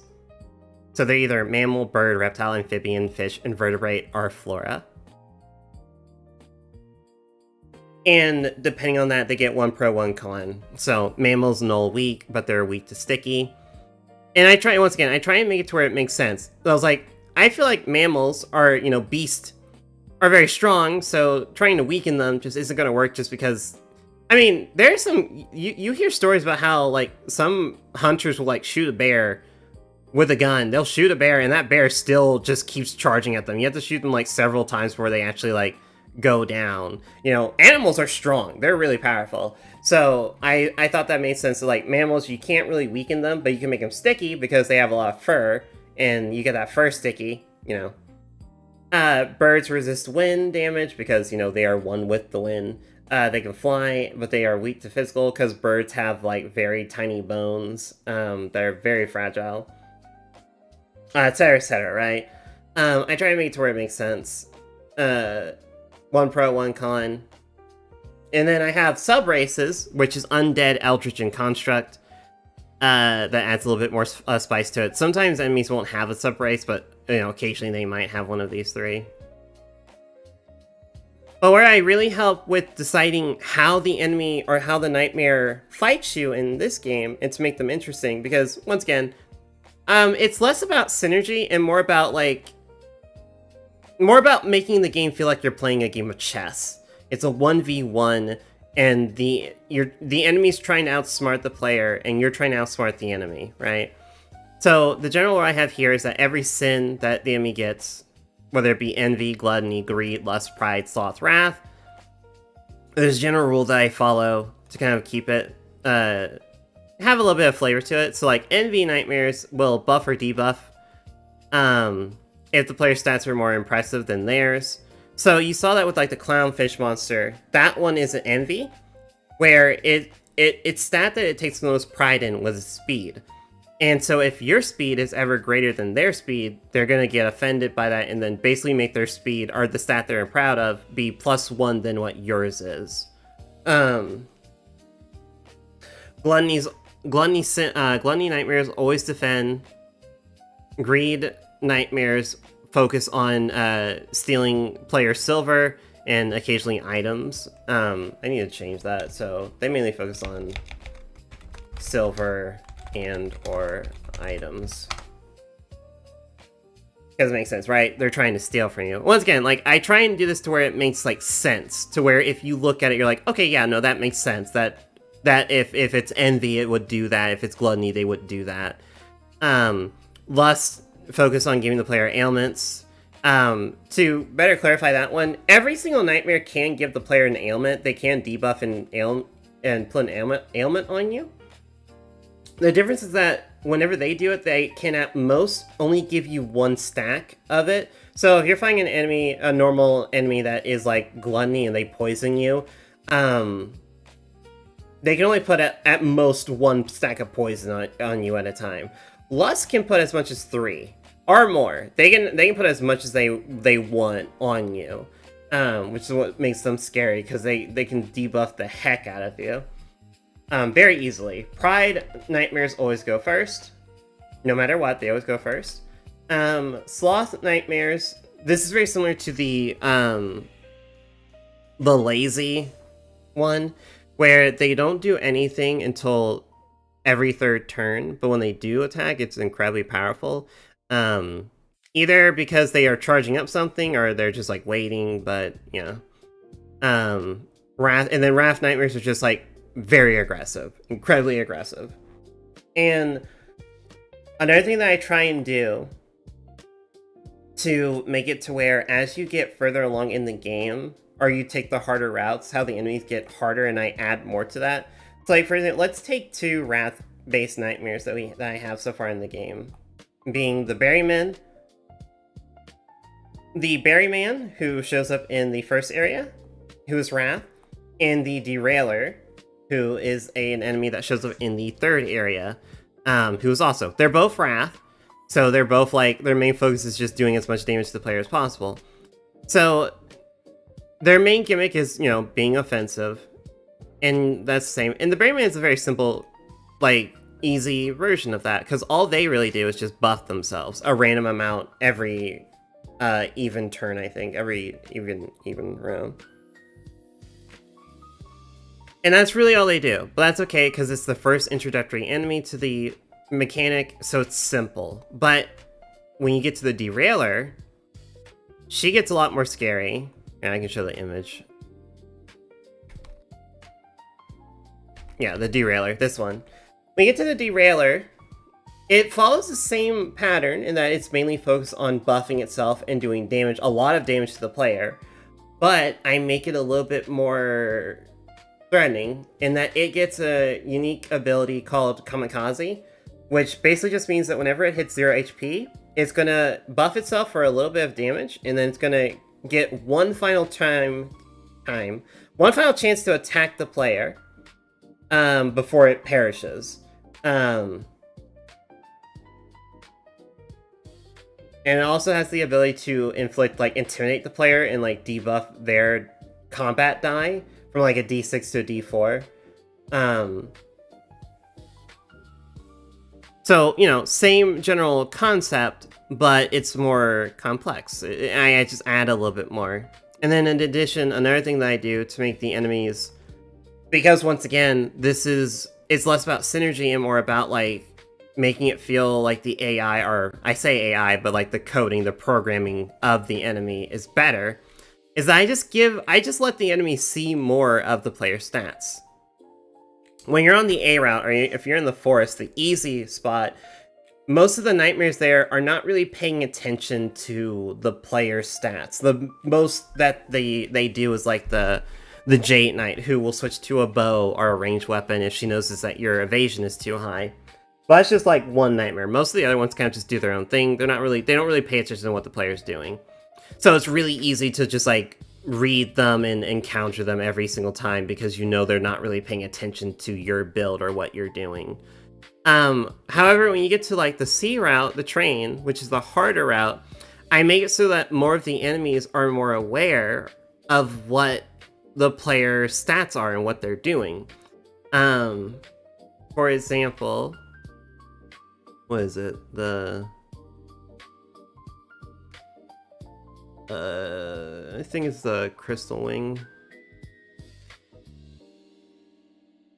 Or the Coal Grinder. So the Coal Grinder, and by extension its alternate, the Ice Collector. We'll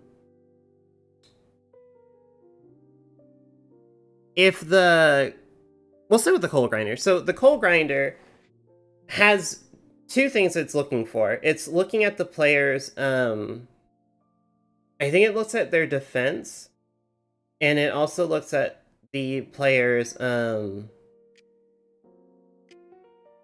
think evasion. Because both, they start off, their speed. It looks at your speed. That's right. So, the Coal Grinder starts off with a shield or a guard weapon type, which means that you can't crit it.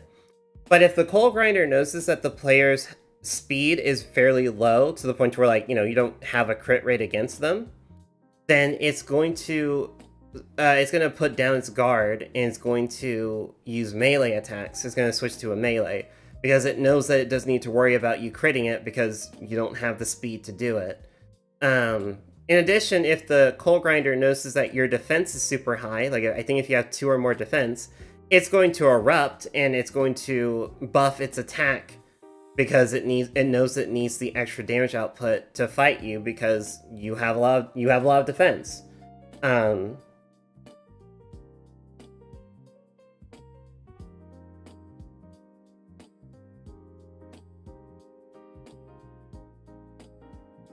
then there's another enemy that's something. I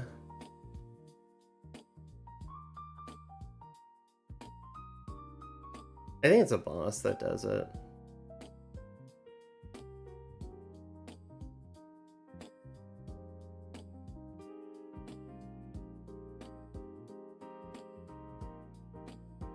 Maybe. But yeah, so that's just like an example. Most of the enemies here are still like relatively not paying too much attention, but that's how I'm like helping to make it to where they feel stronger as you progress through the game. Is that I just let them see more information. I let them be more aware of what the player's building, and then they counter it. I had plans of making it to where once again, this is an enemy that will show up later, because harder. Where they try and bait you. My intention is I want them to try and bait the player into doing something.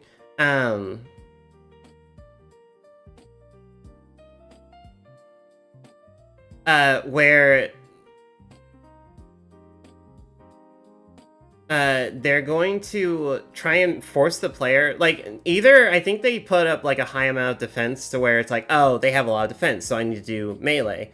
But if you switch to melee, then they put their shield down, and then they buff their speed to where they get like an auto crit, essentially.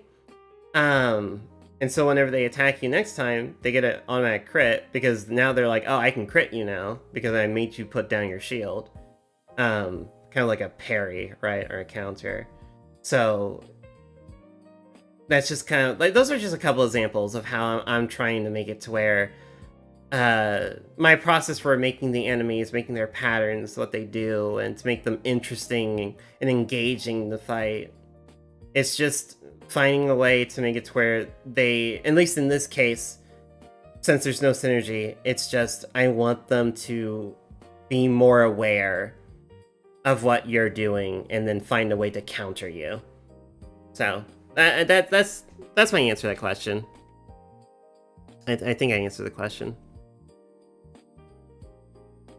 I see what you mean. That's a pretty interesting way of doing things. Thank you. Yeah.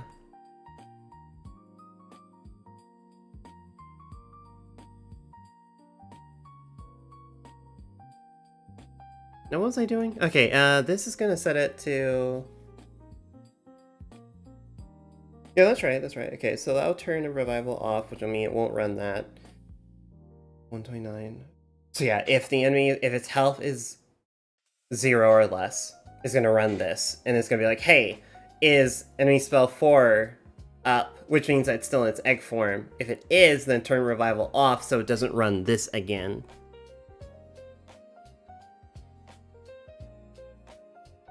Now, where would it turn back into it? I mean, at the end of the round, obviously.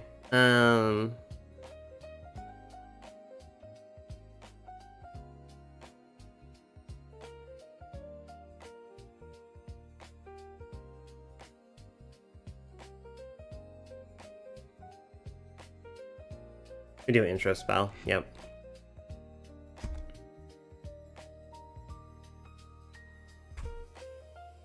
So when it's in its egg form, we're gonna go to intro spell. The game is going to close that out. I can see if wow.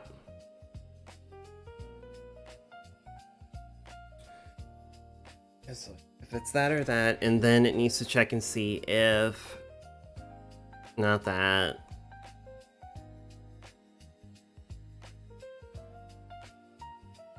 If this is greater than 0,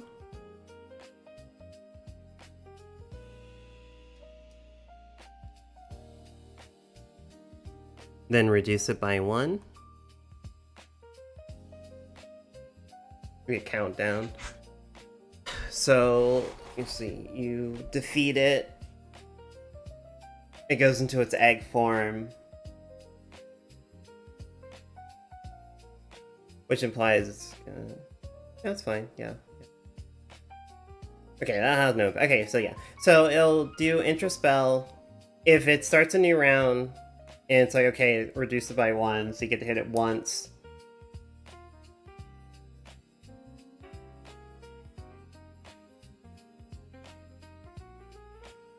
Because it runs that other code.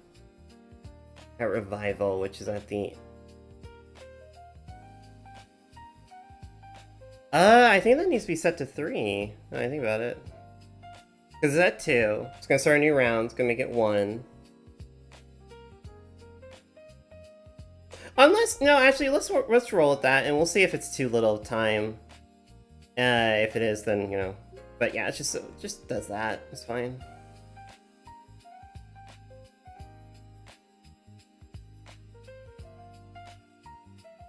I think that's all it needs to do is just like count that variable down so that whenever it gets to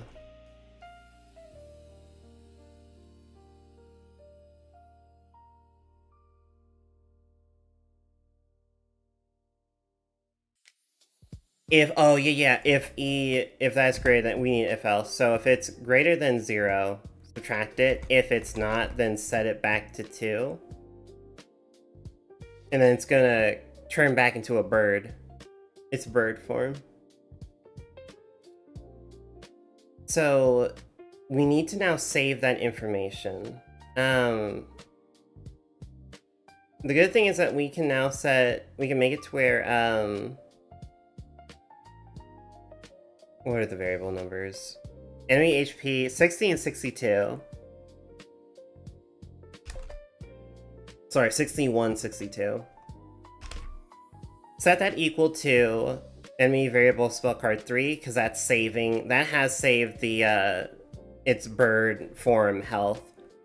So that'll set those both back to full. But we first need to take the enemy's HP. Or no, sorry, enemy spell card 1 needs to be set equal to health. So it saved how much damage you did to it in its egg form, and it'll save that in here. And then reset its health properly, and then it will then turn back into a bird.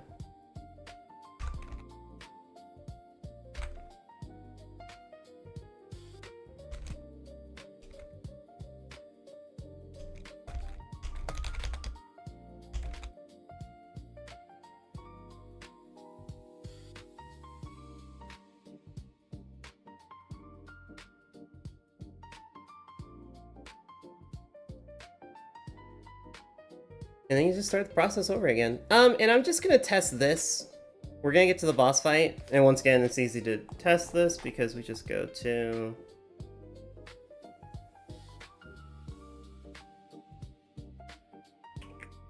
here.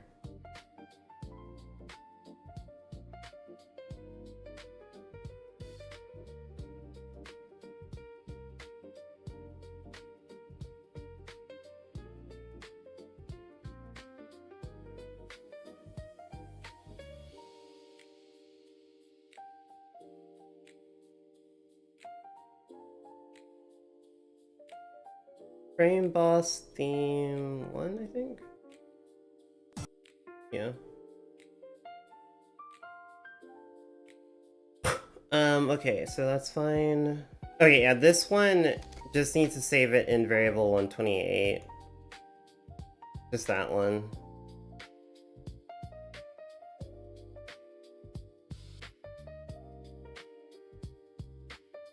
RNG equals, that's fine. Okay, this one, that's fine, that's fine. This one, set it equal to 1, so we get the bird.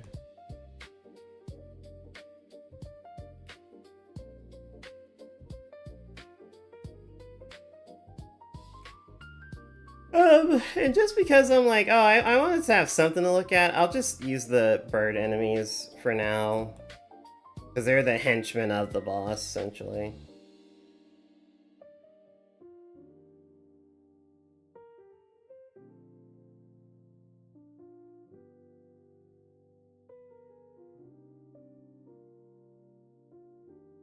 Oh, hold on.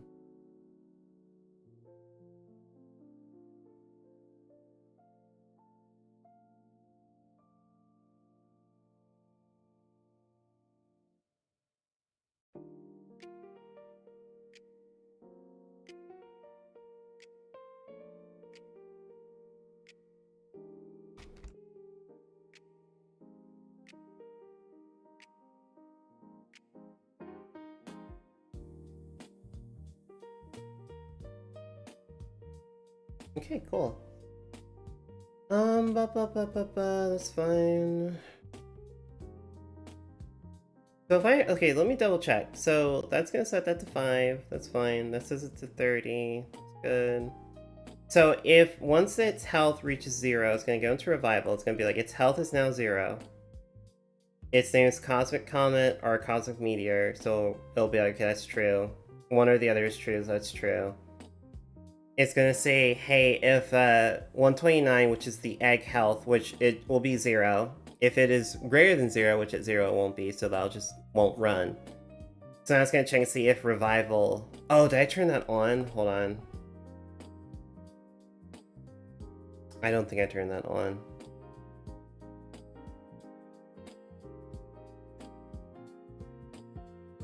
There. Yep, see? Make sure to check. Turns revival on. So revival's turn on. So we'll be like, oh, okay, that switch is true. So it's going to turn into an egg. It's going to set enemy HP equal to enemy spell 1, which should be 5. The player's max HP is going to be set equal to... actually, we can... Oh, that's not right. Hold on. We can do it at range 61, 62. No, never mind. That one needs to be set to that. This one, which is the max HP, needs to be set to spell card 2. Right.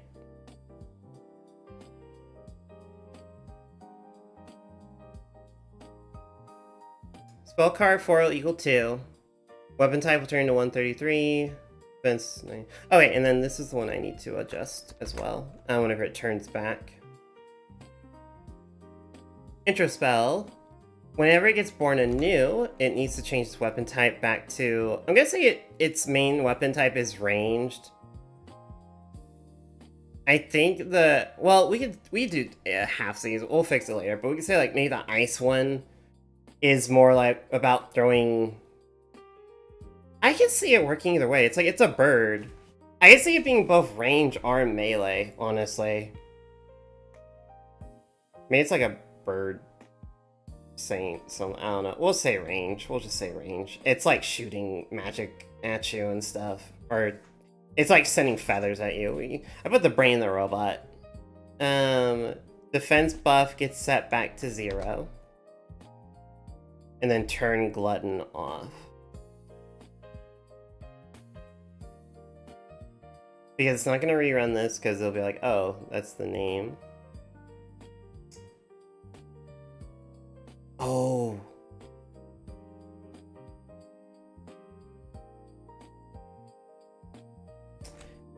Hi, Seiji. But that's going to be a problem because it's going to rerun that code again. I don't want it to rerun that code. So I need to make it to where this one only gets run if it's in its egg form.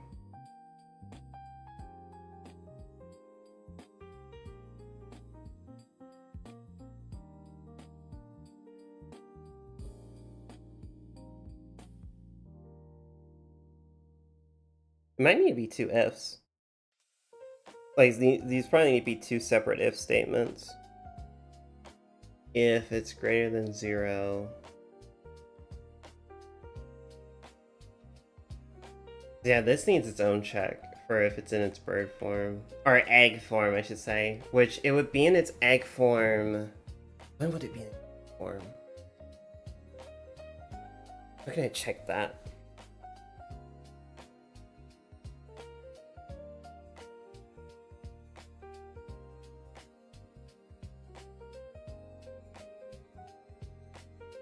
Ah, dear. Let me think.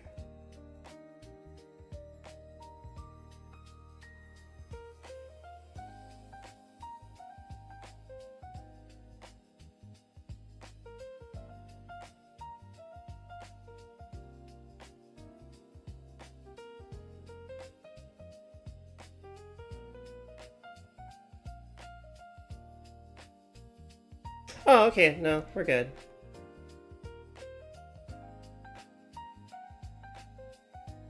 Me when I prank people I'm interested, but you? You still doing this? Little bitch? Okay, Glutton is on. I'll turn it off, so I won't run this again. So, like, it'll come here, intro, it'll be like, oh, the name's that, and then E spell 4 is greater than,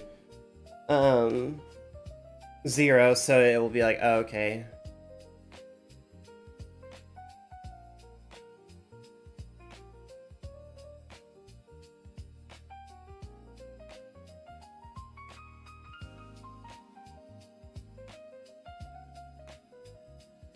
Wait a second. If it's great, no. So yeah, if it's not, then it'll do this, which it'll be 0, so it won't run this. It'll run this again, but it'll say, oh, glutton is off, so I won't run this code again. So that should do it. It'll be back in its bird form. It'll get rid of the debuff or the buff. That should work.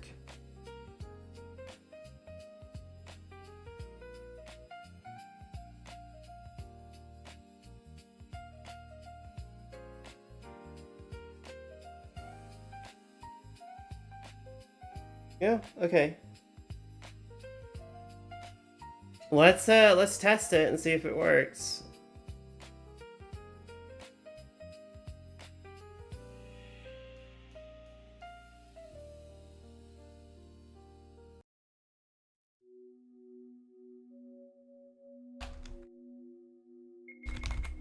I am Magnus. I want ogre.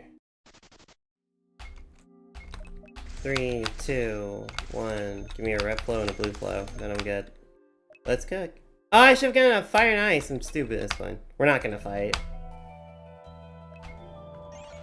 We'll avoid combat as much as we can.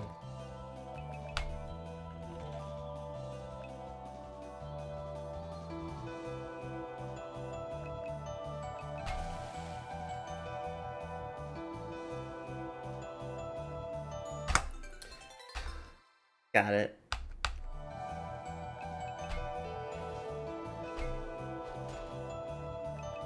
We're just speeding through this. I could make this like a lot quicker, but it's whatever. For playtesting purposes, I could just put us at the boss gate, but it's whatever. I don't really care.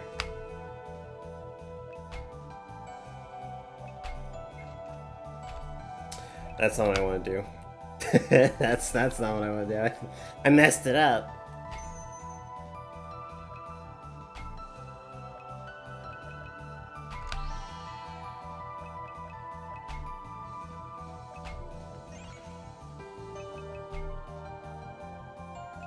Oh, the big pink one!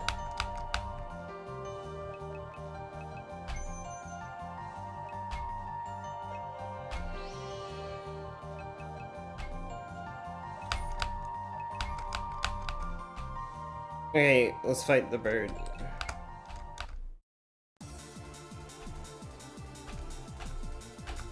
Okay, please work.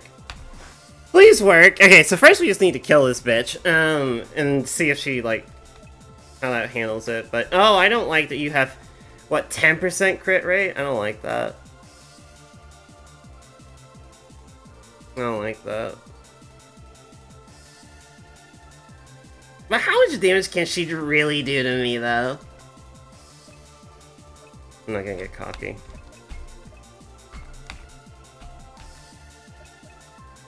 Also, I didn't look at her stats. Where are her stats at? Defend. Oh, you have 3 attack. Wow, that's great. That's a lot of damage. That's a huge buff. One evasion. I really should have put my meat in there, however, I mean, if you want the meat to get cooked, go for it. If you want some roasted sausage, then go for it. Be my guest.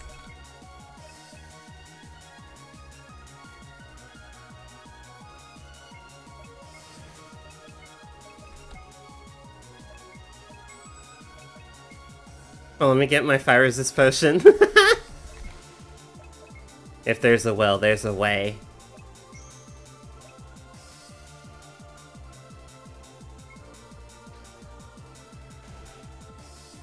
Good damage.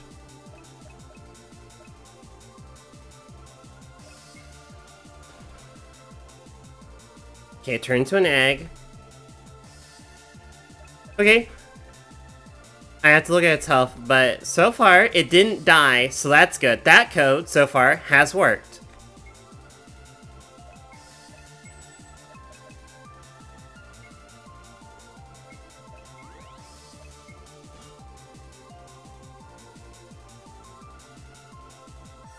Yeah, no, okay, yeah. It has 5 HP. Its defense is buffed at 99.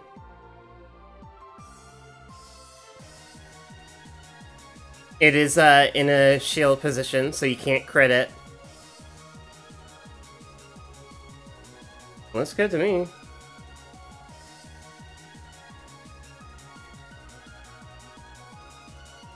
Okay. So, basically it's like a Mel Slime. No matter what we do, we're only going to be able to do like 1 point of damage to it. Because even if you use a melee weapon, that's going to half its defense. I mean, half of 99 is like what? It's 49.5, but it gets truncated to 49. There's still no way you're going to get above that. You might be able to, but it's not likely. That's still a lot of defense. Even with attacking with a physical weapon. There's still a lot of defense to get through, so it's really just going to be 1.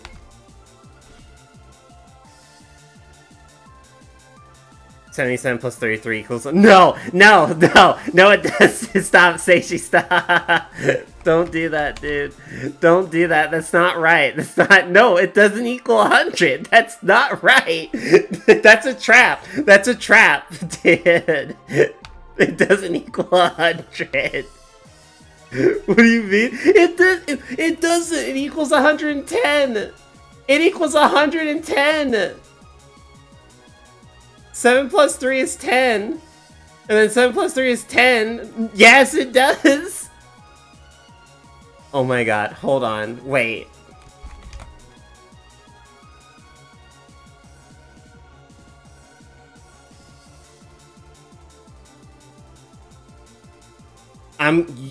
You're not getting me with this. You are not bullshitting me with this right now, dude. 77 plus 33. What does this equal? You're saying it equals 100. I say bullshit. 7 plus 3 is 10. 7 plus 3 is 10, but we have...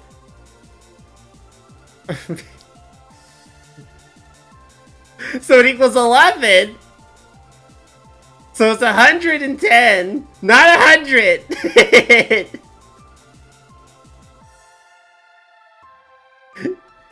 Equals...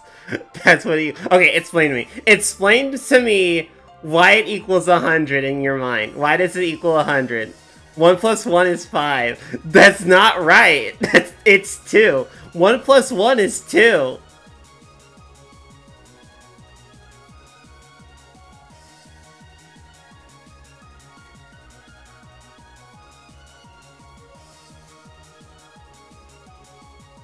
I'm losing. I'm actually going. I'm losing my mind. You are gaslighting me so hard right now. I don't appreciate it.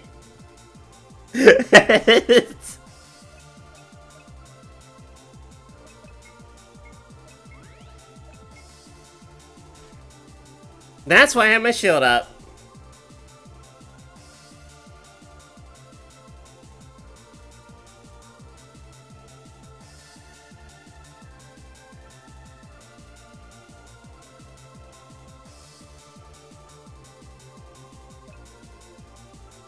Defend. They got another crit with 10%? Bro.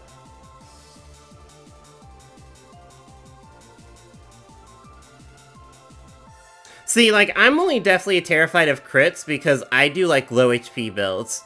If you have, like, if you do, like, a high HP build, then, like, crits aren't the most terrifying thing ever, but because I tend to do low HP builds, because that's how I roll, I'm definitely scared of enemies with crit rates. Okay, so far, so hit it again. Yeah, it's only gonna do one. It has too much defense. Even if it was half that, I would still only do one. It has been born anew.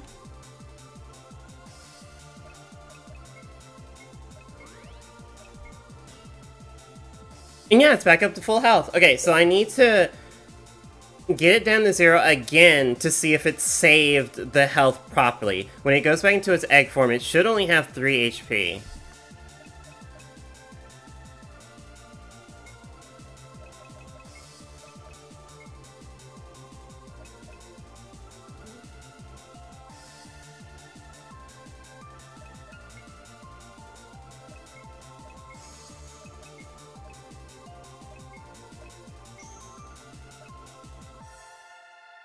Do I dare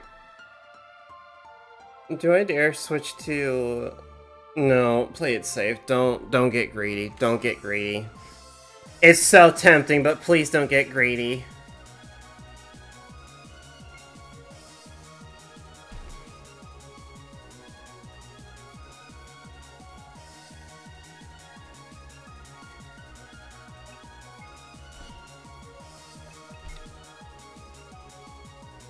I'm out of ice, dude.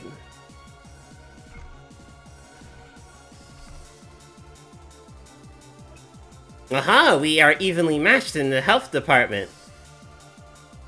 Uses loot. Talk, stop digging your butt. If he gets confused and embarrassed, defense attack goes down, love interest. Love interest increase? What? How?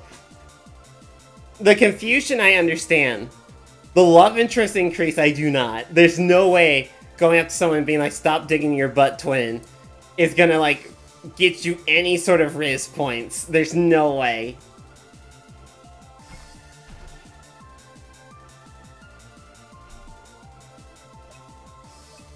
Hi, Blue Hope, how you doing? This can't kill me. We're fine. We're fine.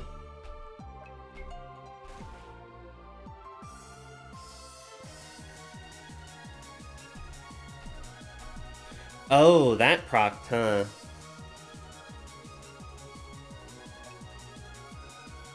Unless... I'll fix that!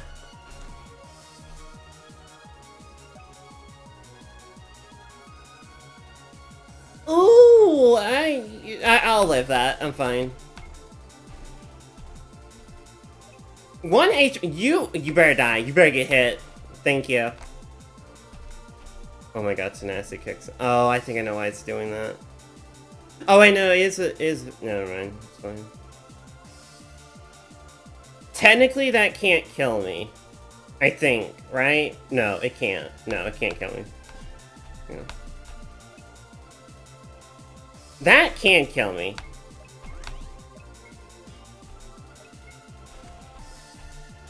I need you to stop.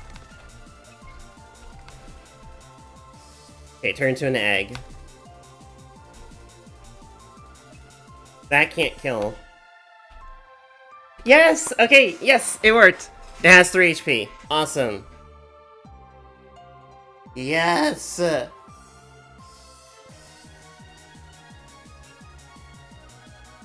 Okay, cool. Cool.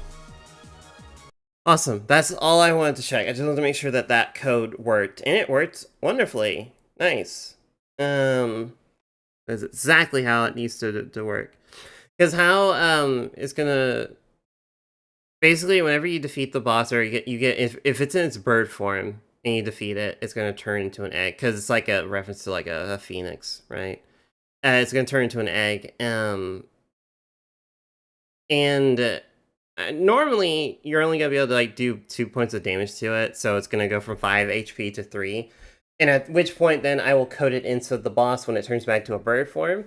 It's going to basically be more aggressive, so its attacks become more hostile. It becomes more, you know, it's kind of like a like I guess a standard Nintendo boss. You know, like you hit it once, and then it does its strategy again, but more difficult. It's more aggressive, and then the second time it does the same thing, etc., etc. So it's kind of working like that. But now I need to check on revival because it was proccing the tenacity, which I don't want it to do.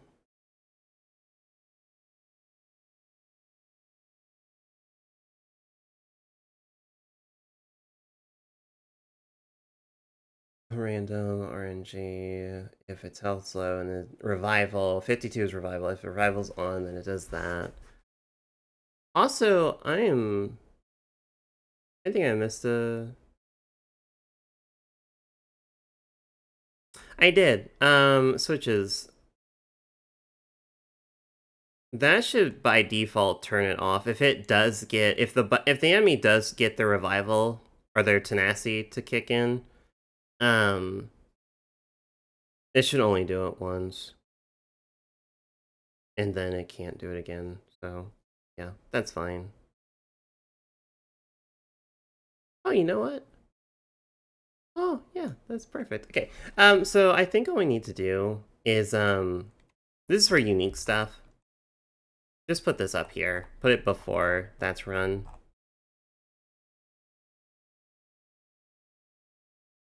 And so if careful.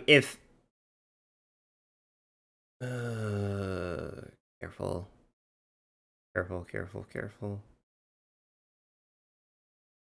At the end of this, I think it's here, do exit event processing. And same thing here, if it does call this code, and then end event processing, so it doesn't run this code, basically.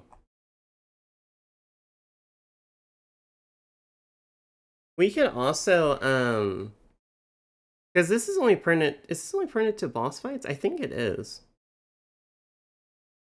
Yeah, typically only the bosses have like a unique little thing going on for them. Should it be, So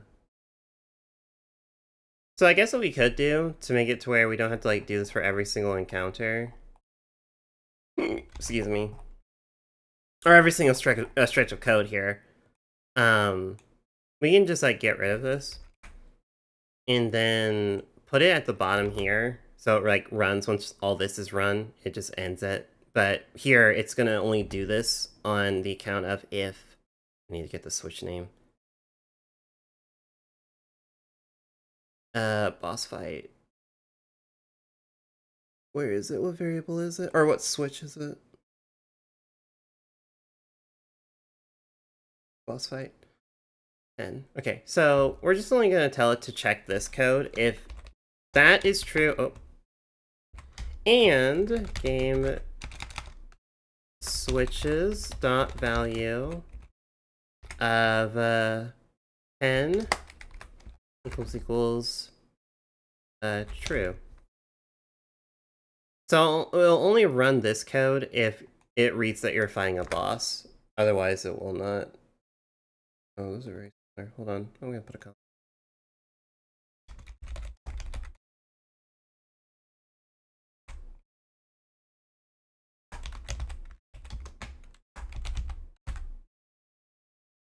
A little note. Okay. Cool.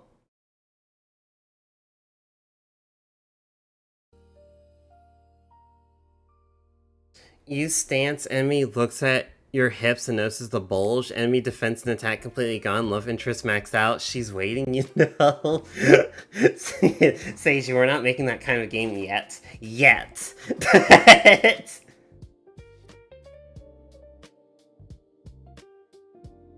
Yet. Someday. But if I'm doing game dev on a game like that, then that'll have to be a Picardo pixel stream. If I do a devlog on a more lecherous game, it'll be over there. No! No, you're not right. That's not right. That's incorrect.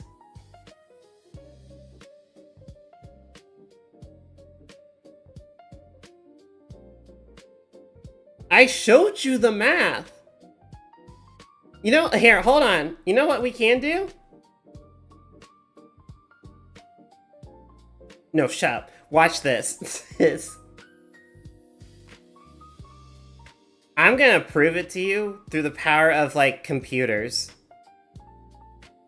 The power of computer, okay? We're gonna just do this. We're gonna say variable 1. I'm gonna display this information to you.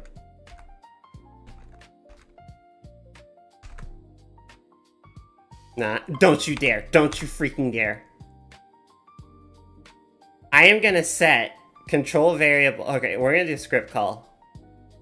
Okay. No! You get your ass back here.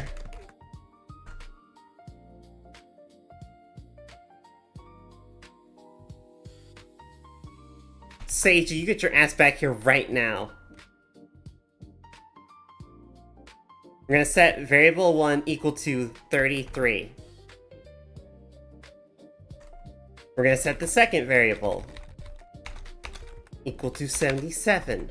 I am then going to tell the game, the software, game variables dot value, set value of 3 equal to game variables dot value of 1 plus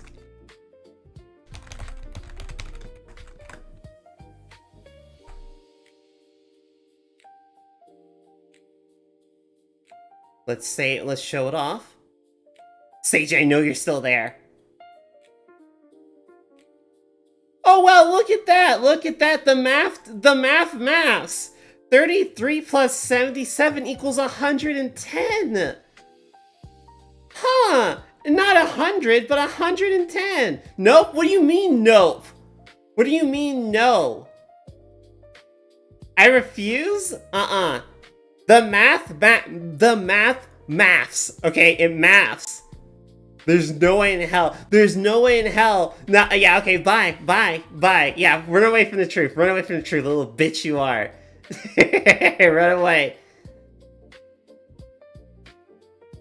Yeah, that's right. Get out of my face. You can't handle the truth. You can't handle the truth, dude. Some people just want to stay in their little cave, dude. They don't want to turn around and walk out of the cave. They just want to stay in that cave, man. Tell you. Damn.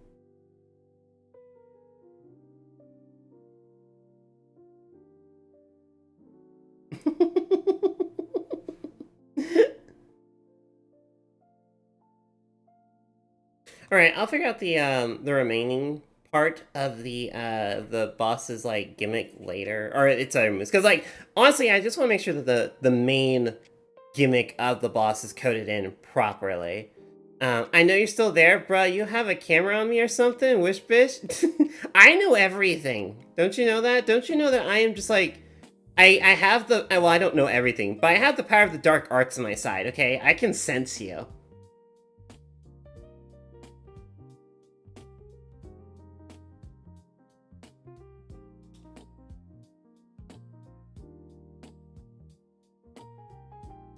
I'll put a curse on you. I'll do it. Don't think I won't.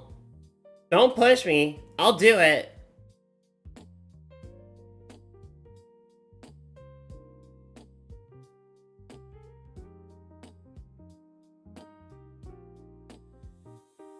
I'll make it so that every time you touch your nose, you uncontrollably you just fart.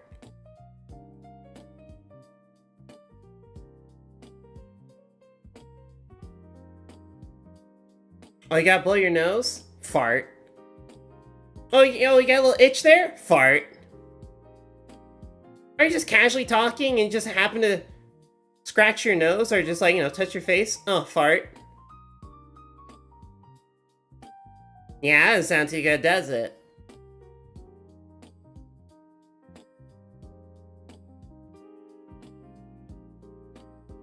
I'll put a curse on you so that whenever you have an itch, it's just always barely out of reach.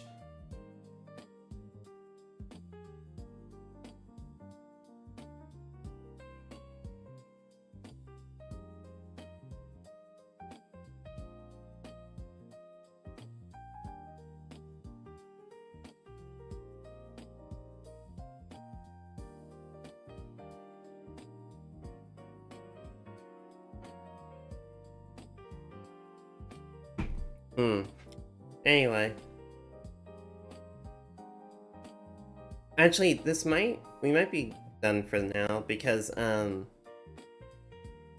have one more boss. Which is, not you. Yeah, you.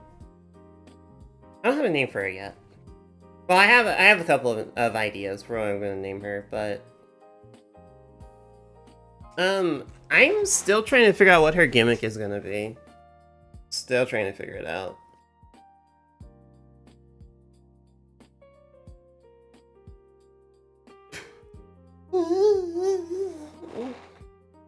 So yeah, so unfortunately, I can't really code her today, because, I still gotta figure out what she does. Can't code for something you don't know what's gonna be for, so... Oh, but you wanna know what we can do? One last thing I wanna do before I call it. I need to figure this one bit of code out, why it's not working.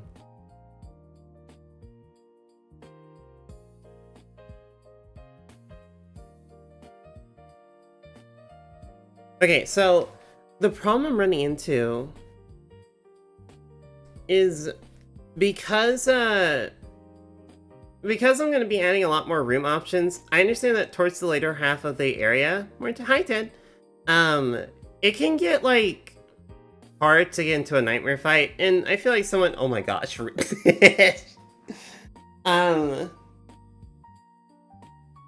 it might be hard to run into a nightmare, which I think it could be a problem. So I want to make it to where if you go too long without seeing a nightmare, I want the game to force it to happen. But the code's not really working properly, which, excuse me, is a problem.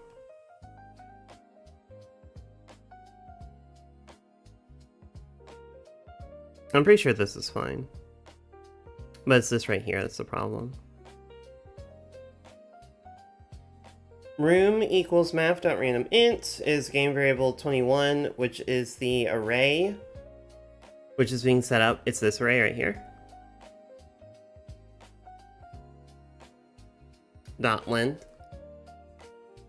Game variables dot set value of in, which is the temp variable.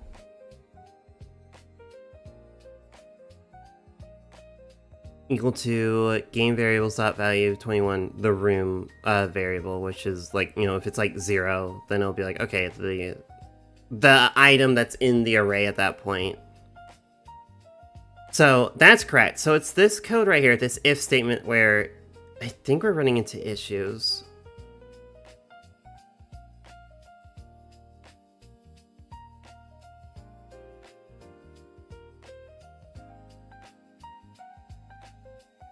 Oh, you know what? I think I see the problem. I see the problem. Yeah, I see the problem. I see why it's duplicating it, because it's forcing, it's like, oh, it hasn't seen a nightmare. But that doesn't prevent it from being like, oh, but if it is... Or no, it would? Maybe it wouldn't. It goes 26. Because it'll reset 174, or nightmare check, back to 0. Which means that whenever it goes to room select, it's going to come here. It's not going to run this code because nightmare check should be 0 at that point.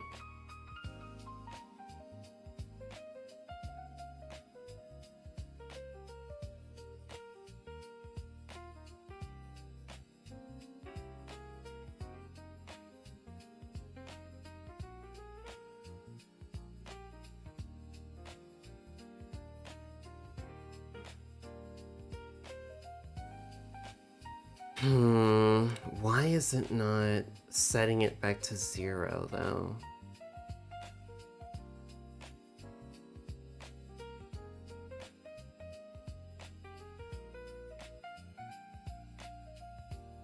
Why would it not?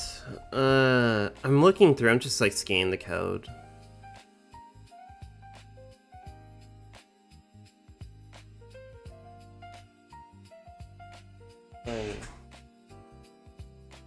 Notes. Just give me the length. Set value.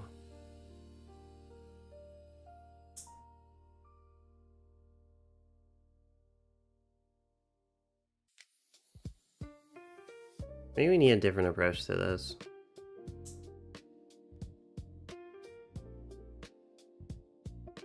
Good to see Twitch still doesn't like VPNs and keeps having to reconnect.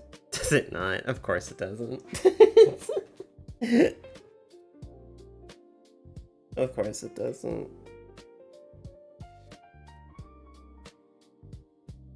You know what? There's a better way to handle this. Hold on.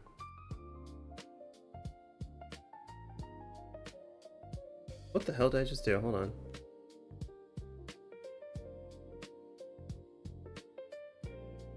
Okay, get rid of that code. I know, there's a way. There's a way. We learned this.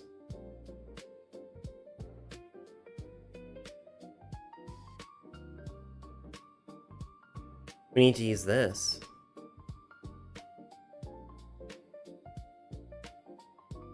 Item index of item equals weapon type dot index of.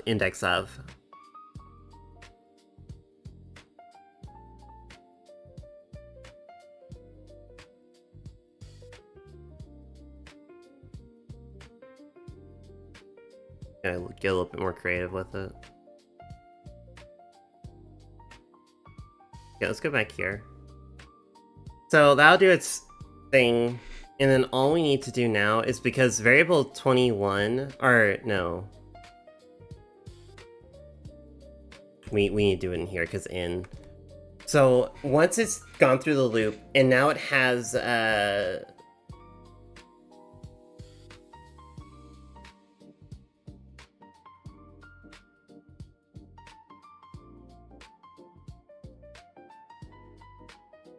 wait, hold on, in 24, Oh, no, that's right, because it's like saying variable 24, yeah, so...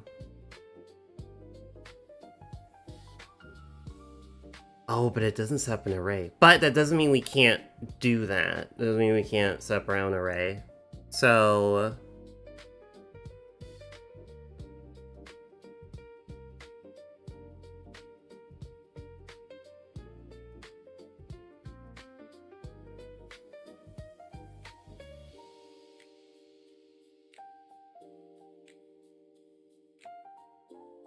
yeah, we're just gonna do,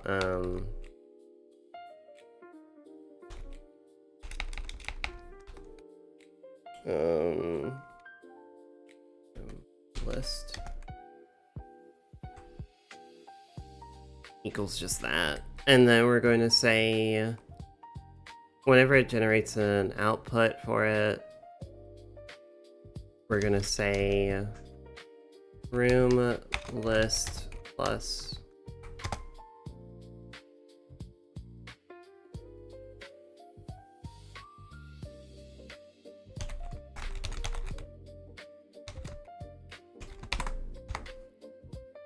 that should add it to the temp array, I believe. So whatever it picked for the room option is gonna add to the array. This is all that jazz. Now we have the array set up, right? So now all we need to do is we need to do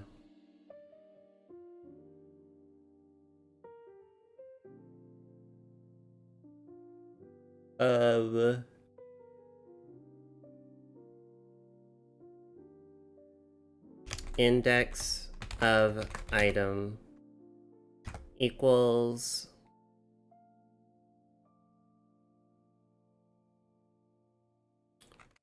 room list dot index of, and then we're gonna say nightmare.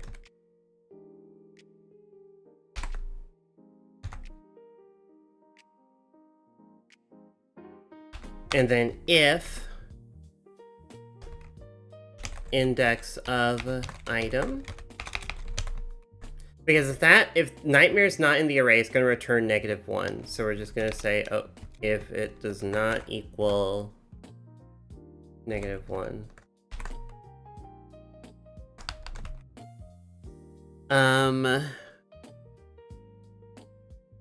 Or no, sorry, if it...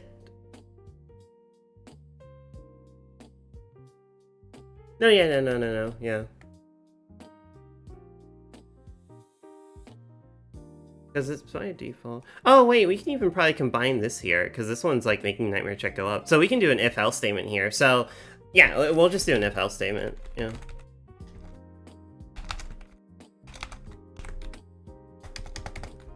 Okay, so, if it does not equal -1, that means that the nightmare did show up in the list. It is one of the options, in which case then,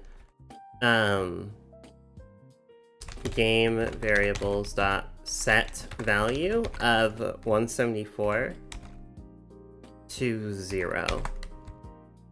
Otherwise,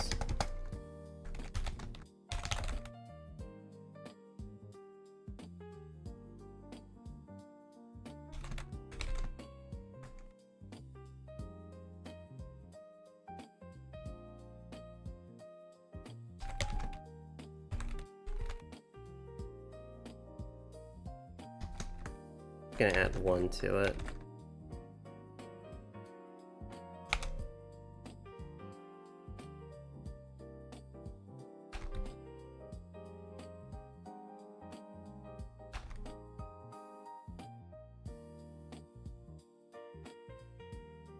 Oh wait, but that's right. I don't want it to do that if you're in the introductory area. That's why that's there.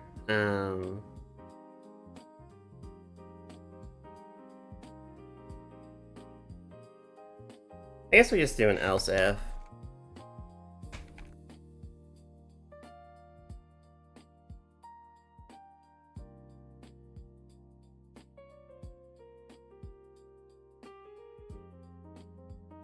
What is that variable? 10? Okay, 10.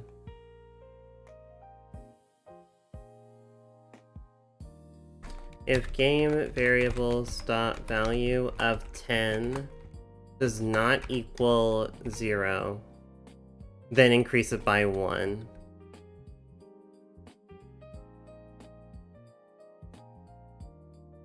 And if that's not true, then it shouldn't do anything.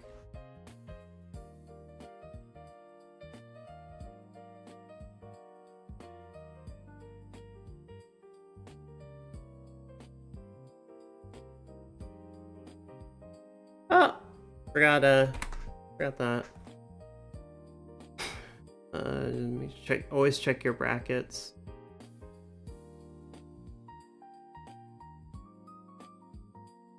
Okay, so we should be able to delete this. I think that's right. So it sets up the array here. And then it goes through the loop, making the room. And every time it does that, it's going to add that to the room list temp variable to make the array that shows like, okay, we got this item, and this item in the array. And it's going to splice it out. And it's going to come down here, index of item equals room list.index of nightmare. So if nightmare is in that, then it's going to return, you know, nightmare. And if it can't find nightmare in that array list, then it's going to return -1. So if it does not equal -1, that means that nightmare is in the list, so it's going to set the checker to 0. Otherwise, it's going to increment it up by 1, as long as you're not in the first area. So, maybe that will work. Who knows? Let's find out.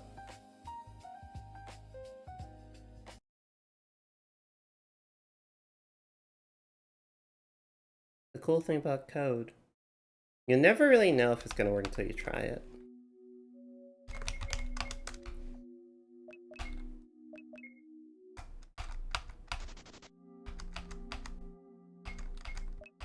I don't really care, we're just testing the...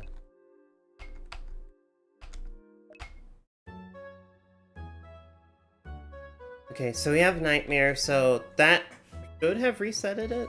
Oh, you wanna know what we can do to make sure it's like working? We should have set up to where it shows me the variable down here. But as far as we know, it should be fine, because we did get Nightmare, so... Okay, so it should be at a 1 now. Because there's no Nightmare here, so it should be at 1. It should be at a 2, because no Nightmare again. And then 3. So, now, once again, I'll have to test this over and over again, because this could have just been, like, happenstance. This could have just, like, it worked in that, like, oh, well, we got Nightmare this time. But how it works is that if you go too long without seeing a Nightmare, then you're guaranteed that the first option will be Nightmare. It will automatically change out the first option to be Nightmare. So the fact that it's in the first position is promising. Okay, that's 1. That's 2.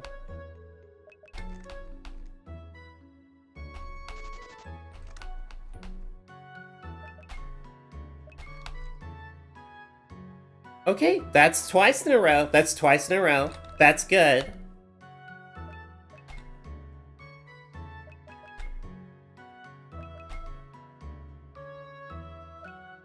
So if this is correct, that means that on clearing 11, this one should be Nightmare. Okay, I think I fixed it. I'll keep playtesting it, just like, you know, over time. This is something, I guess, we're playtesting it over and over again. Should work, or we should see if it, like, causes any more issues or duplications of Nightmare as an option or not. But, so far, this looks like it works. Just the way I want it to. Which is great. Mwah. Perfect. Problem solved. But yeah, so this is just to make sure that you don't, you won't go too long without seeing a Nightmare. So, like, because I understand that getting into a fight with a Nightmare might be important for some builds, some runs, stuff like that. And if you just go too long without seeing a nightmare where it's like, hey, I can't get into any fights, this is to make it to where they will, like, if you go too long without seeing one, they will show up. It's funny, it's cool too, because now if there's any other kind of room option that I want to be like, hey, if you go too long without seeing this, then force it to show up, then it's will be relatively easy for me to like add on to this. But for now, it's really just the nightmare. That's like the only one I can think of like, I want to make sure that people don't go too long without getting this option. I think that really is the only one, because like, what, chest is whatever, an event whatever, statue whatever, mysterious person whatever, monster house whatever, secret shop whatever.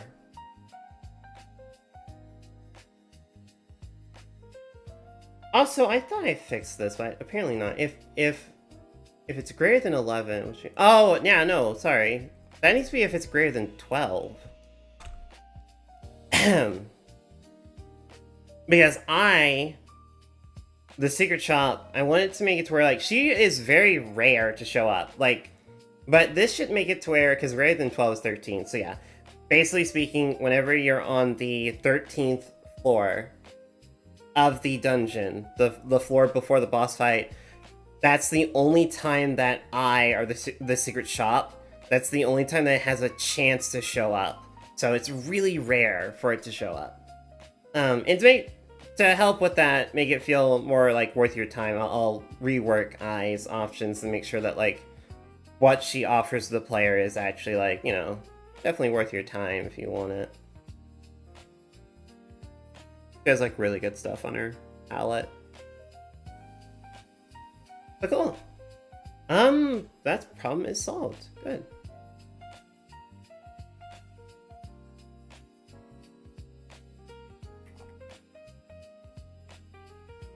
I'm so proud of myself, guys. Look at me. I'm always happy. I mean, I've been so much happier. I'm glad I'm getting back into coding again. And you know, but ever since I started working, because you know, it all started with me working on Dreams, and by extension Chronicles, the prototype for Chronicles long ago. I say long ago, but I think it was just like last year when I started. But the fact that like I started there and then, you know, here I am now, it's been like just so much fun getting back into coding again. I'm relearning things I forgot in the past, but yeah, it's been pretty cool. And it's also just like really fun because, you know, there are times where I'm like, hey, is this possible? And I just do my research and I'm like, yeah, it is possible. And then I study the code, I study how you code that in, and then boom, there you go. I got case switches going here and stuff like that. It's really helping me just like do more with this project. And honestly, once again, most of the stuff you can probably do just by using the base building tools of RPG Maker, but like just doing script calls makes it so much cleaner. Although, and to be fair, I think some of these things you probably couldn't do, but they're pretty complex things anyway, so, you know. Makes sense. Let's see, what else do I need to do? I need to plan, yeah, I think we're gonna call it there for today, because, I need to do some planning. I need to do some, like, quiet time planning, writing stuff out, because I need to figure out how... I put a pretty dink me in Discord, hello. But I need to figure out how that boss fight, that last boss works, like what her gimmick is and everything. I need to figure that out. Oh my goodness, Ted. What the heck? Wow, it really does not like you. My goodness gracious. Dang.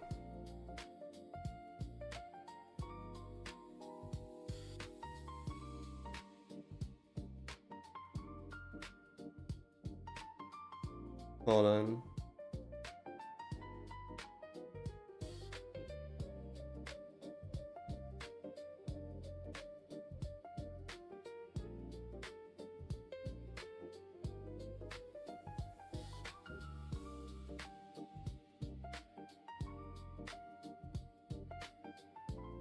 Okay.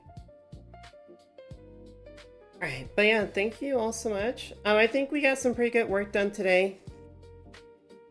I mean, we at least got, like, well, Rampage's boss fight's good. The Cosmic Comet Meteor Bear boss fight's basically done. Like, I just have to code in, like, what they do throughout the fight, besides, like, their main gimmick. But honestly, just that will take, like, little to no time. Just making sure their main gimmick works is the important thing, so. From Lilo, I saw you did some good work. Thank you, yeah. So, yeah, we've been working, what, 5.5 hours? Yeah, pretty good work. I think that's, like, good progress for the amount of time. I always feel that. Sometimes I feel bad. I feel like, oh, am I not getting enough work done? But it's like, no. And I also, like, I think it's cool to do these because, you know, for anyone else out there that does game dev, it really does show you just, like, especially when you're indie, like, how much time it takes to get a certain amount of work done. It takes a long time. It's a lot of work. But it's fun. And I know that, like I said, I'm gonna stop giving, like, due dates on the next public build for Abyss because, honestly, I don't know. I'm just gonna say, like, I hope to have it out by the end of this year. So we're just gonna do that. I think that's a good enough of a time frame. So I don't know exactly when this next build will be ready for the public. I just want to make sure it's, like, as good as it can be, since I am going to put the demo for this on Steam, and I want to make sure that people really enjoy it, and they really like it, and they get really excited and pepped up for the full release. But yeah, it's still just, like, a lot of work to do. Most of it being, of course, the art portion of it. So much art, but I'm excited, you know? But yeah, we'll aim for the end of this year for this to be out. Well, I'll keep putting out updates and stuff like that. So thank you all so much for watching. If you're on YouTube, thank you so much for hanging out, guys. Make sure you like, comment, and subscribe.